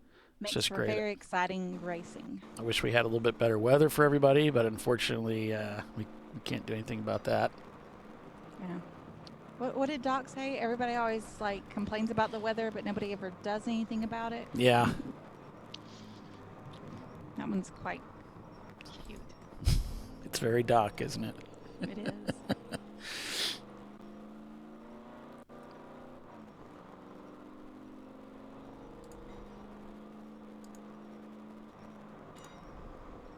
The Honda is coming along. The Honda needs to come along. My garage is very cold in the wintertime, but it's going to come along. I have to talk to you about that stuff. We touched base a little bit recently about some things that we need to do. But y'all have a real winter in Indiana. We have pretend winter in Alabama. We get to wear our sweaters and our boots, but it's not really that cold. Oh, winter, yeah. Yeah, you have real Yeah. winter. We have pretend winter. And as usual, I've taken on too much. I got a lot on my plate right now, but some of that's going to be, I'm just about ready to finish up a big project here. So, yeah, it's cool. Cool. I'm looking forward to working on the Honda. I've been working on putting the engine back together for my other Boxster. The Boxster, yeah, great. Yep. Maybe one day. Hubs has got you working Soon. on that, and yeah. Good. And I can't fuss at him if he's not put the engine back together, because he's like, I can only put it back together as fast as you get me clean parts. Any information on the 651? Let me see. 651. They are the Veterans Motorsports team. I don't have really information on them. I do remember there was something that came up. Yeah, there was something that came up. I think they were off track. Let me see if that maybe why you're asking. Yeah, I think that was the car that brought out the last yellow, where they spun around turn 3 and they couldn't get going again. And then I would imagine they were subsequently brought into the paddock, but I don't have any additional information on them than that. We've got some safety vehicles out on the track heading towards the chicane. And now they're moving off track, so I'm not sure what the story was there. Maybe some debris they were checking on that they had found. I don't know what the track cameras are like here, but there are many of the tracks will have their own track cameras that they can steer and look very carefully at the track. So they may have found something that they wanted to remove from the track.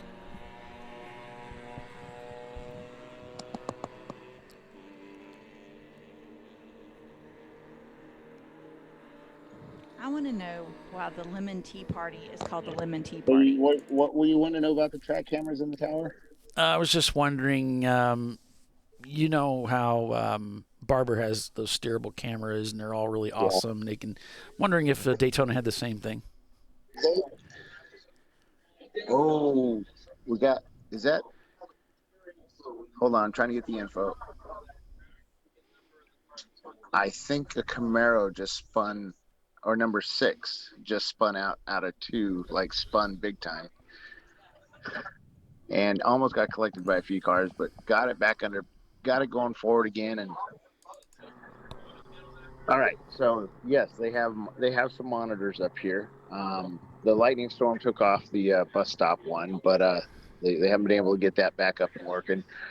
But 1, 2, 3, they have 3 cameras here, and I think they have another camera. They can say, oh yeah, we do have another spin in 3.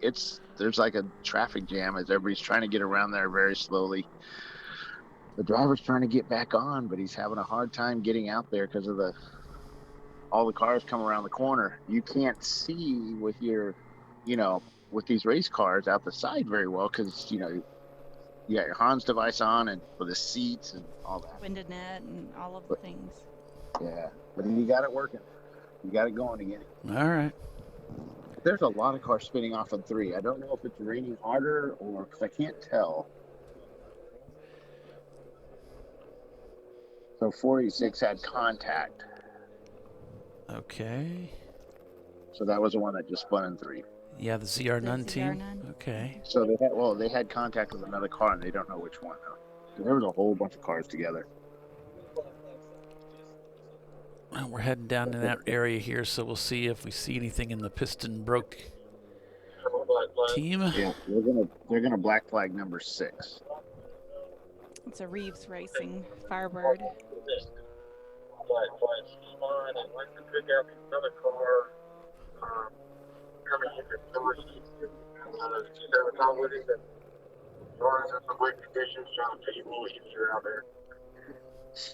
Yeah, if we need an interpreter for Andy, we can get somebody. Oh, Bill, would you leave him alone?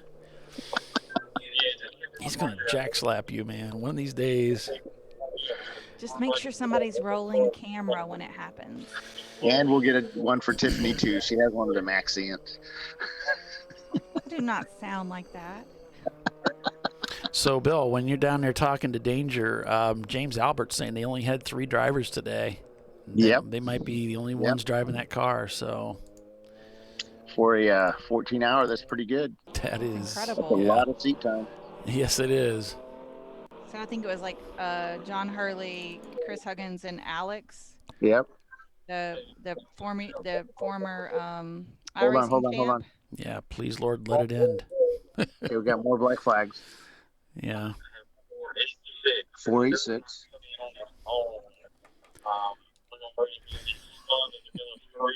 Contact with another car. We do not have the car number on the second car. ZR none again.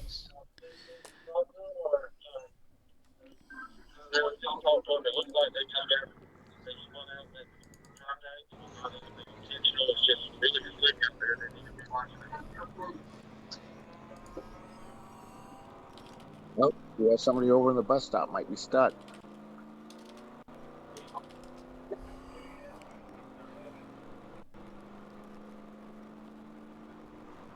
Oh yeah. Yeah, he's basically out in the middle of the in between our camera and turn 3 and 4 and the bus stop. He's way out there in the grass. It says just spinning tire, can't move it. All right. Stuck. So they're gonna have to go get him. Sorry, they say he's in the bus stop? Past the bus stop. Oh, he's beyond it. Okay, got it. Yeah, there's a big grass field out there.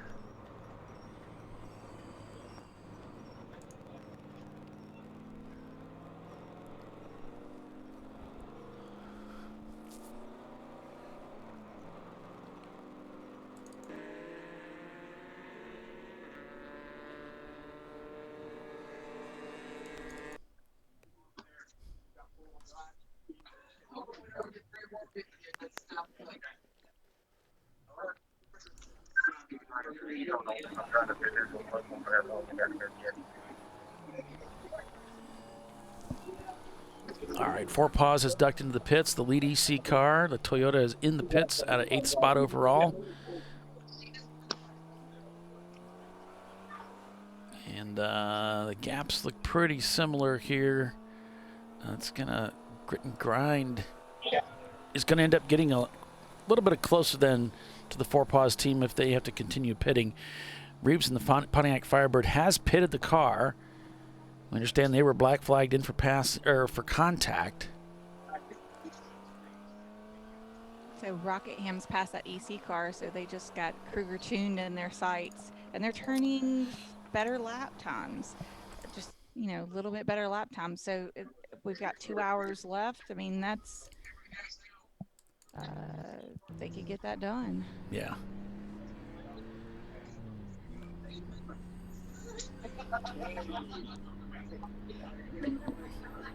That car made it back onto the pavement. He just slowly, a little bit at a time, and ended up making it back. Got a congratulations from everybody up here in the tower the way he did that.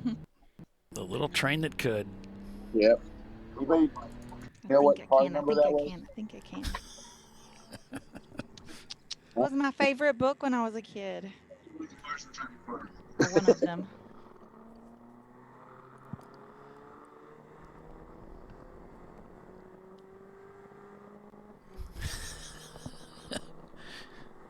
That would be great, Marky. That would be awesome. I was thinking that earlier. We have the Freddie Mercury team, but I was like, oh, if Freddie's on the Kruger team, now we're talking.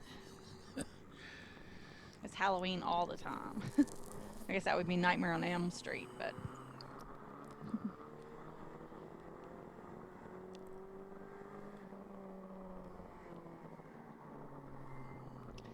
So maybe, Polly, we could do that. We could do like a Halloween-y themed something. I was thinking of something weird. Well, Alice in Wonderland is kind of out there. It's kind of creepy, and CU Boulders, and we're on board with them. They're in 18th. And although they had some gremlins early this morning, they seem to put that behind them and just get down to work to racing. And so they've really had a really good race of it since then. And the team is faster than that. So they're not really representing what they're capable of today, but hopefully they're going to come away from here happy with their day.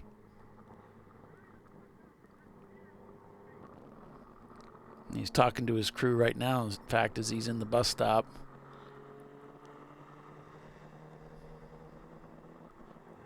There's another reason her name is Alice as well.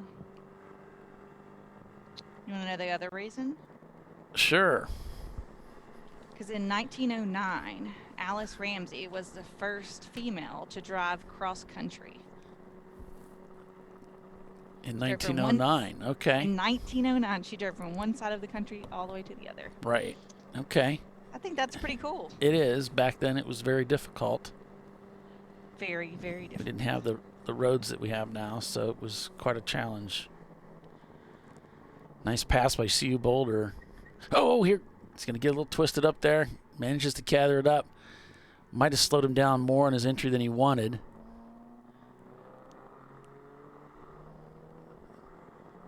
But surprised the other car didn't get back around him there. A little twisted there again from the curbing. Looking to see if he can get his way by here on the inside. A little late getting on the throttle there. That might hurt him. See if he can carry some speed here. So the mistake is to try to make it up on the next corner, and then you're off the track. Right.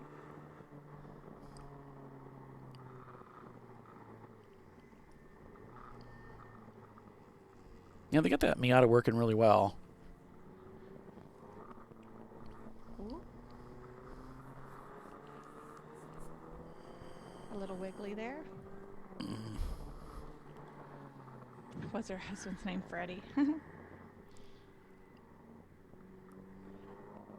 Marquita Farmer with the jokes.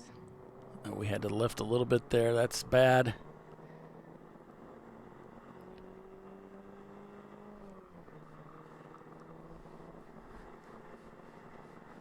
That's definitely a corner where you want to start making that move to the gas and roll it in without any backing out of it.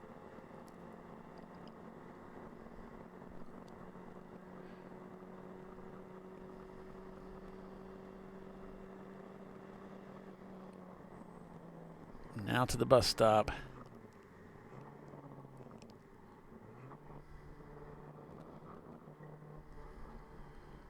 Using some of the curbing, even with it being wet. Yeah.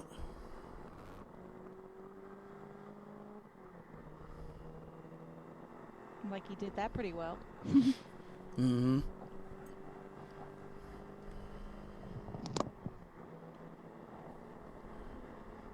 Yeah, got a good exit out of the bus stop there. Looks like he sealed the deal on that pass. Weeby Racing comes into the pits. This is probably going to be their last pit stop. At least they're going to be hoping it's going to be their final pit stop of the evening. That's what I was thinking. They last pitted on lap 117. So here they are pitting on lap 159. And it's been a while since we had a full course caution, so this might stretch the fuel a little bit. But they are still racing in the rain, so they're going to be picking up a little bit of efficiency there.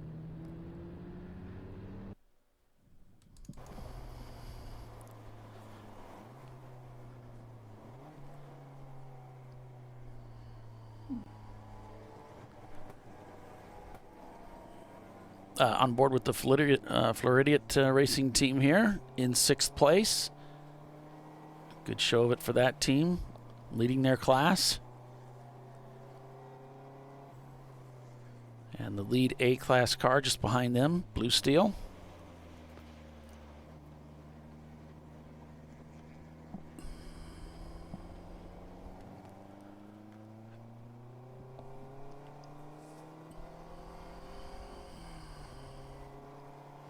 like all of our EC cars have dropped out of the top 10 now. So the top 10 is just classed cars. Seems like it happens that way frequently. And this car is kind of the lone 944. I'm not sure if we have another 944 in the field. So they're just kind of out there by themselves today. I was going to look and see. I don't recall seeing another one, but thought it was worth a shot to look. Nope, I don't see another one. Yeah.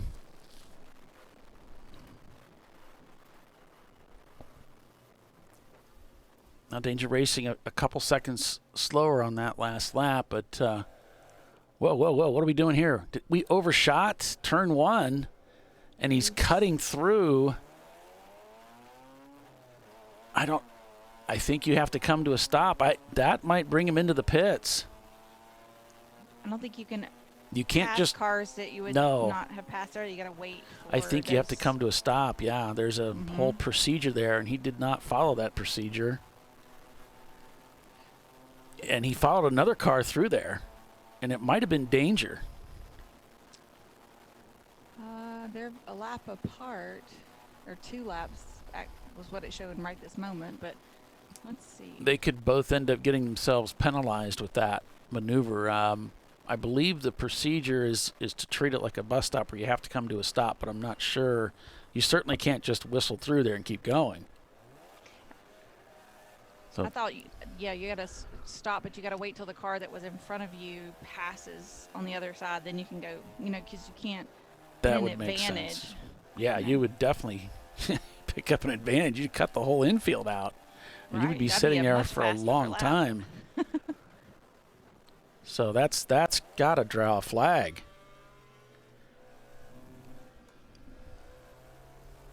I can't make out what car that is in front of them for sure. It looks kind of boxy, like we a BMW. just had probably 10 cars go straight through the bus stop. Well, we saw they were 2. playing follow the leader type thing. We can't understand why they were going through it like that. They totally missed the bus stop. Well, they just overcooked it. We watched them do it, and we only saw 2. So maybe it was actually 2, but we just not saw 10. A whole bunch just go through there. Now I'm showing a checkered flag thrown. Now we're going back to green. Somebody hit a button up there. Yep, wrong button.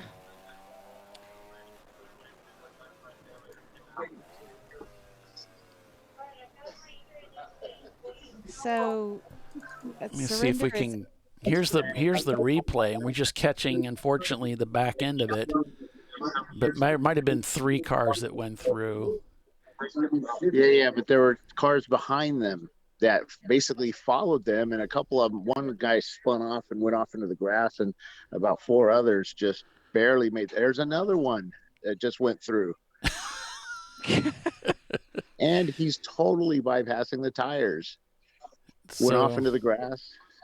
I don't know if these guys are getting tired or what is going on. I don't know, but it seems to be the fast way around the bus stop. Maybe that's the way to do it.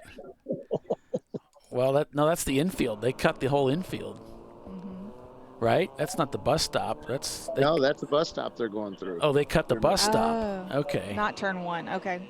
Oh, no, not turn 1. It's the bus stop itself.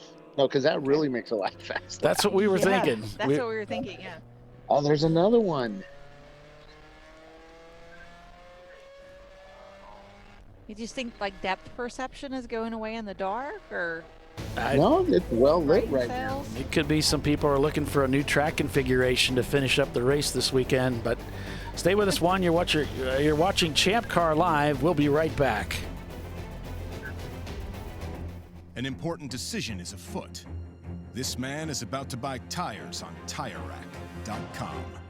Tire Rack is the leading online retailer of tires in North America and a repository of advice and expert reviews. And it's done! All that's left is to arrange for safe, easy installation at one of our independent recommended installers. Well, I guess he did that too. TireRack.com, the way tire buying should be.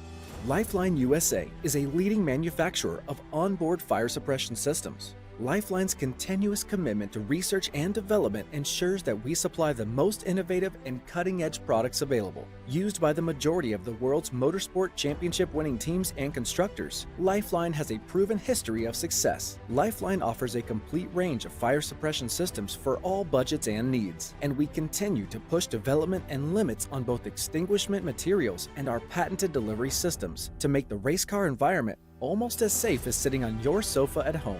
Every kit has been designed for a professional and simple installation. For more information and to purchase your ChampCar fire suppression system, go to www.lifeline-fire.com.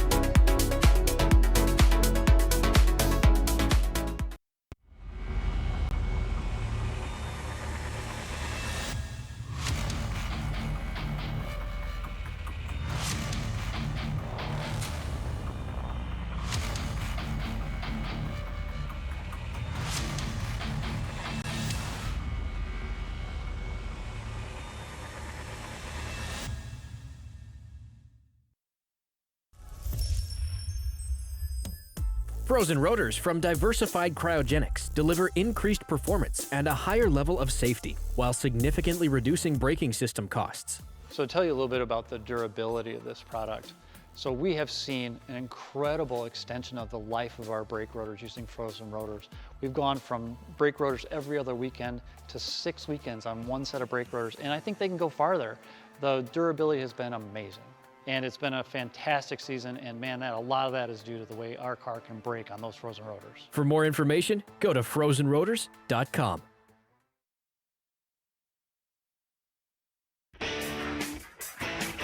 Located in Northeast Ohio with 40 years of combined experience, Money Shift Racing knows how to deliver performance and safety, offering everything you need to get your vehicle and drivers ready for race day. From safety equipment to full engine assembly and repair, in-house fabrication, 3D design, and rapid prototyping. Money Shift Racing. Performance done right.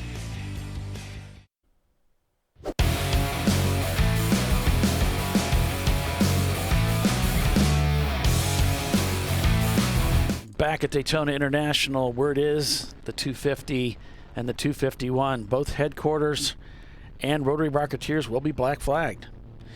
Headquarters black flagged for backing up on the track, and of course we saw what happened with Rotary Rocketeers.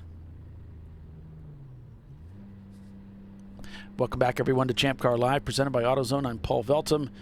We've got Tiffany Alexander, Bill Strong, calling the race for you tonight as we finish up this final just under 2 hours of racing here. Daytona International Speedway, scheduled for 14 hours of racing. We had a significant red flag due to weather. It's been green mostly since.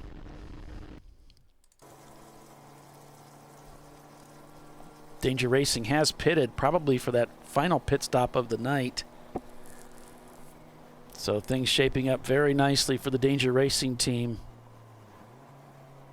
Rotary Rocketeers may have had an opportunity now. That's certainly slipped away, as they will be serving a penalty for shortcutting the chicane, apparently. Team London in third place. Marathon Coach Motorworks TLM in fourth. Team Jackie Yakes in fifth.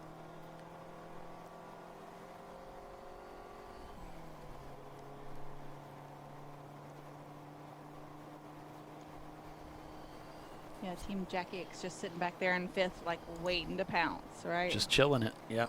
Mm-hmm.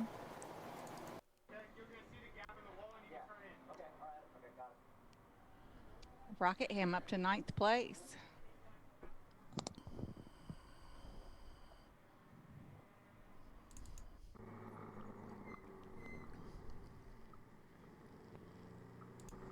Looks like zip tied in the pits right now.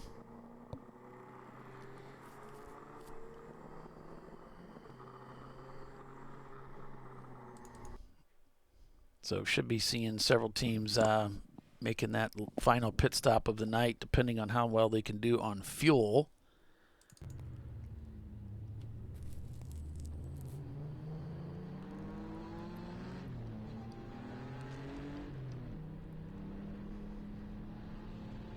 OFIC looking for a way down the inside to make the pass as they head up onto the oval. And here's Rotary. Gonna have to serve that penalty, unfortunately, for that team. The question remains, what really happened? Unfortunately, didn't catch it on the video. Just not quite sure what led them to shortcut the bus stop. I don't know if there was some obstruction or something was happening, but we had several cars make the choice to bail out on the bus stop for some reason. Yeah, there were 250. There were some issues with bus stop, how they re-entered, and then also with ignoring the black flag for many, many laps. Same with 251. So it's not just one thing, there's many things these guys are doing. Gotcha. 251 is the headquarter automotive. Right. We've been in car with a lot today. Yep.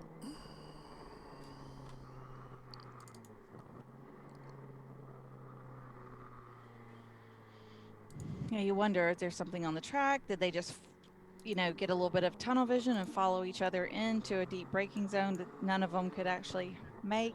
I don't know. And that was 250, right? Yeah, 250 also got done for passing under yellow. Mm-hmm. Oh, I passed under yellow too. That's adding up.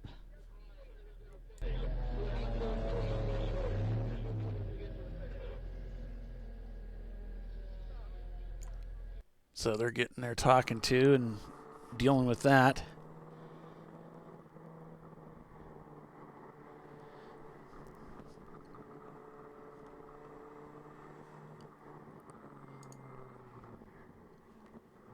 So, Bill?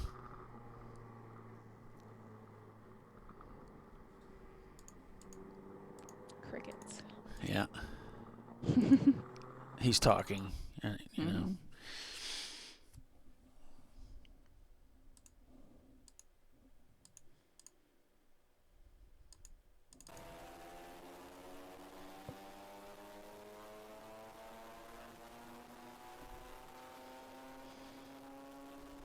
So the real question will be, when Rotary Rocketeers go to serve this penalty, that's a long pit lane, and how much time they'll have to serve. How far that's going to drop them. Is it going to put them out of the top 5? Well, yeah, we know that early on we were told that the pit stops, the penalties for passing under caution were going to be 10 minutes. If you'll recall. So before the big red flag was thrown, I would imagine that's still in force.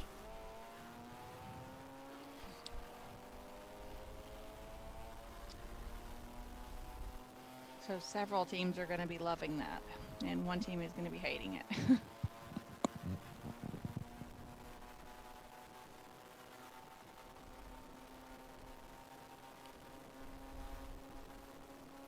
It doesn't sound like there is a penalty for shortcutting the bus stop by cutting through the tires like that.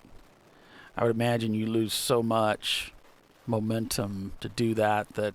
Oh, sideways. Gathered it up, though. Yeah, I got an update about from Ed with the shark cars. Yeah. You might see the 250 car disappear from the timing and scoring. By the way. Yeah. Totally missed the. Yep, they just made him disappear. Shark 1 wouldn't upshift to fourth gear after the rainstorm. It was parked in good condition. All the previous failures have been with third gear. No clue. Suspect fire extinguisher dust and moisture in the computer. That's the car that caught on fire this morning. They were when they were fueling. Yeah.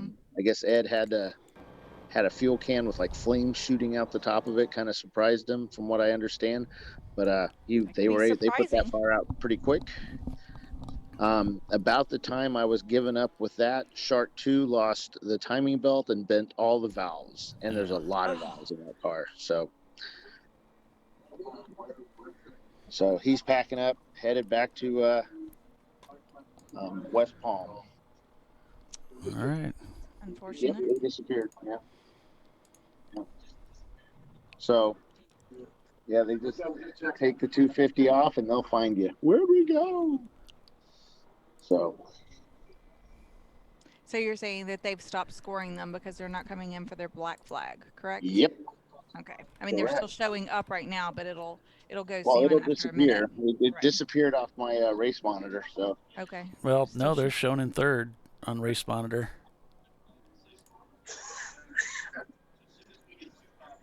No, they're showing. They're not even being shown in the race. We completely make them disappear. Mine still shows timing does. Sorry, timing makes them disappear, not me. And if you refresh it, though, Tiffany, I do see that they're gone from it. race monitor. Okay. I'm on Race Hero. Okay. Let's see. I'll refresh the other one. I like to run them 990 down to one headlight, so they're probably going to bring him in too.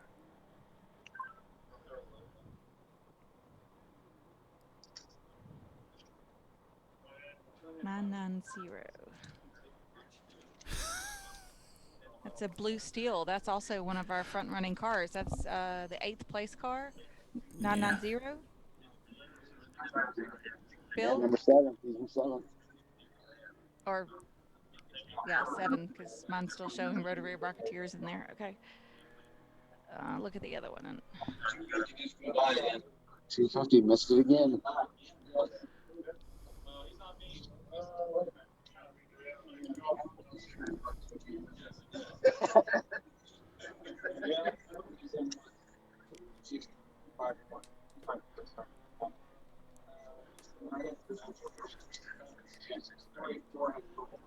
So if they're using race monitor, they might not even notice it. Right, because on Race Hero, they're still. Race Hero. So if they're using Race Hero, it still might show up. Yes, they're still showing in first. Yeah, they're still showing in first on Race Hero.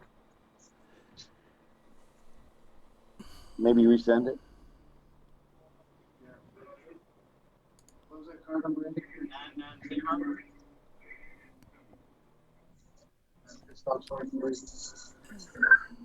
Like an hour and 45 to go. We've got 2 cars in our top 10.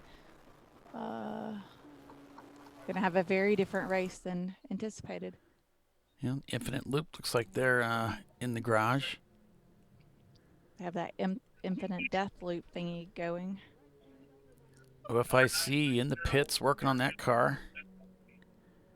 Here's a car with no headlights coming down. Front street. 484. James. 484. That's Kruger tuned. That's also one of our top 10 cars. Or no, they've fallen to 14th, 13th. He has Flightronix 484. Yeah, we got a unit on it. Flag him.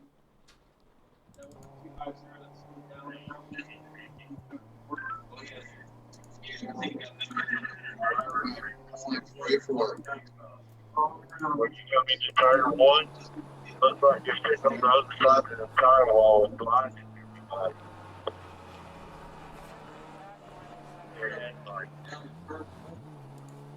I can see him with his lights on. On board with Kruger tuned right now.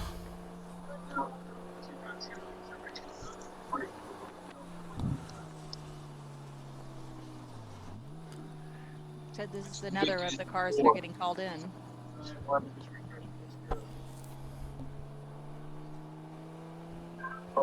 So Danger Racing in command of the race here over Team London in second.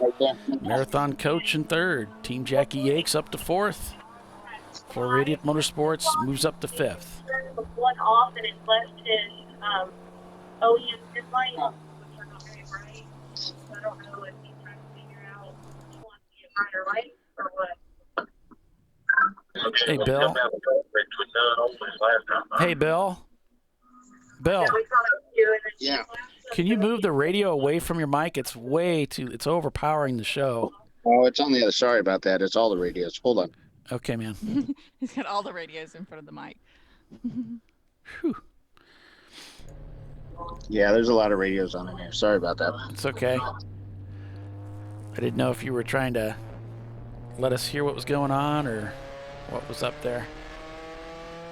Oh, yeah, we could do that too. It's busy up here. Well, Got you a lot of can. cars all bunched up as they come out of one. Okay.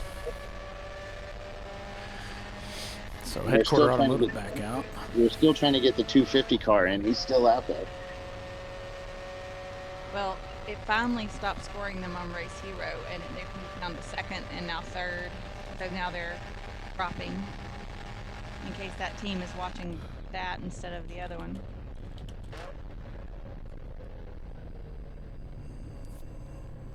And not listening to us, which, I mean, why would you be at the racetrack and not listening to us? But whatever.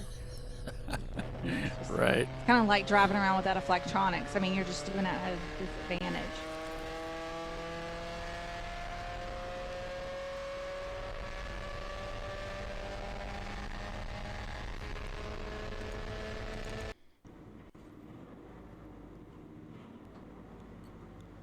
Zip Tied looks like they had the car behind the wall doing some work on that, and they're going to be pulling it back out to get back onto the racetrack.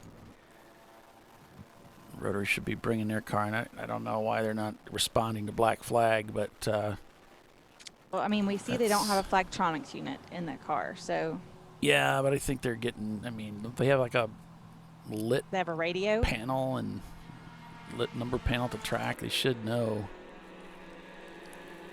Anyway,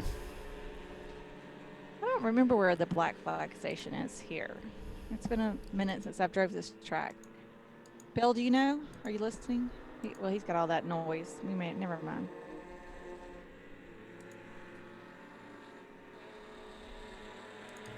all right. So Kruger's rolling out.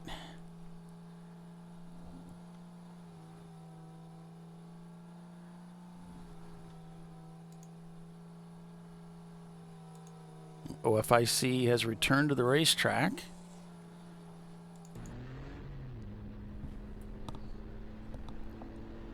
Okay, 250 is in.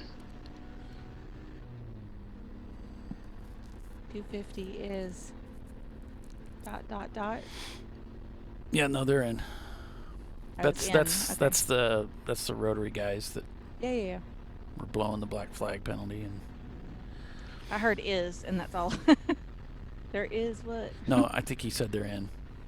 All right, so we have a car off into the grass at turn 1.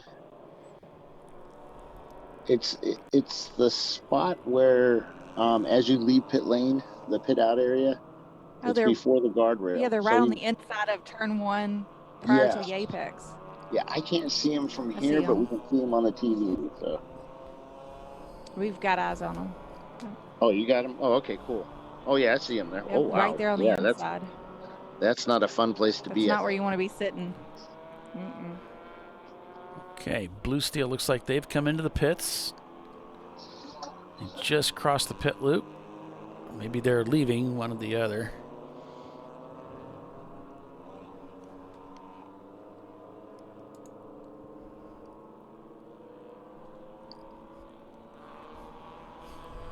I guess at least their lights are working. At least the front ones. Hopefully the rear ones are too. Yeah. I saw a car once at Road Atlanta coming through turn 11. You know, that very fast, high commitment turn. And the car spun right in the middle of the turn and then went dead. and they were facing traffic, but all the lights went off on the car. Everything. They were completely pitch black, and the cars are coming down the hill, and we're like, oh God, you know. Yeah. He got the lights back on, like the running lights on at the last minute, and oof. Well, Rodney rode off his Z car here and then brought it back to life. The car had lost control, spun, and it was in turn one there on the outside, and someone came through and smacked him head on in another car, and it just ruined that Z. Done. So marathon coaches are not turning laps as well.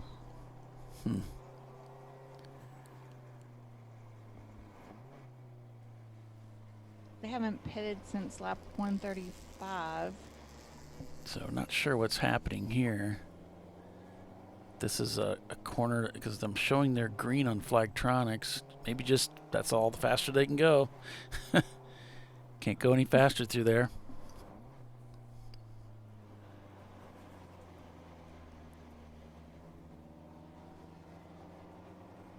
Yep, the back end slipping out. This is all she's got.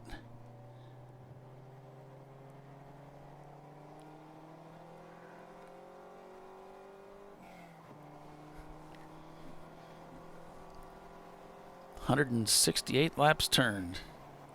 All right, they're closing pit out, so they're not going to allow anybody to go out just yet.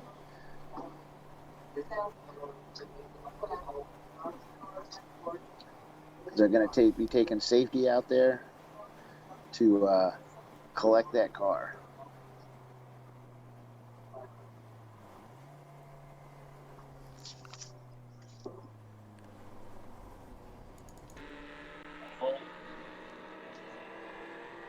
Oh, spinner. Yep. Yeah, but not too Spinner, bad. Spinners. Chicken dinner. 2 of them. Oh, he came on right in front of the car. Alrighty then. I would have let that little cluster pass first before I entered the course again.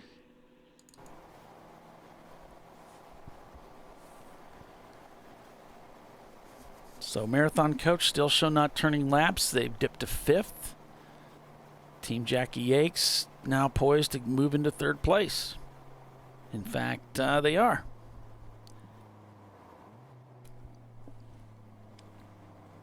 And Marathon Coach leaves the pits.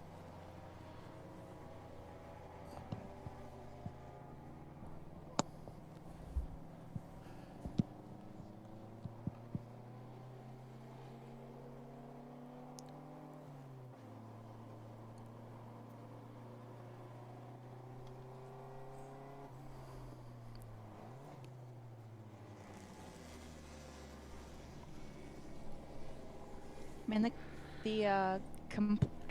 this top 10 has really shaken up here in the last half hour.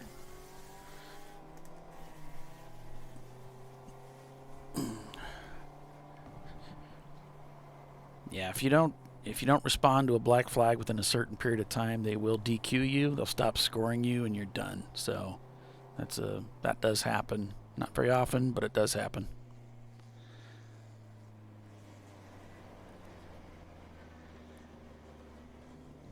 A lot of clubs you get like 3 laps is all you get. The reasoning is you're not paying attention to the flags, so they have no communication with you and your driver, so you can't be on the course and lap after lap you're not paying attention to the flags, And I'm assuming they have a lit number board, like you said earlier, probably like somewhere. Doc used to always say, put the number of your car inside the car in case you have guest drivers or you had to change it for the race or whatever. So there's no mistaking what car number you are. Right. Just in case. Yep.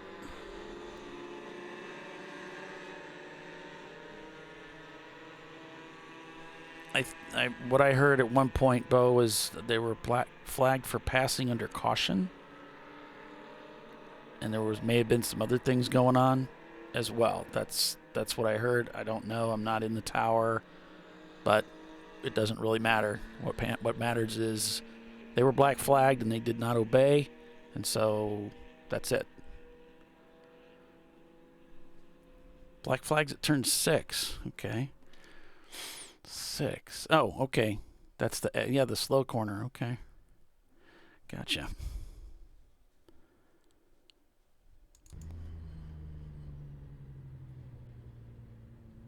All right, they just opened pit lane.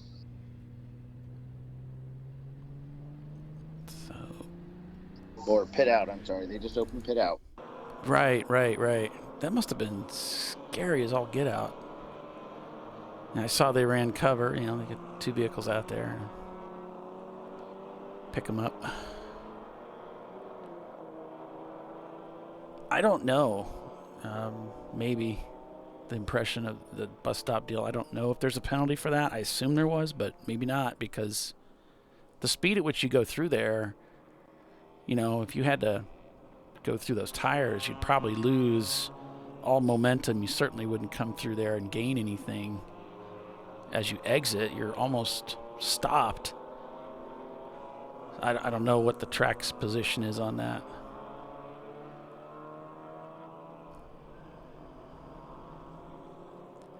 I think Indy went back to that track.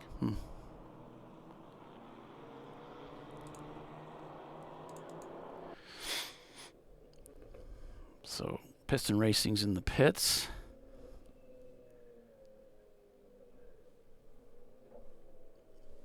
Yes. So 323 is being black flagged for their tail lights coming on and going off, and not when he hits the brakes. They're just going all over. So they want the team to take a look at him. Like El Camino. Drat.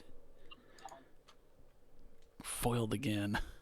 All right. Gonna roll off the commercial here, folks. So stay with us. You're watching Champ Car Live, presented by AutoZone. We'll be right back.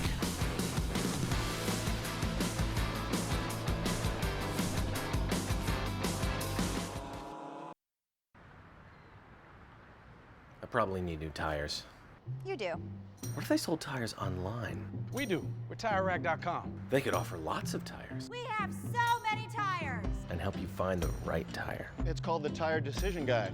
Oh, and they could ship them to a nearby mechanic. We shipped over 7,000 independent recommended installers. This is an amazing idea. Sorry. TireRack.com, the way tire buying should be.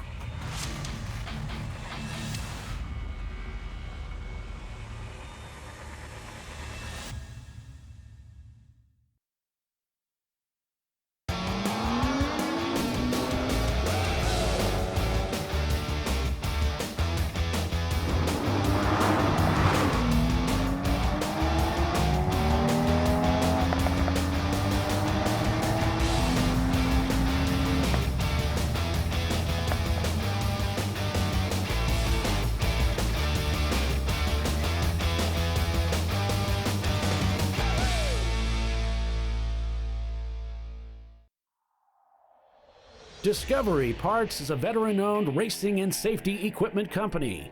While we're located inside Atlanta Motorsports Park in Dawsonville, Georgia, Discovery Parts can also be found at the tracks, supporting a number of Champ Car Series events. We take pride in being a reseller of the best of the industry to Champ Car teams and drivers. We know racing, love racing, and look forward to tomorrow to even more racing. Visit us at discoveryparts.com.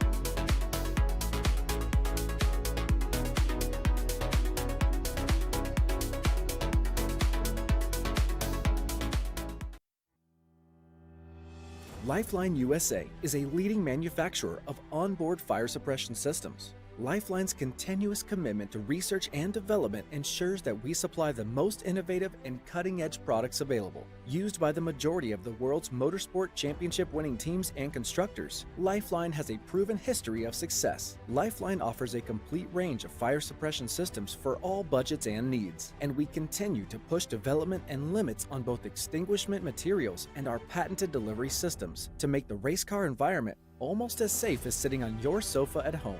Every kit has been designed for a professional and simple installation. For more information and to purchase your ChampCar fire suppression system, go to www.lifeline-fire.com.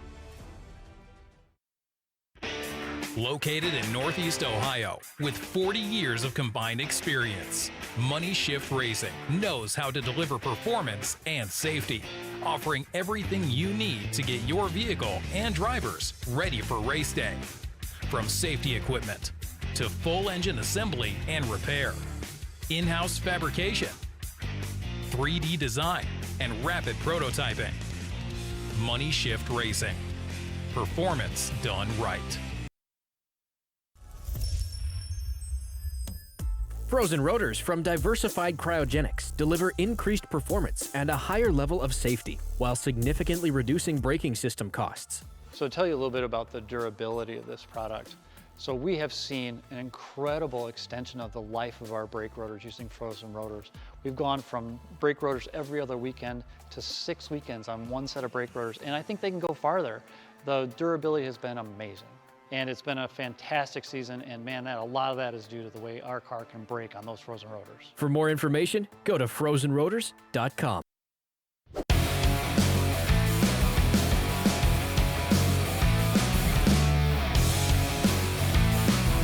All right, welcome back to ChampCar.Live, presented by AutoZone. Looks like Zip Tide got themselves stuck in the mud somehow. We're yellow flag from 1 all the way to that area. We have the safety right there, so we want everybody slowing down. And they're not slowing down hard enough. There's some passing under yellow, too. And it looks like Rotary was reinstated? Yep. Okay. So he's back down into 3rd place with all that.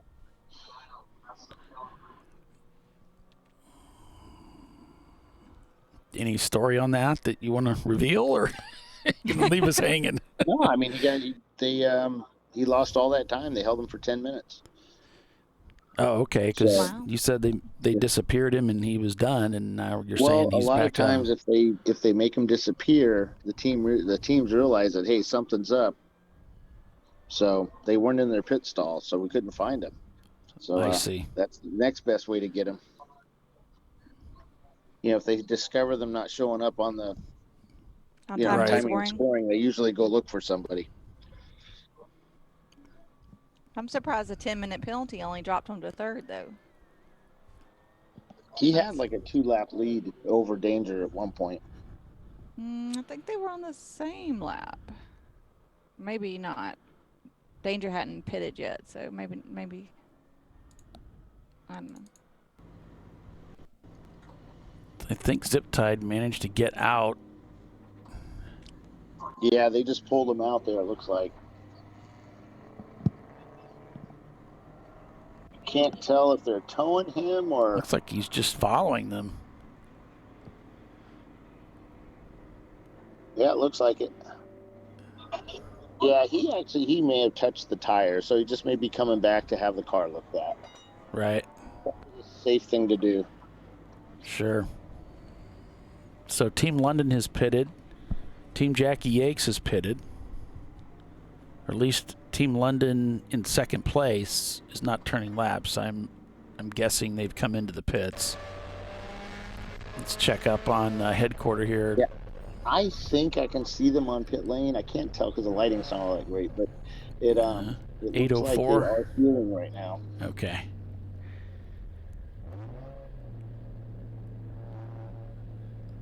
So this is might be a lap old. Let me check and see if this is. They were working that issue with Zip Tide there. Yeah, it's just a skosh Okay.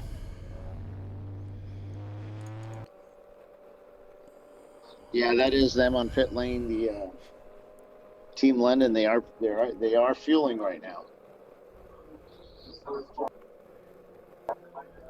I think Jackie X just went out just a little bit ago.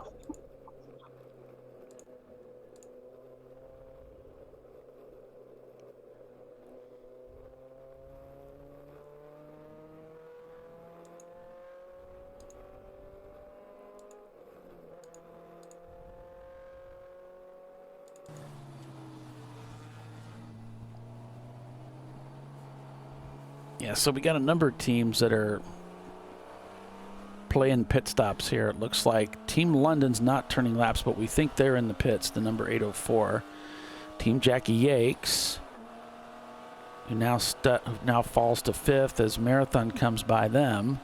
The 900 Racing in 7th is in the pits. The lead EC car, Grit and Grind, has pitted. And then we've got Benover Racing in 13th.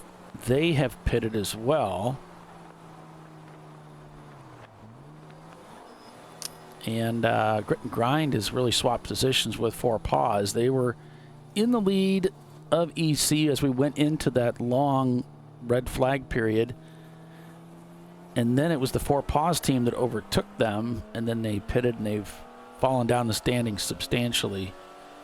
So as long as Grit and Grind can get back out there and finish the race, they'll be able to capture EC.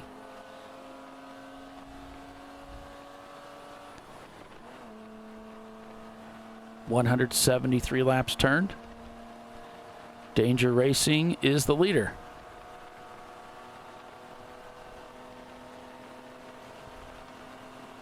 On board with Kruger here.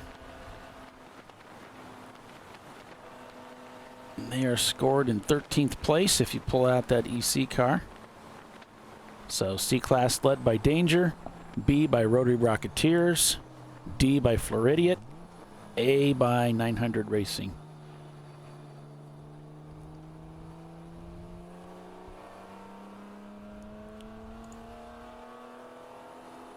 And Ziptide's looking over their car right now after apparently contact with turn 3.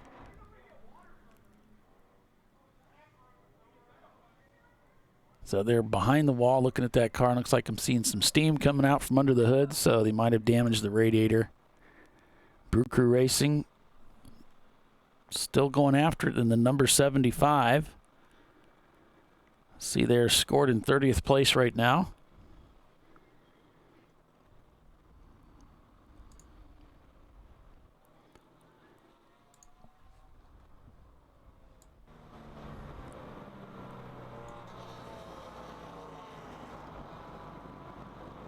Car into the wall at 5. West Coast speed, looks like driver's left.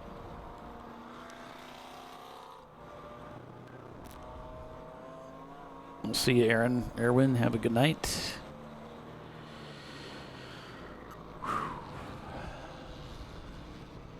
Looking forward to that pillow myself.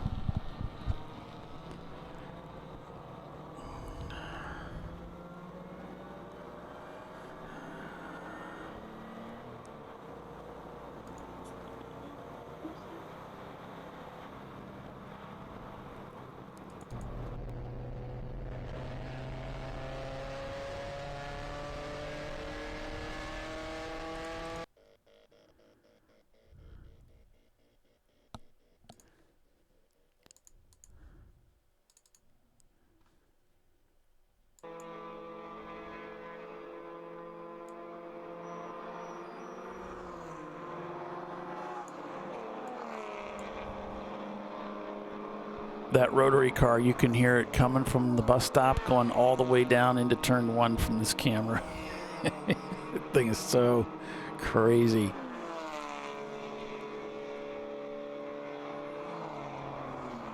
Okay. Full course yellow, full course yellow. Full course caution.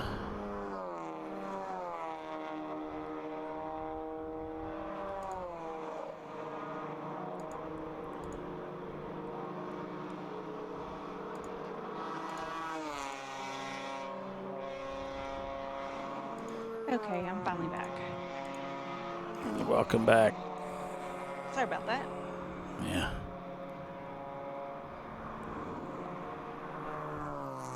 Internet decided to kick me off.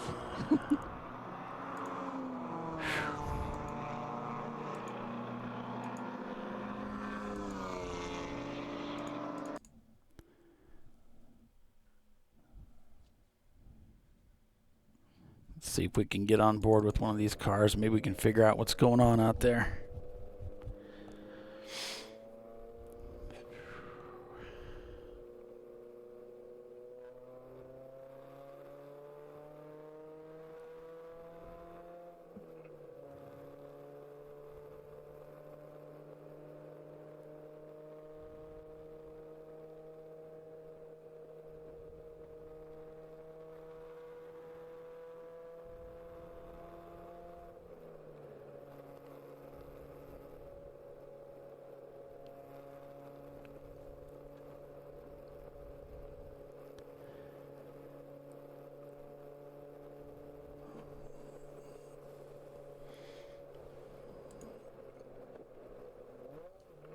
Hey, Bill. I don't know if you can hear us or not. Wondering if you're seeing anything out your window as to what's going on.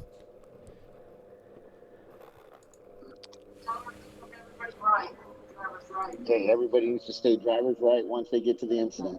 Where is it? We don't know. After the is it turn 4? Turn 5. It's right after turn 4. Oh, okay. It's funny how that works, right? 4s, 5s. Yeah, he right. spun in turn 4 and then impacted at 5. Oh, we got impact. Okay. Before the turn, before the turn 5. So rescue's headed down there right now. They've had a truck with him for a bit.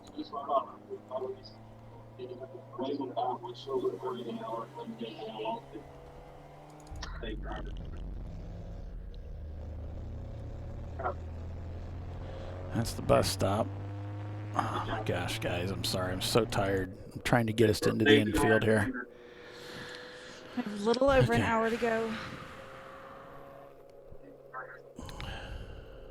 Right. Yeah. All right, so I got a mini on pit. I got a mini on pit lane. A couple of cars. I think 3 cars pulled in. One car has its left side up on jack stands. Got about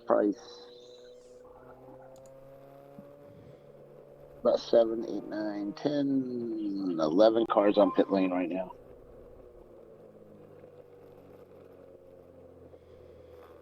Yeah, I'm guessing if you need to pit before the end of the race, you still have a stop remaining, this is the time to do it.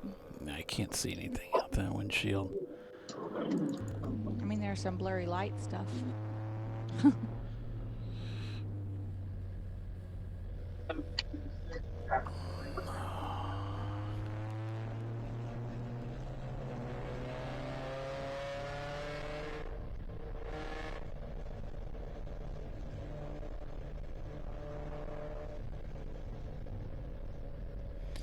So this would be turn 2, 3 area. Mm-hmm. And 4 is the little kink before you get to 5, one of the horseshoes. You're not going to miss it. There's a lot of lights right there.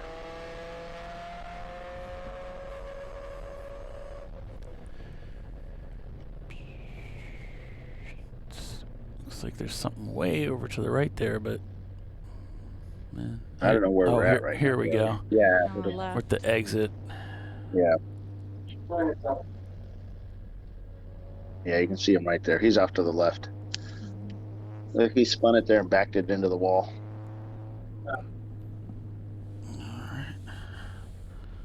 Do you know what car number that is? I have no info. Okay, then.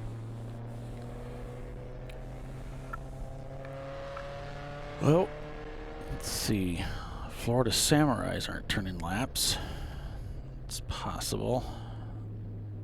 And Sour Apple.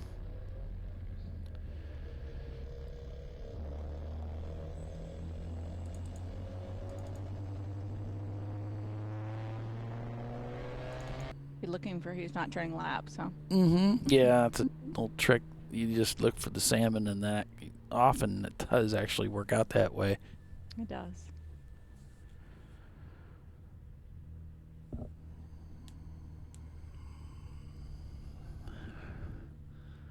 Because some of them that are salmon we know are already out of the race, so we know it's not them.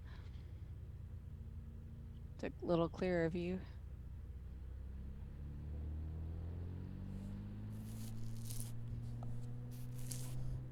Yeah, looks like Floridians is pitted. Rockingham is pitted. This should be their final pit stop maneuver.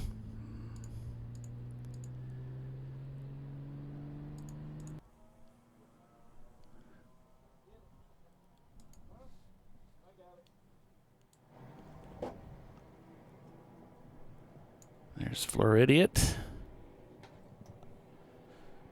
So Mad Mike is saying Zip Tied had a crash and likely damage to the radiator. Right. It definitely looked that way too. But they got that car back out there. That thing just won't quit. Okay, we've also got a car stopped on the backstretch. Goodness. I guess coming out of 2 drivers left in the big area, the big concrete area. He's not way back there. He's probably about 2 lanes in from the yellow line. Yeah, there he is. Before you get to the bus stop, that's kind of a common spot to stop. Just kind of park it. You can see him off in the distance there.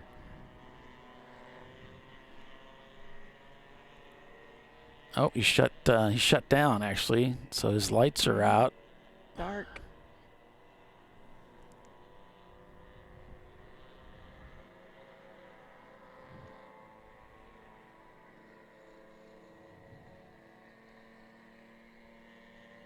At least there's enough track lighting around here that hopefully everybody can see that car sitting there. Right.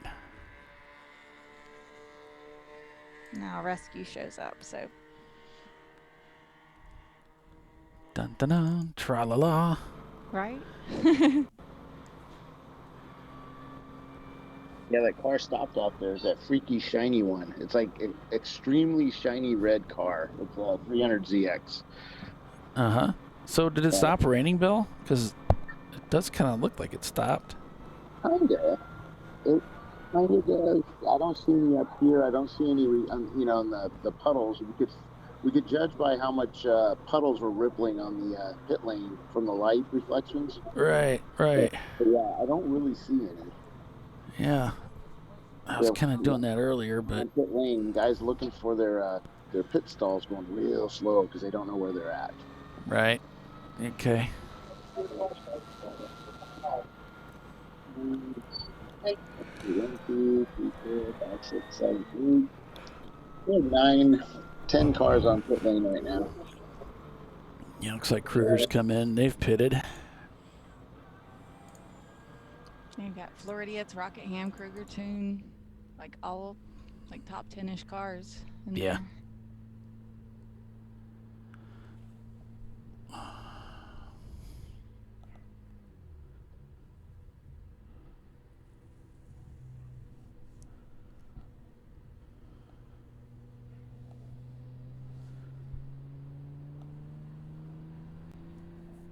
And of course, if they've upset the tire wall over there from that impact, they got to fix that before they can take us back to green. Right. So 176 laps completed. You've got Danger Racing leading over Team London, Rotary Rocketeers, Marathon Coach Motorworks, Floridian Motorworks in 5. Then you've got Team Jackie Yakes, 900 Racing, Weeby Racing, Rockingham Racing, and Blue Steel, the top 10.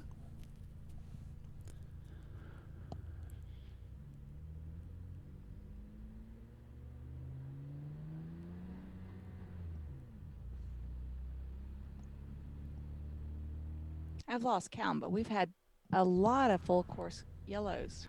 Mm-hmm. And then we had 3 red flags. One for 3 hours. But a lot of yellows too. It's really hard to get in a rhythm when you start and you stop and you start and you stop and you start, you know. Mm-hmm. Yep.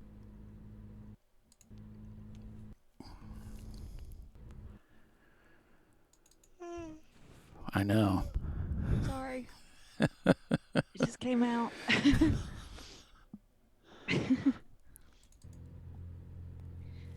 We're 13 hours in. Woohoo. All of a sudden I feel it. Just now you're feeling it? Okay. Yeah, it just all at once. Like Like, kapow. Yeah. Uh-huh. I'm like, I'm good. Oh, it's bedtime. Pace car lights are out.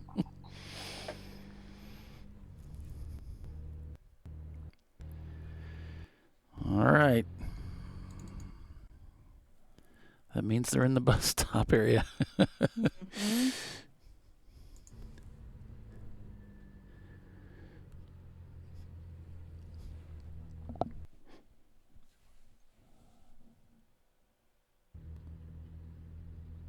I know it's not the race that Rodney Earwood was looking for, but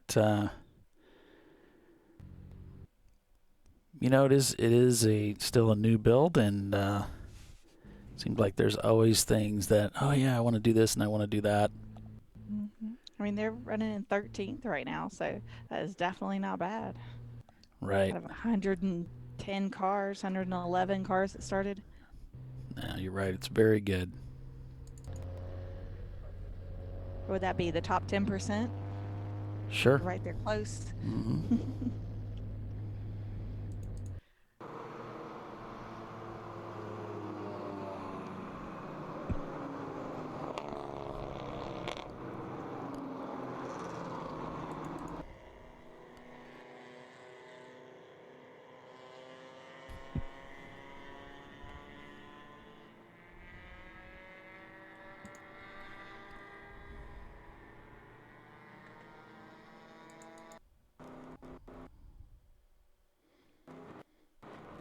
Safety cars in. Okay. I was like, somebody's got to be getting close to that green flag.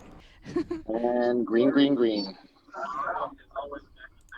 And it's a drag race between the Danger Racing and about three other cars as they dive into turn one, and Danger comes out the winner.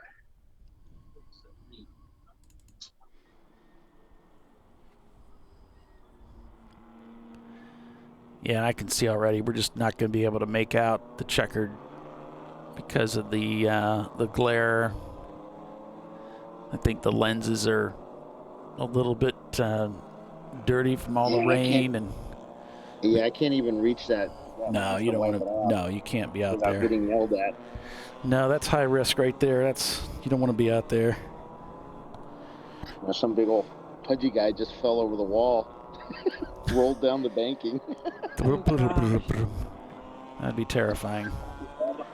Tell you, once I start rolling, I'm not going to stop for a while. I was just thinking that once you get going, you're going all the way to the grass. Yeah, and probably slide a few yards. Oh, you're welcome. You're welcome. Thanks for sticking with us today.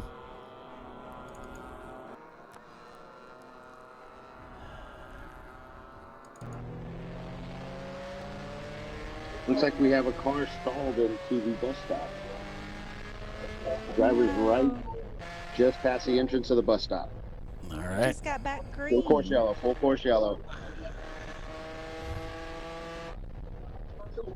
Double yellow.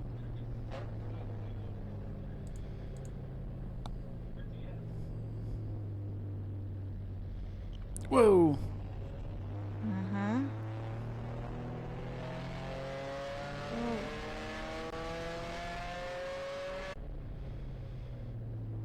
Lots of wigglies going on. Yeah. Full course. Maybe these are just. It's a little behind. Yeah. Okay. Do you have a camera in Huggins' car? No. No? Okay. I checked the Pinky's out feed and there wasn't a camera either, just to make sure.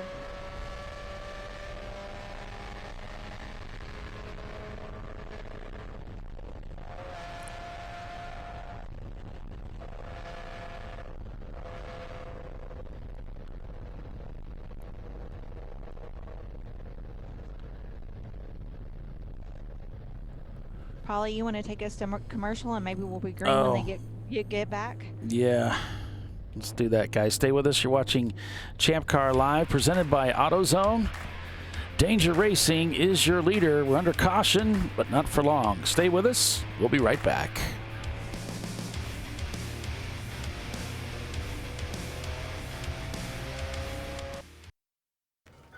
You know, I'd buy tires online, but then what? We've thought about it.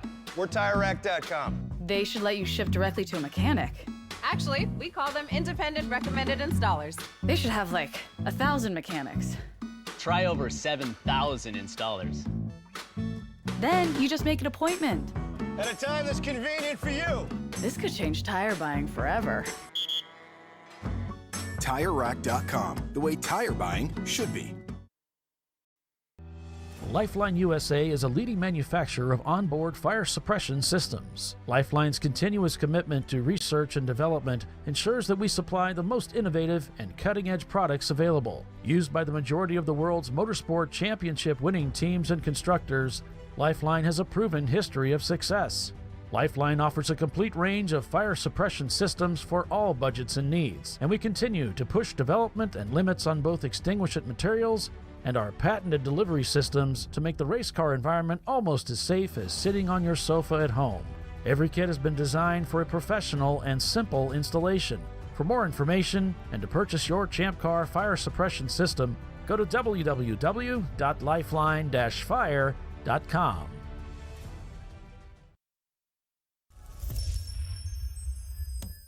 Frozen rotors from Diversified Cryogenics deliver increased performance and a higher level of safety while significantly reducing braking system costs. So to tell you a little bit about the durability of this product. So we have seen an incredible extension of the life of our brake rotors using frozen rotors. We've gone from brake rotors every other weekend to 6 weekends on one set of brake rotors, and I think they can go farther. The durability has been amazing. And it's been a fantastic season, and man, a lot of that is due to the way our car can brake on those frozen rotors. For more information, go to frozenrotors.com. Located in Northeast Ohio with 40 years of combined experience, Money Shift Racing knows how to deliver performance and safety, offering everything you need to get your vehicle and drivers ready for race day. From safety equipment to full engine assembly and repair, in-house fabrication, 3D design, and rapid prototyping. Money Shift Racing. Performance done right.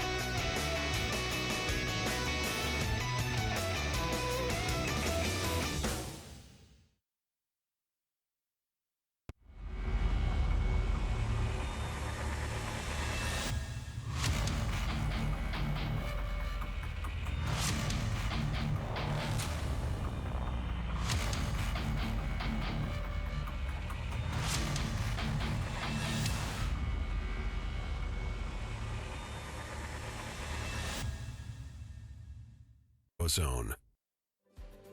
FlexIO is an entirely new kind of sensor, designed from the ground up to operate in environments where existing solutions don't work, including places without power, internet access, or protection from the elements. Whether it's in your backyard or on the other side of the country, this durable battery-powered sensor uses LTE connection to provide real-time alerts so you can keep an eye on what matters most without boundaries. FlexIO works right out of the box as a contact sensor for gates, sheds, storage boxes, and virtually anything else that opens or closes. You can also monitor freestanding items like tools, tractors, and golf carts with a wired sensor input that easily connects to MagnaPull loops. No matter where you install it, Flex.io comes with all the benefits of the Alarm.com platform. In addition to our intelligent alerts, you can get real-time status updates on your phone, see Flex.io events in your activity timeline, and easily automate your other smart home devices. With Flex.io, we're welcoming a powerful new class of security solutions.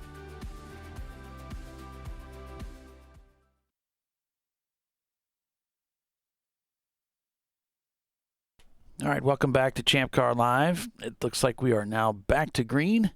They've cleared the area as we're now heading into this final hour of racing here at Daytona International Speedway to wrap up the Daytona 14.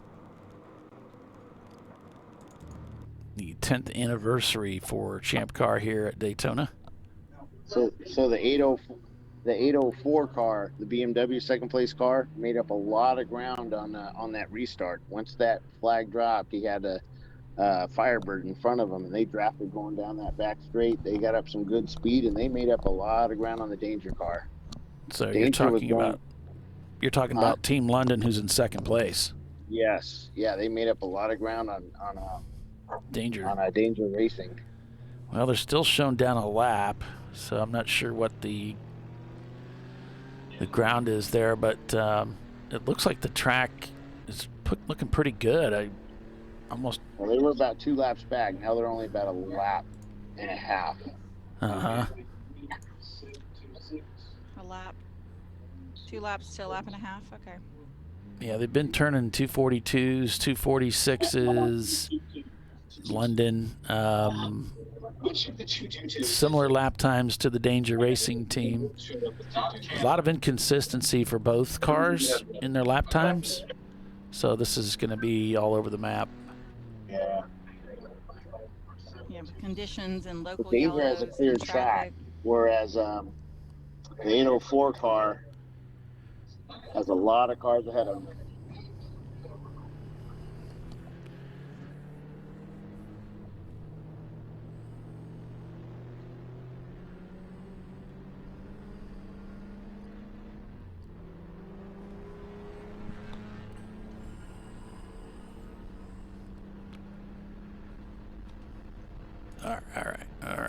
All right.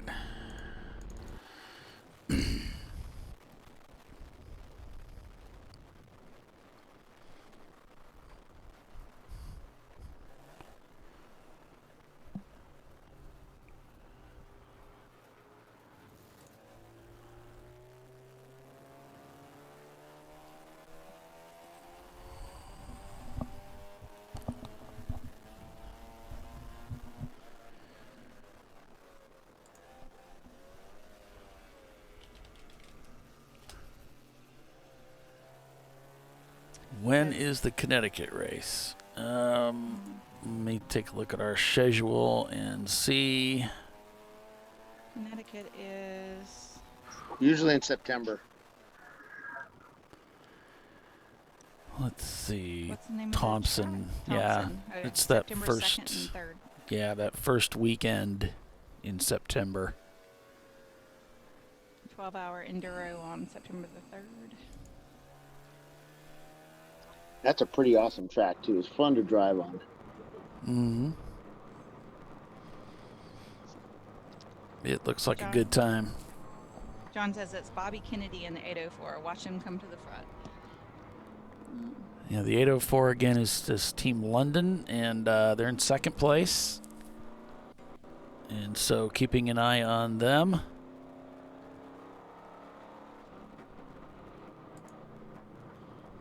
They're shown down about 1 lap from the leader right now. Just ran a 2:39 on that last lap to Danger's 2:41. They picked up the pace a little bit. Let's see here. Blue Steel about a 1.5 seconds behind Rockingham Racing there in 9th place. So we'll keep an eye on that. As Rockingham, this is I think the furthest they've been up in the field today in P9. Correct. So this is good for them. See if they can maintain that lead over Blue Steel. And we've got Kruger Tune Racing in 14th, 17 seconds back from OFIC.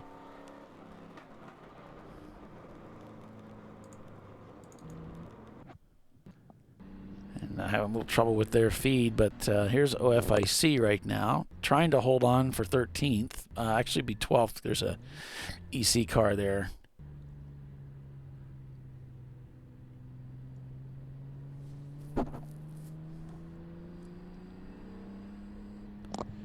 Looks like that Weeby Racing team's just back about 3 seconds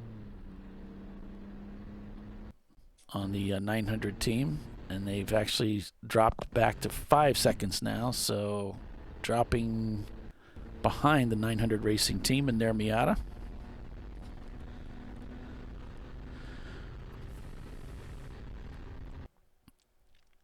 So it's just 1 minute and 36 seconds between second and third place. Got it. After 14 hours of racing, they're not quite 14 yet, but we're really close. Headquarter about 3 seconds back from the EC team Octane. So not much room for them there. CU Boulder back about 13 seconds from headquarters. Check in with them.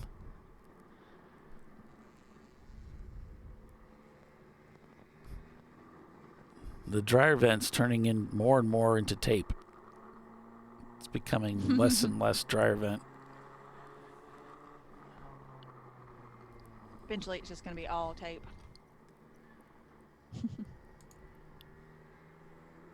So thanks for tuning in and joining us today, folks. Hit that like button if you haven't already. Appreciate that.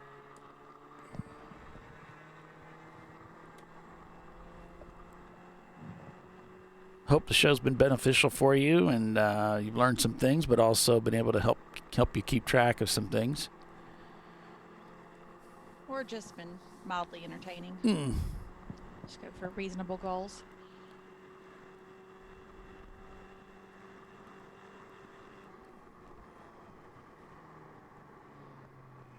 Okay, so Danger just crossed start finish. I was trying to see how far Team London really is behind them. I don't know if it's going to give me a split though. There goes Rotary Rocketeers over start finish.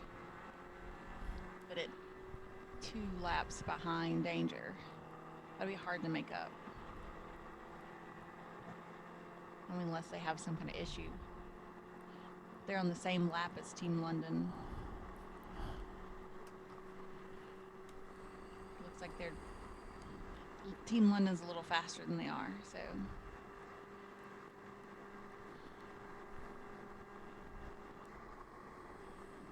Could make quite a race of it, you know. It wouldn't take much. True.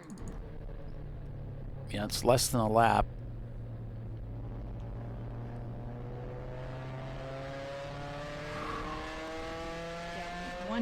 One miss and you're off track, and takes a minute to get back on track, and that gap is gone. Exactly. Get stuck, whatever. Thanks, Lucas. I appreciate that. It's all Polly. Thanks, RJ. Appreciate you, brother.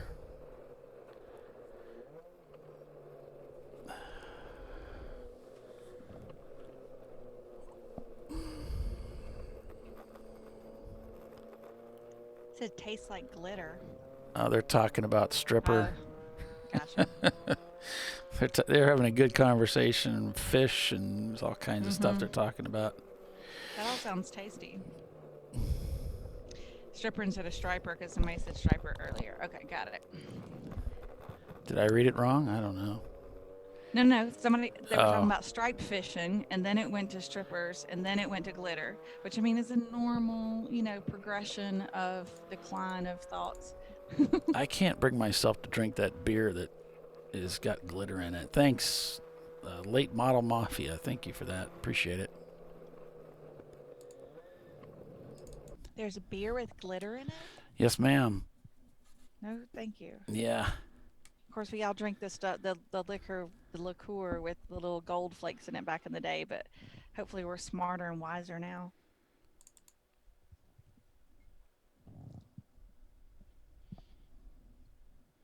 Glitter beer, no.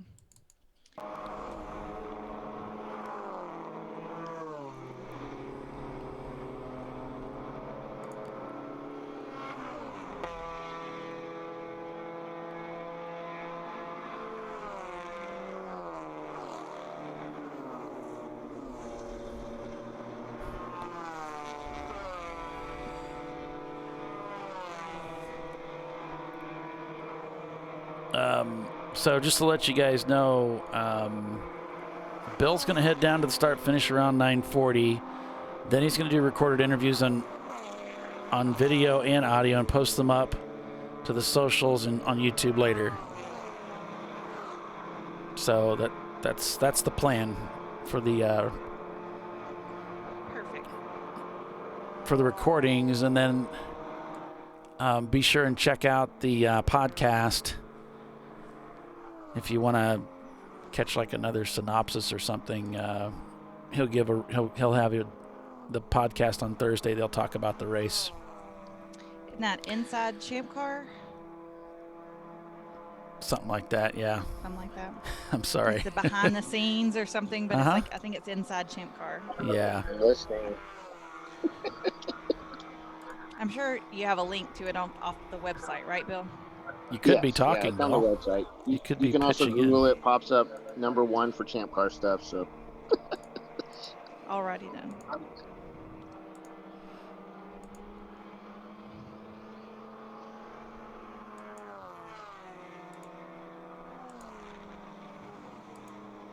#1, huh?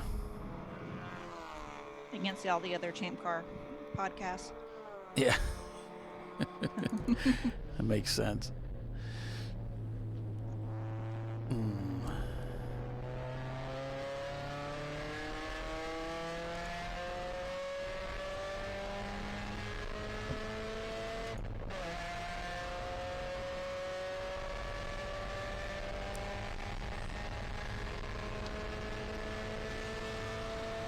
Let's see what kind of speed he can get. This is our 18th place All right, car. so they're trying to black flag 726. And that's Hendricks Motorsports. And Kimmy, if you're listening, you need to bring your guy in. He's getting black flagged. And they're going to take him off the scoring to try and get him in here. Maybe somebody's watching it. So he hit a $121 going to the bus stop. He might be able to get a little bit more going down the front straightaway. Should be able to.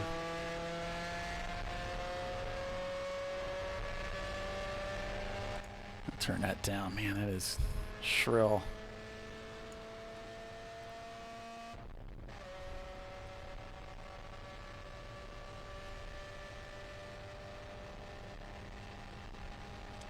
Yeah, look, my little Miata I had back in the day, it was even the 1.8, and I think it was top speed was like 85. Not doing that. 123. 5. That was it. That's all she had, baby. 125. It's pretty good. Heck yeah. It's pretty good for a Miata, you know. I don't know. I mean, that's the measuring and everything. I remember at Road America, you don't spend a whole lot of time looking at the speedometer when you're going that fast. I think I was doing like a $119 going into turn 1. Back when I first started racing with ChampCar. Oh, sideways right in front of him. But nice that it just kind of kept going in that direction, you know. Didn't come back at him.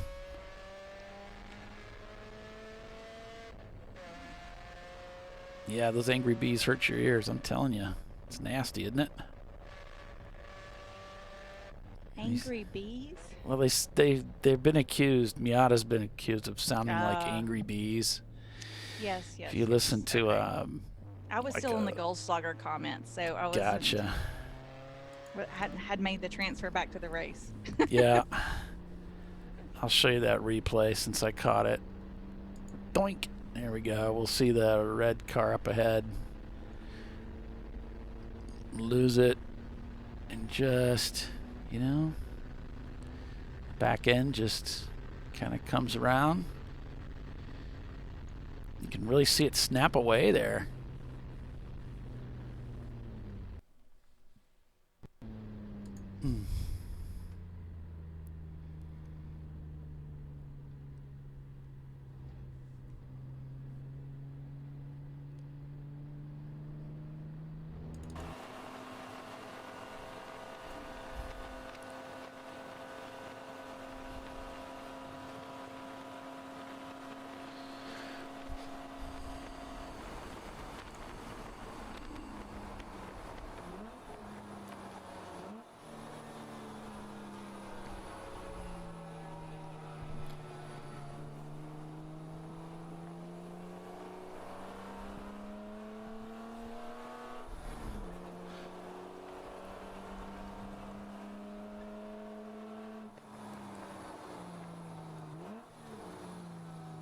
You know, at the beginning of the race, Polly, we were talking about the Floridians and Team Jackie X and Rotary Rocketeers, and I'm pretty sure we mentioned Danger, and if we didn't, we should have.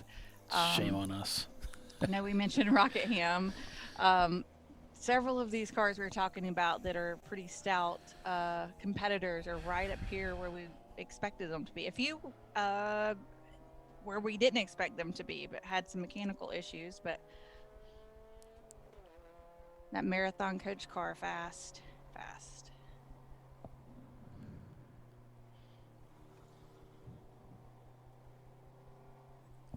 Yeah, we kind of had our eye on Team Jackie Eggs for quite a while, though. You were bringing them up, saying, you know what, these guys are kind of hanging around out there. And they tend to find themselves there at the end, like in the top 5, you know. Yeah.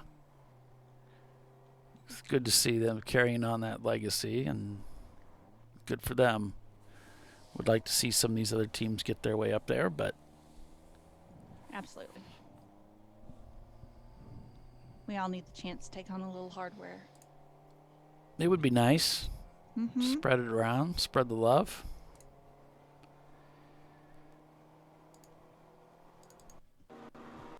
Zip Tide looks like they're going to keep the car out there today. Bring it home. Almost just a little over 30 minutes remain before they throw that checkered flag.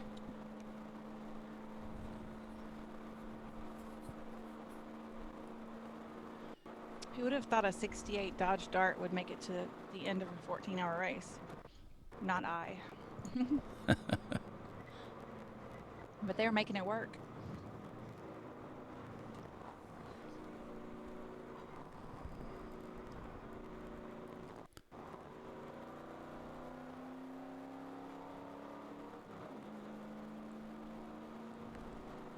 A few starry nights will bring that glittery up. Oof, I'm gonna skip a word.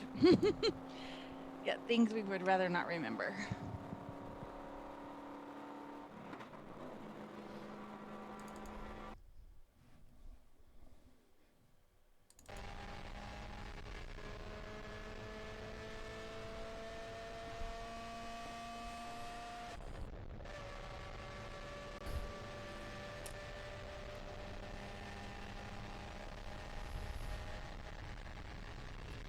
So we started out the race. We had a couple of early red flags that brought the field to a stop on the track. And then we red flagged due to lightning concerns. And that had us, they had the race stopped for about 3 hours.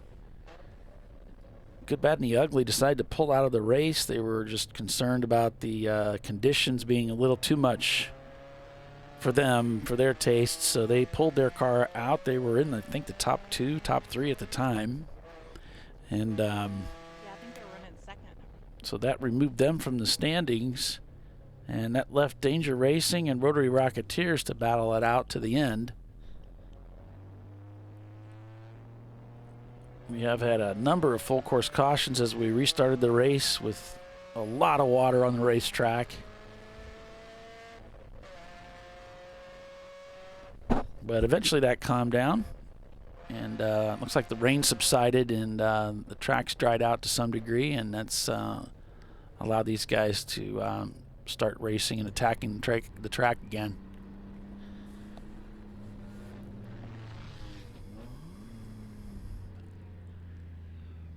Wow. Yeah, just the tempo of this race has been interrupted frequently by the weather or the immense amount of cautions we've encountered.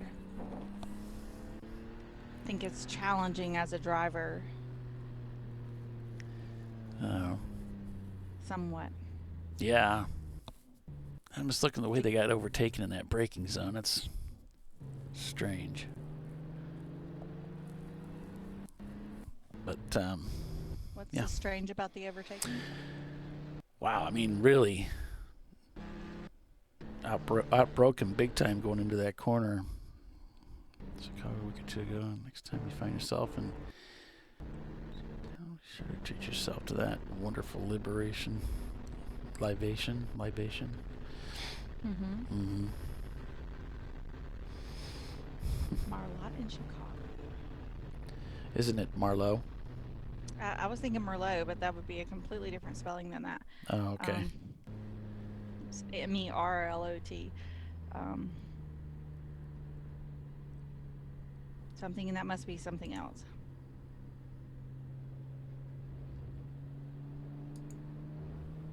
And John pointing out that Team London turning the faster lap times. Consistently, yes. Team Phillips has... I'm sorry? Oh, I just don't think they have the time to make up that lap and a half.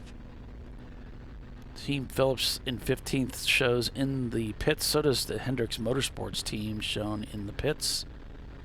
And one of the Rosmar teams, car number 472 in 35th, they're in the pits. And the AOA Racing Mazda down in 41st has come into the pits. Wow, they were much higher up than that. They've dropped 39 spots today. So obviously some problems for the Miata that just recently switched over to B class from EC.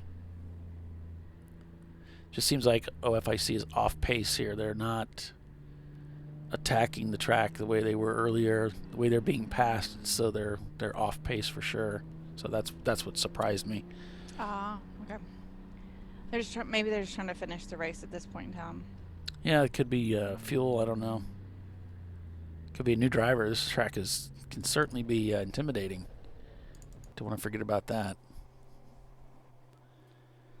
True. Maybe. I don't know. I mean, you can usually see where you're going. It's got higher speeds than some of the courses we go to, but other than a couple of places like Turn 1 and the bus stop can be a little tricky, but you can always see where you're going. So, I don't know. I guess it depends on the driver. I think this one's a dash easier to drive than some of the others. Yeah. But it does take some time, especially as a new driver, to build up to like the confidence to take those speeds and bring that speed down so much to make Turn 1, because you're going so fast that your concept of speed, gets a little distraught when you're going into that tight Turn 1 coming on to this the road course. So getting that down just right, a little tricksy.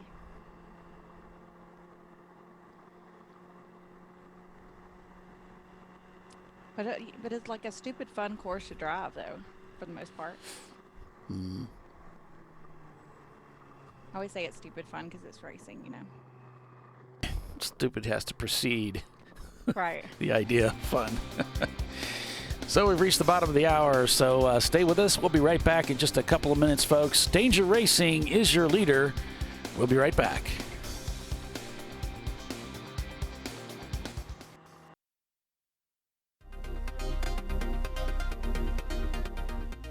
Welcome to TireRack.com, revolutionizing tire buying since 1979.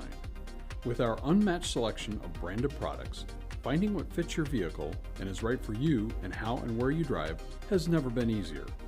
Through helpful online shopping tools that include our professional hands-on reviews done at the introduction of a tire and consumer reviews that give real-world feedback over the life of the tire, You can make the right tire choice and find exactly what you need. And if you prefer to talk to someone, our tire testers, our sales team, are available.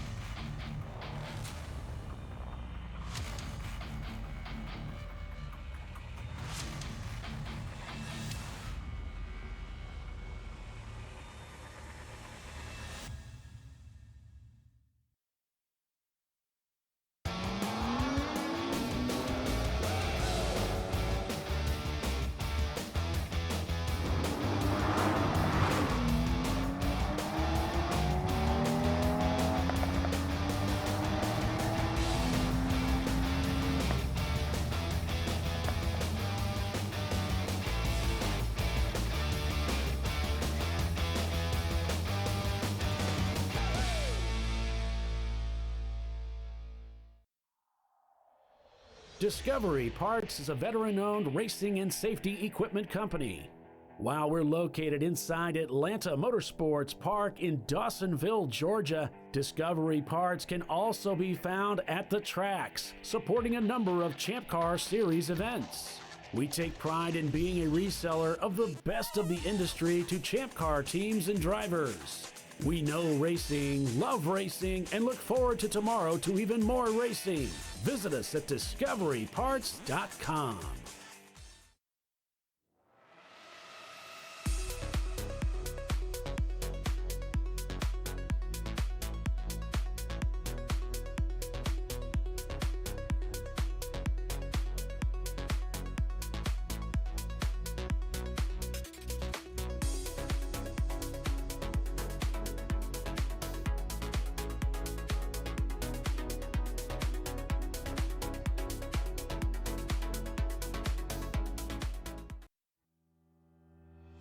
Lifeline USA is a leading manufacturer of onboard fire suppression systems. Lifeline's continuous commitment to research and development ensures that we supply the most innovative and cutting-edge products available, used by the majority of the world's motorsport championship-winning teams and constructors. Lifeline has a proven history of success. Lifeline offers a complete range of fire suppression systems for all budgets and needs, and we continue to push development and limits on both extinguishment materials and our patented delivery systems to make the race car environment almost as safe as sitting on your sofa at home.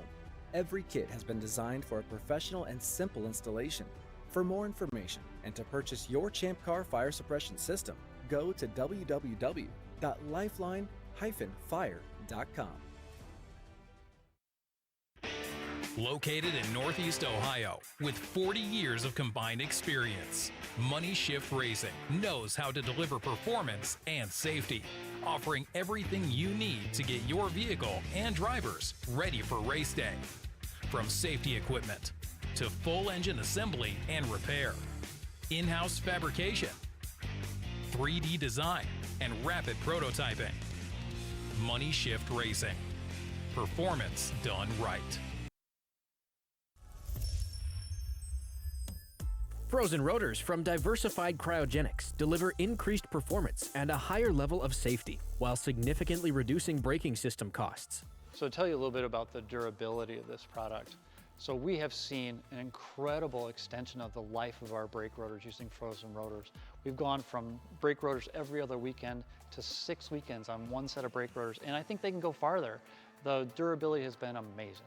And it's been a fantastic season, and man, a lot of that is due to the way our car can brake on those frozen rotors. For more information, go to frozenrotors.com.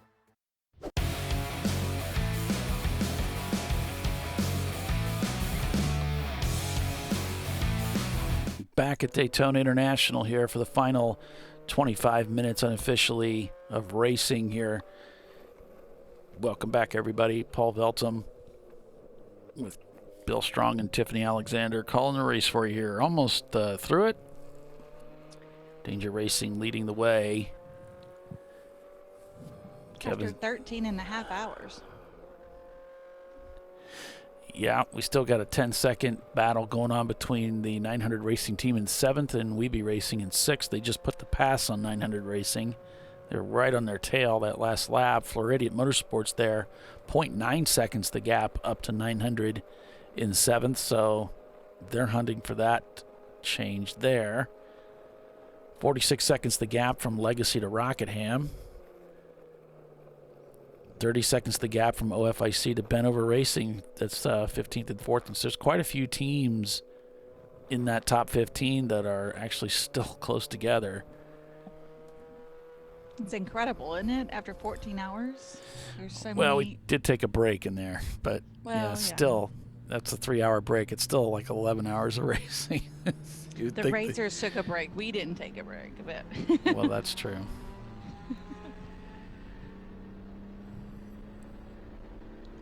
They were racing.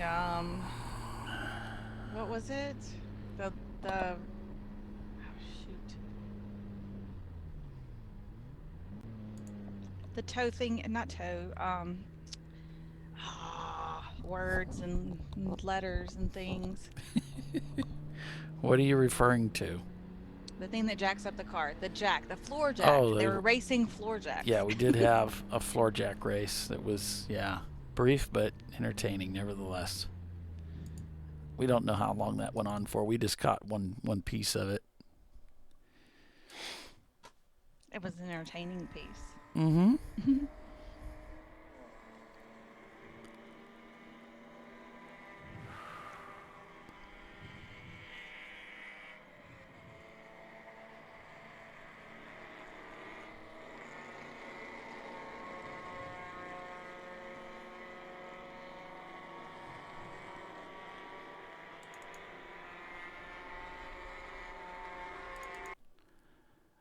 Yeah, guys, I do run commercials. I run them at the top of the hour and the bottom of the hour. It's about one's 5 minutes, one's 4 minutes. So I give you 51 minutes of me. I'm only asking to give me a 9-minute break per hour. Yeah. We got to pay the bills. Yeah, and those guys, it's all written into their contracts and everything. It keeps the costs down for the club, and that means we pay less for, well, not we. I don't pay for the races, but you guys do.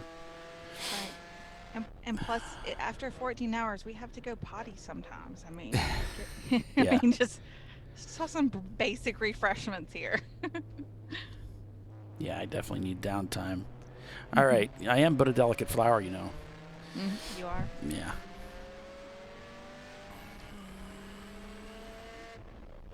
Into 6, here we go. Looking for a way by. Try not to lose any ground. There's the Lotus. It's so cool. You can see it wiggle a little bit. Yeah. I love those things. They're so cool.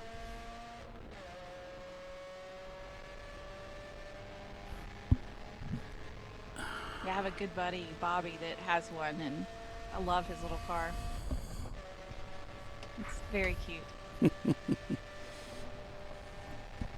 I mean, I can say that because I drive a Boxster, so he can say my little cute car too. There you go.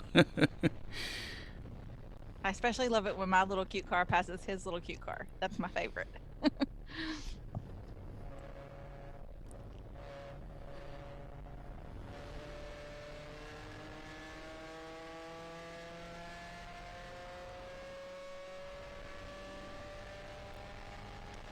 This car has a really good visuals out of it, better than some of the others.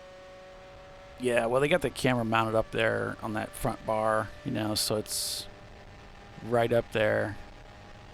So you get to see out that windshield real good. It's a pretty good view. So when does it get scary and you gotta lift and hit the brakes? Oh my God, dive in. Don't screw it up, don't screw it up, don't screw it out, get it turned. I mean, that's how you go through there, right? Yeah. Yeah. It's like, I got it. No, I really got it this time. Okay.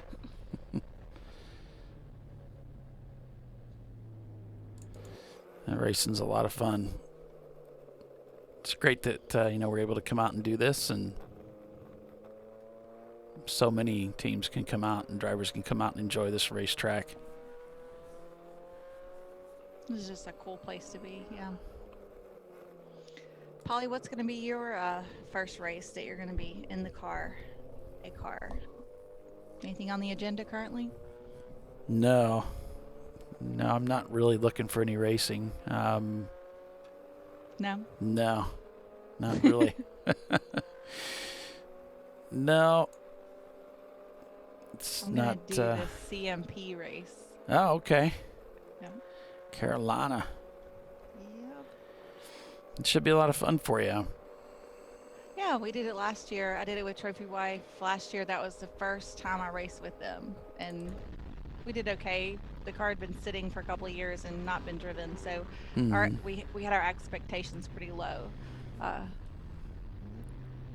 So we had fun while it was running. Yeah. That's usually the way it is, isn't it? It is.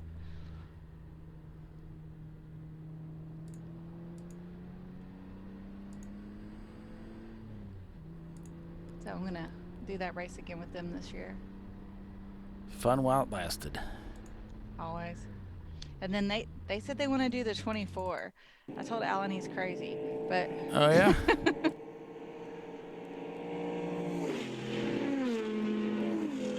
There's only 3 of us who drive typically, so I was like, you're going to have to find some other drivers. I'm not breaking up a 24 between 3 people. Yeah. Not happening. I am old and out of shape.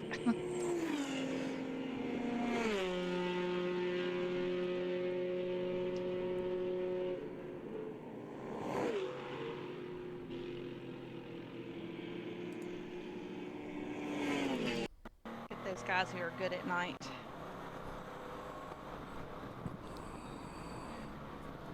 In the fog and all of the things. I know last year at VIR we were shut down for the majority of the late evening till early morning because of the fog. So nobody really had to drive in it. Right. See that big white wing thing Yeah. over there? Yeah. It looks like, you know, those little kid toys that you push the little kid in, the kid sits down in it and you push them from behind. Yeah. That's what it reminds me of. I think it's a tip of the hat to the Superbird wing, you know. They had that gigantic cocky wing on the back of it like that.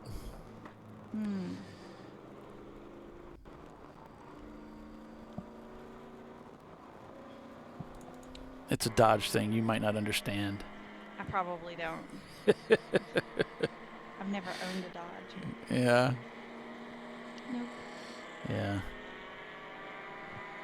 It put Petty on the map, man. That thing was crazy.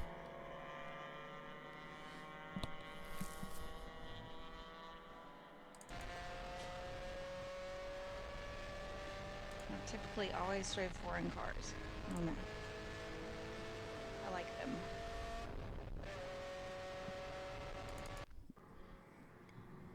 Yeah, me too. I enjoy them. My little Yorkie just ran out of patience. 13 hours and 45 minutes in. I mean, I guess she did pretty good, but now she's run out of patience. What's she doing now? She's barking and stuff? No, jumping up on me. She wants me to hold her and pet her and stuff. Oh, needing some love. Uh-huh. She's done with watching me with this headset on from afar. Gotcha. Well, I will say I have to commend these teams that came out here. Of the top 50 cars that are currently scored in the top 50, only 3 aren't turning laps. Hong North, Bensky Racing, and Rosmar. Everybody else is out there turning laps, including both the Brew Crew cars. Congratulations to those guys. So it's just, yeah, it's cool. It's good to see all that. And I still want to know what the lemon tea party means. Just FYI, whoever knows those guys. The 886 Honda Civic. Yes, Fred, he did.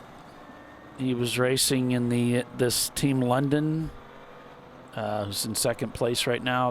They brought 2 cars, and this car up in second place is doing really well. So, yeah, I found out for you what was going on there.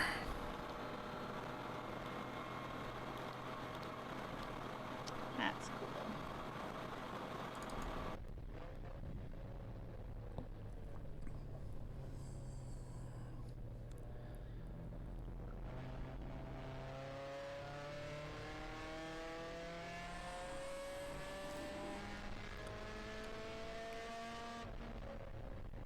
Legacy Auto Sports, sorry. You go ahead. Legacy Auto Sports, 5 seconds the gap up to Rockingham Racing in 11th place. Just turned a 232 to Rockingham's with 247. So that is a relatively close battle there. Yeah, this one's spitting distance. DVM Racing in 23rd up to Reeves Racing, 5.5 second gap. Tell whoever's in the Rockingham car they're gonna have to pick it up. You're welcome, Fred. Yep. Yeah, I think the track's drying out, definitely making a big difference in their ability to attack the track. Mm-hmm.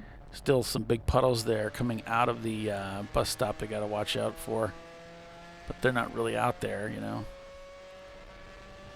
Shouldn't be. Right. Shouldn't be. They're way out there. They've got a problem already.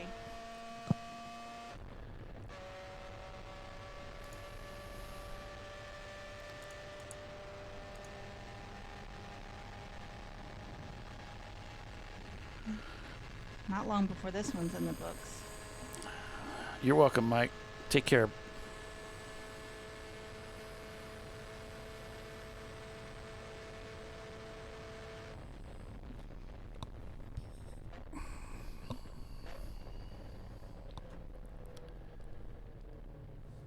I don't has Danger won before? Like in that car? Overall? I can't remember. I know they've done well. Yeah, and Doc used to have something that would query that kind of stuff, and I'm not sure how he pulled it off with what he was using. So I don't know, but there was a way. He had a query set up to where he could get it, and I haven't spent the time or energy to figure it out, but there is a way to find out. One day. Yep. I've had to rewrite so much of that, and it was a lot of energy that went into the building a Visual Basic database. Yeah. And money. A little bit of money. Mm. Not a lot. So made it something that's more user-friendly? It works, yeah. I don't know. Like I said, I couldn't make heads or tails of what he was doing. Mm-hmm. He had tables, but everything looked broken to me, so I don't know how he was using it. So I had to kind of start over with the query part, not the data. Just how to pull it together. Gotcha. Oh, Tyler's saying Danger won at Road Atlanta a few years back in the same car. Oh, okay. I know that like Danger Racing and Hurley drives with Huggins and Huggins wins in that car, and then Roger drives with them, and then they drive in the Birmingham car, and it's hard for me to keep that incestuous bunch straight. I say that with all the love in my heart, though. They're all really good guys and really good drivers, good teammates.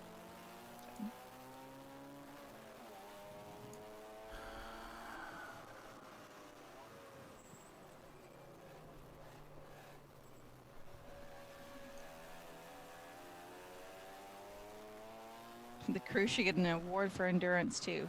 No doubt.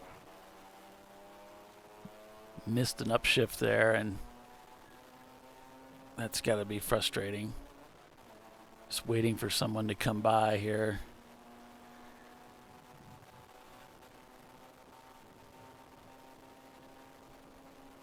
It looks like he's looking.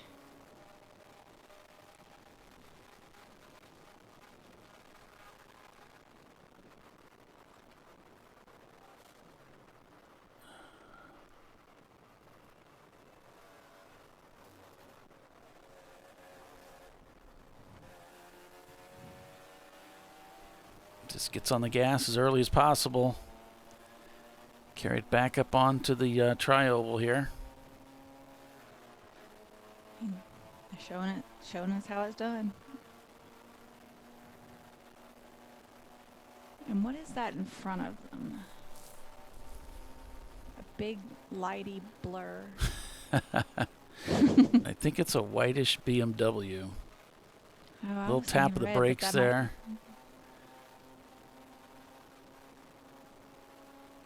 Not sure why he tapped the brakes there, but it caused the RX-7 to have to check up too.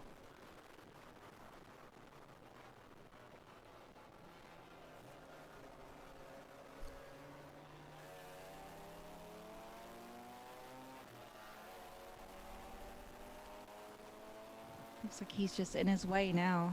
Like, yeah, I mean, he made a pass coming out of 6. He had him and then missed that shift, and that screwed everything up. He got back around him, so here he passes him again.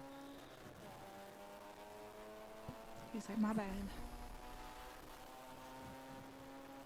Closing speed on that car was incredible.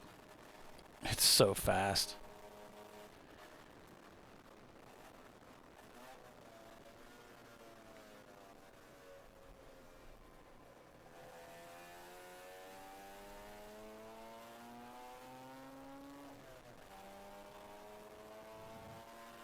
So I guess Bill's headed down to impound. Yeah, he's got to take some pictures here, and he'll do Record the some interviews, and then he'll get that stuff posted. A little late getting to the power there. I think he wasn't quite sure what the car head was going to do. Didn't want to end up in his tailpipe.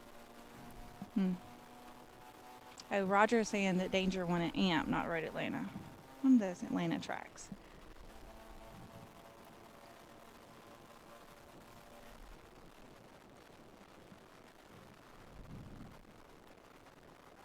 Thank you for clearing that up, Roger.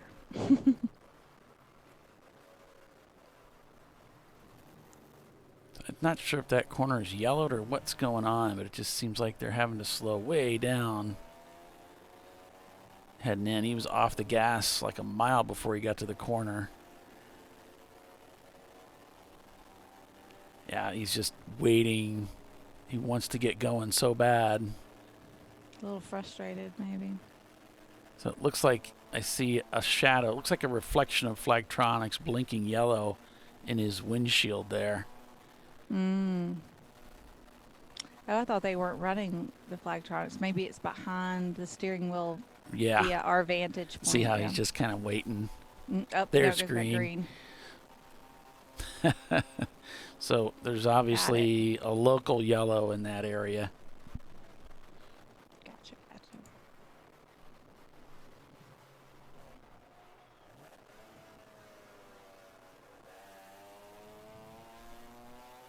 You know, I was really, kind of on the fence about the whole Flagtronics thing back in the day when it first came out. They were talking about it, but like after using one, like, and in my teammates on the Trophy Wife car, they were, I was like, hey, they're letting us try these out for free. Let's just put it in the car and see what we think, blah, blah, blah. And they were like, and so I went and got one, and they didn't even put it in that day. What until the second day of the race that they put it in. They forgot about it. But then after they used it at Barber, the team owner was like, loved it, and I liked it too, and went and said, hey, let me buy this from you. we'll take this one that we have. It's fine. He's like, that thing is very helpful. So it's always nice when you see a product, exceed expectations versus pros and cons. I mean, there's always going to be pros and cons to everything, but right, it's impressive little Gadget.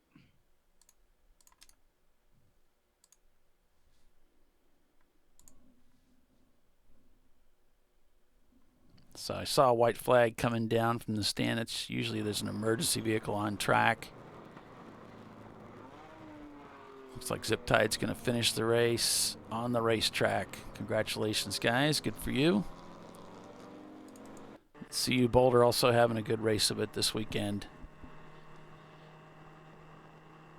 Definitely showing a lot of power and potential with that car.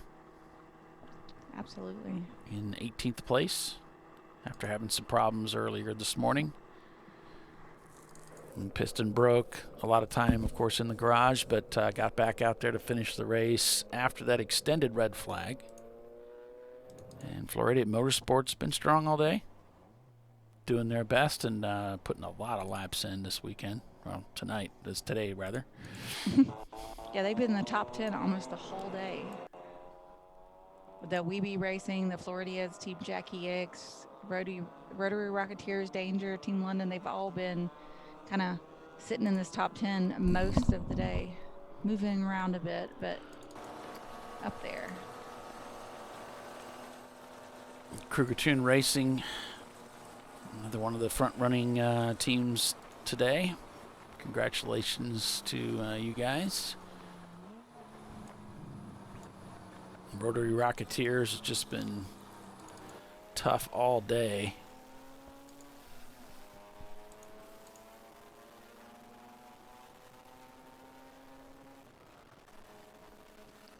Yeah, they've definitely put up a fight.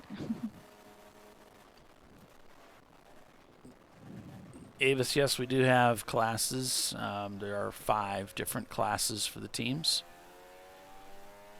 We have an A, B, C, D, and EC class. And the spread is primarily over engine displacement.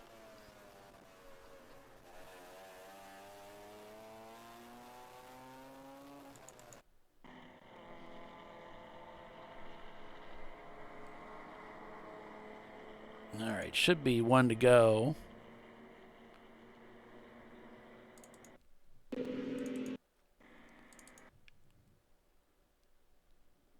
So we'll be watching here. It'll be difficult to see anything because of the all of the reflections and everything here, but yeah, we'll do our best with what we got. You should just be able to see the flag come from the top of the flag stand. And Danger Racing, this final lap, look at this, 199 laps turned. I think they're going to make it an even 200 today. Wow. Show-offs. Right?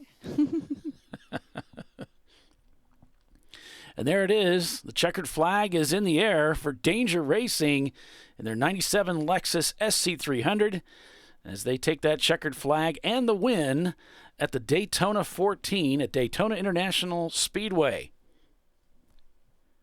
Congratulations, Danger Racing team.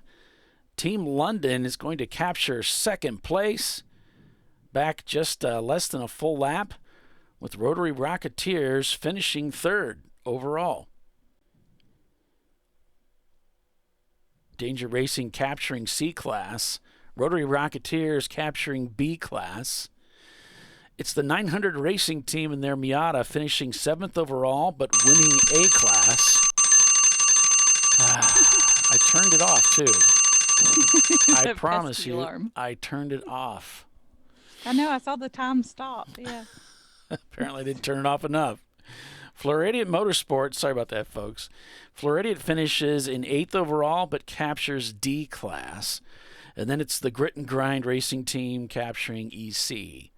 So congratulations to everyone out there. I can go ahead and show you that display there that we're looking at. There we have it. We have Danger Racing taking the win with Team London in second, Rotary Rocketeers in third. Official results will be posted on Speed Hive, so you can follow up there after Impound. Impound's usually about a half an hour long. You can always check in the morning, and we'll have that posted up for you, okay? So that's going to do it for us. You can check out those driver interviews on our YouTube channel if you want to catch that. And then, of course, on our podcast, we'll do a brief review of the race. Okay? So for Bill Strong, Tiffany, thank you so much for all of your work today, hanging out with us and calling the race. Sure appreciate you. And so for Bill and Tiffany, I'm Paul Veltum and Brian Belansky. I'm Paul Veltum saying so long for now, folks. We'll see you at the next one. Congratulations to Danger Racing. Goodbye. Bye.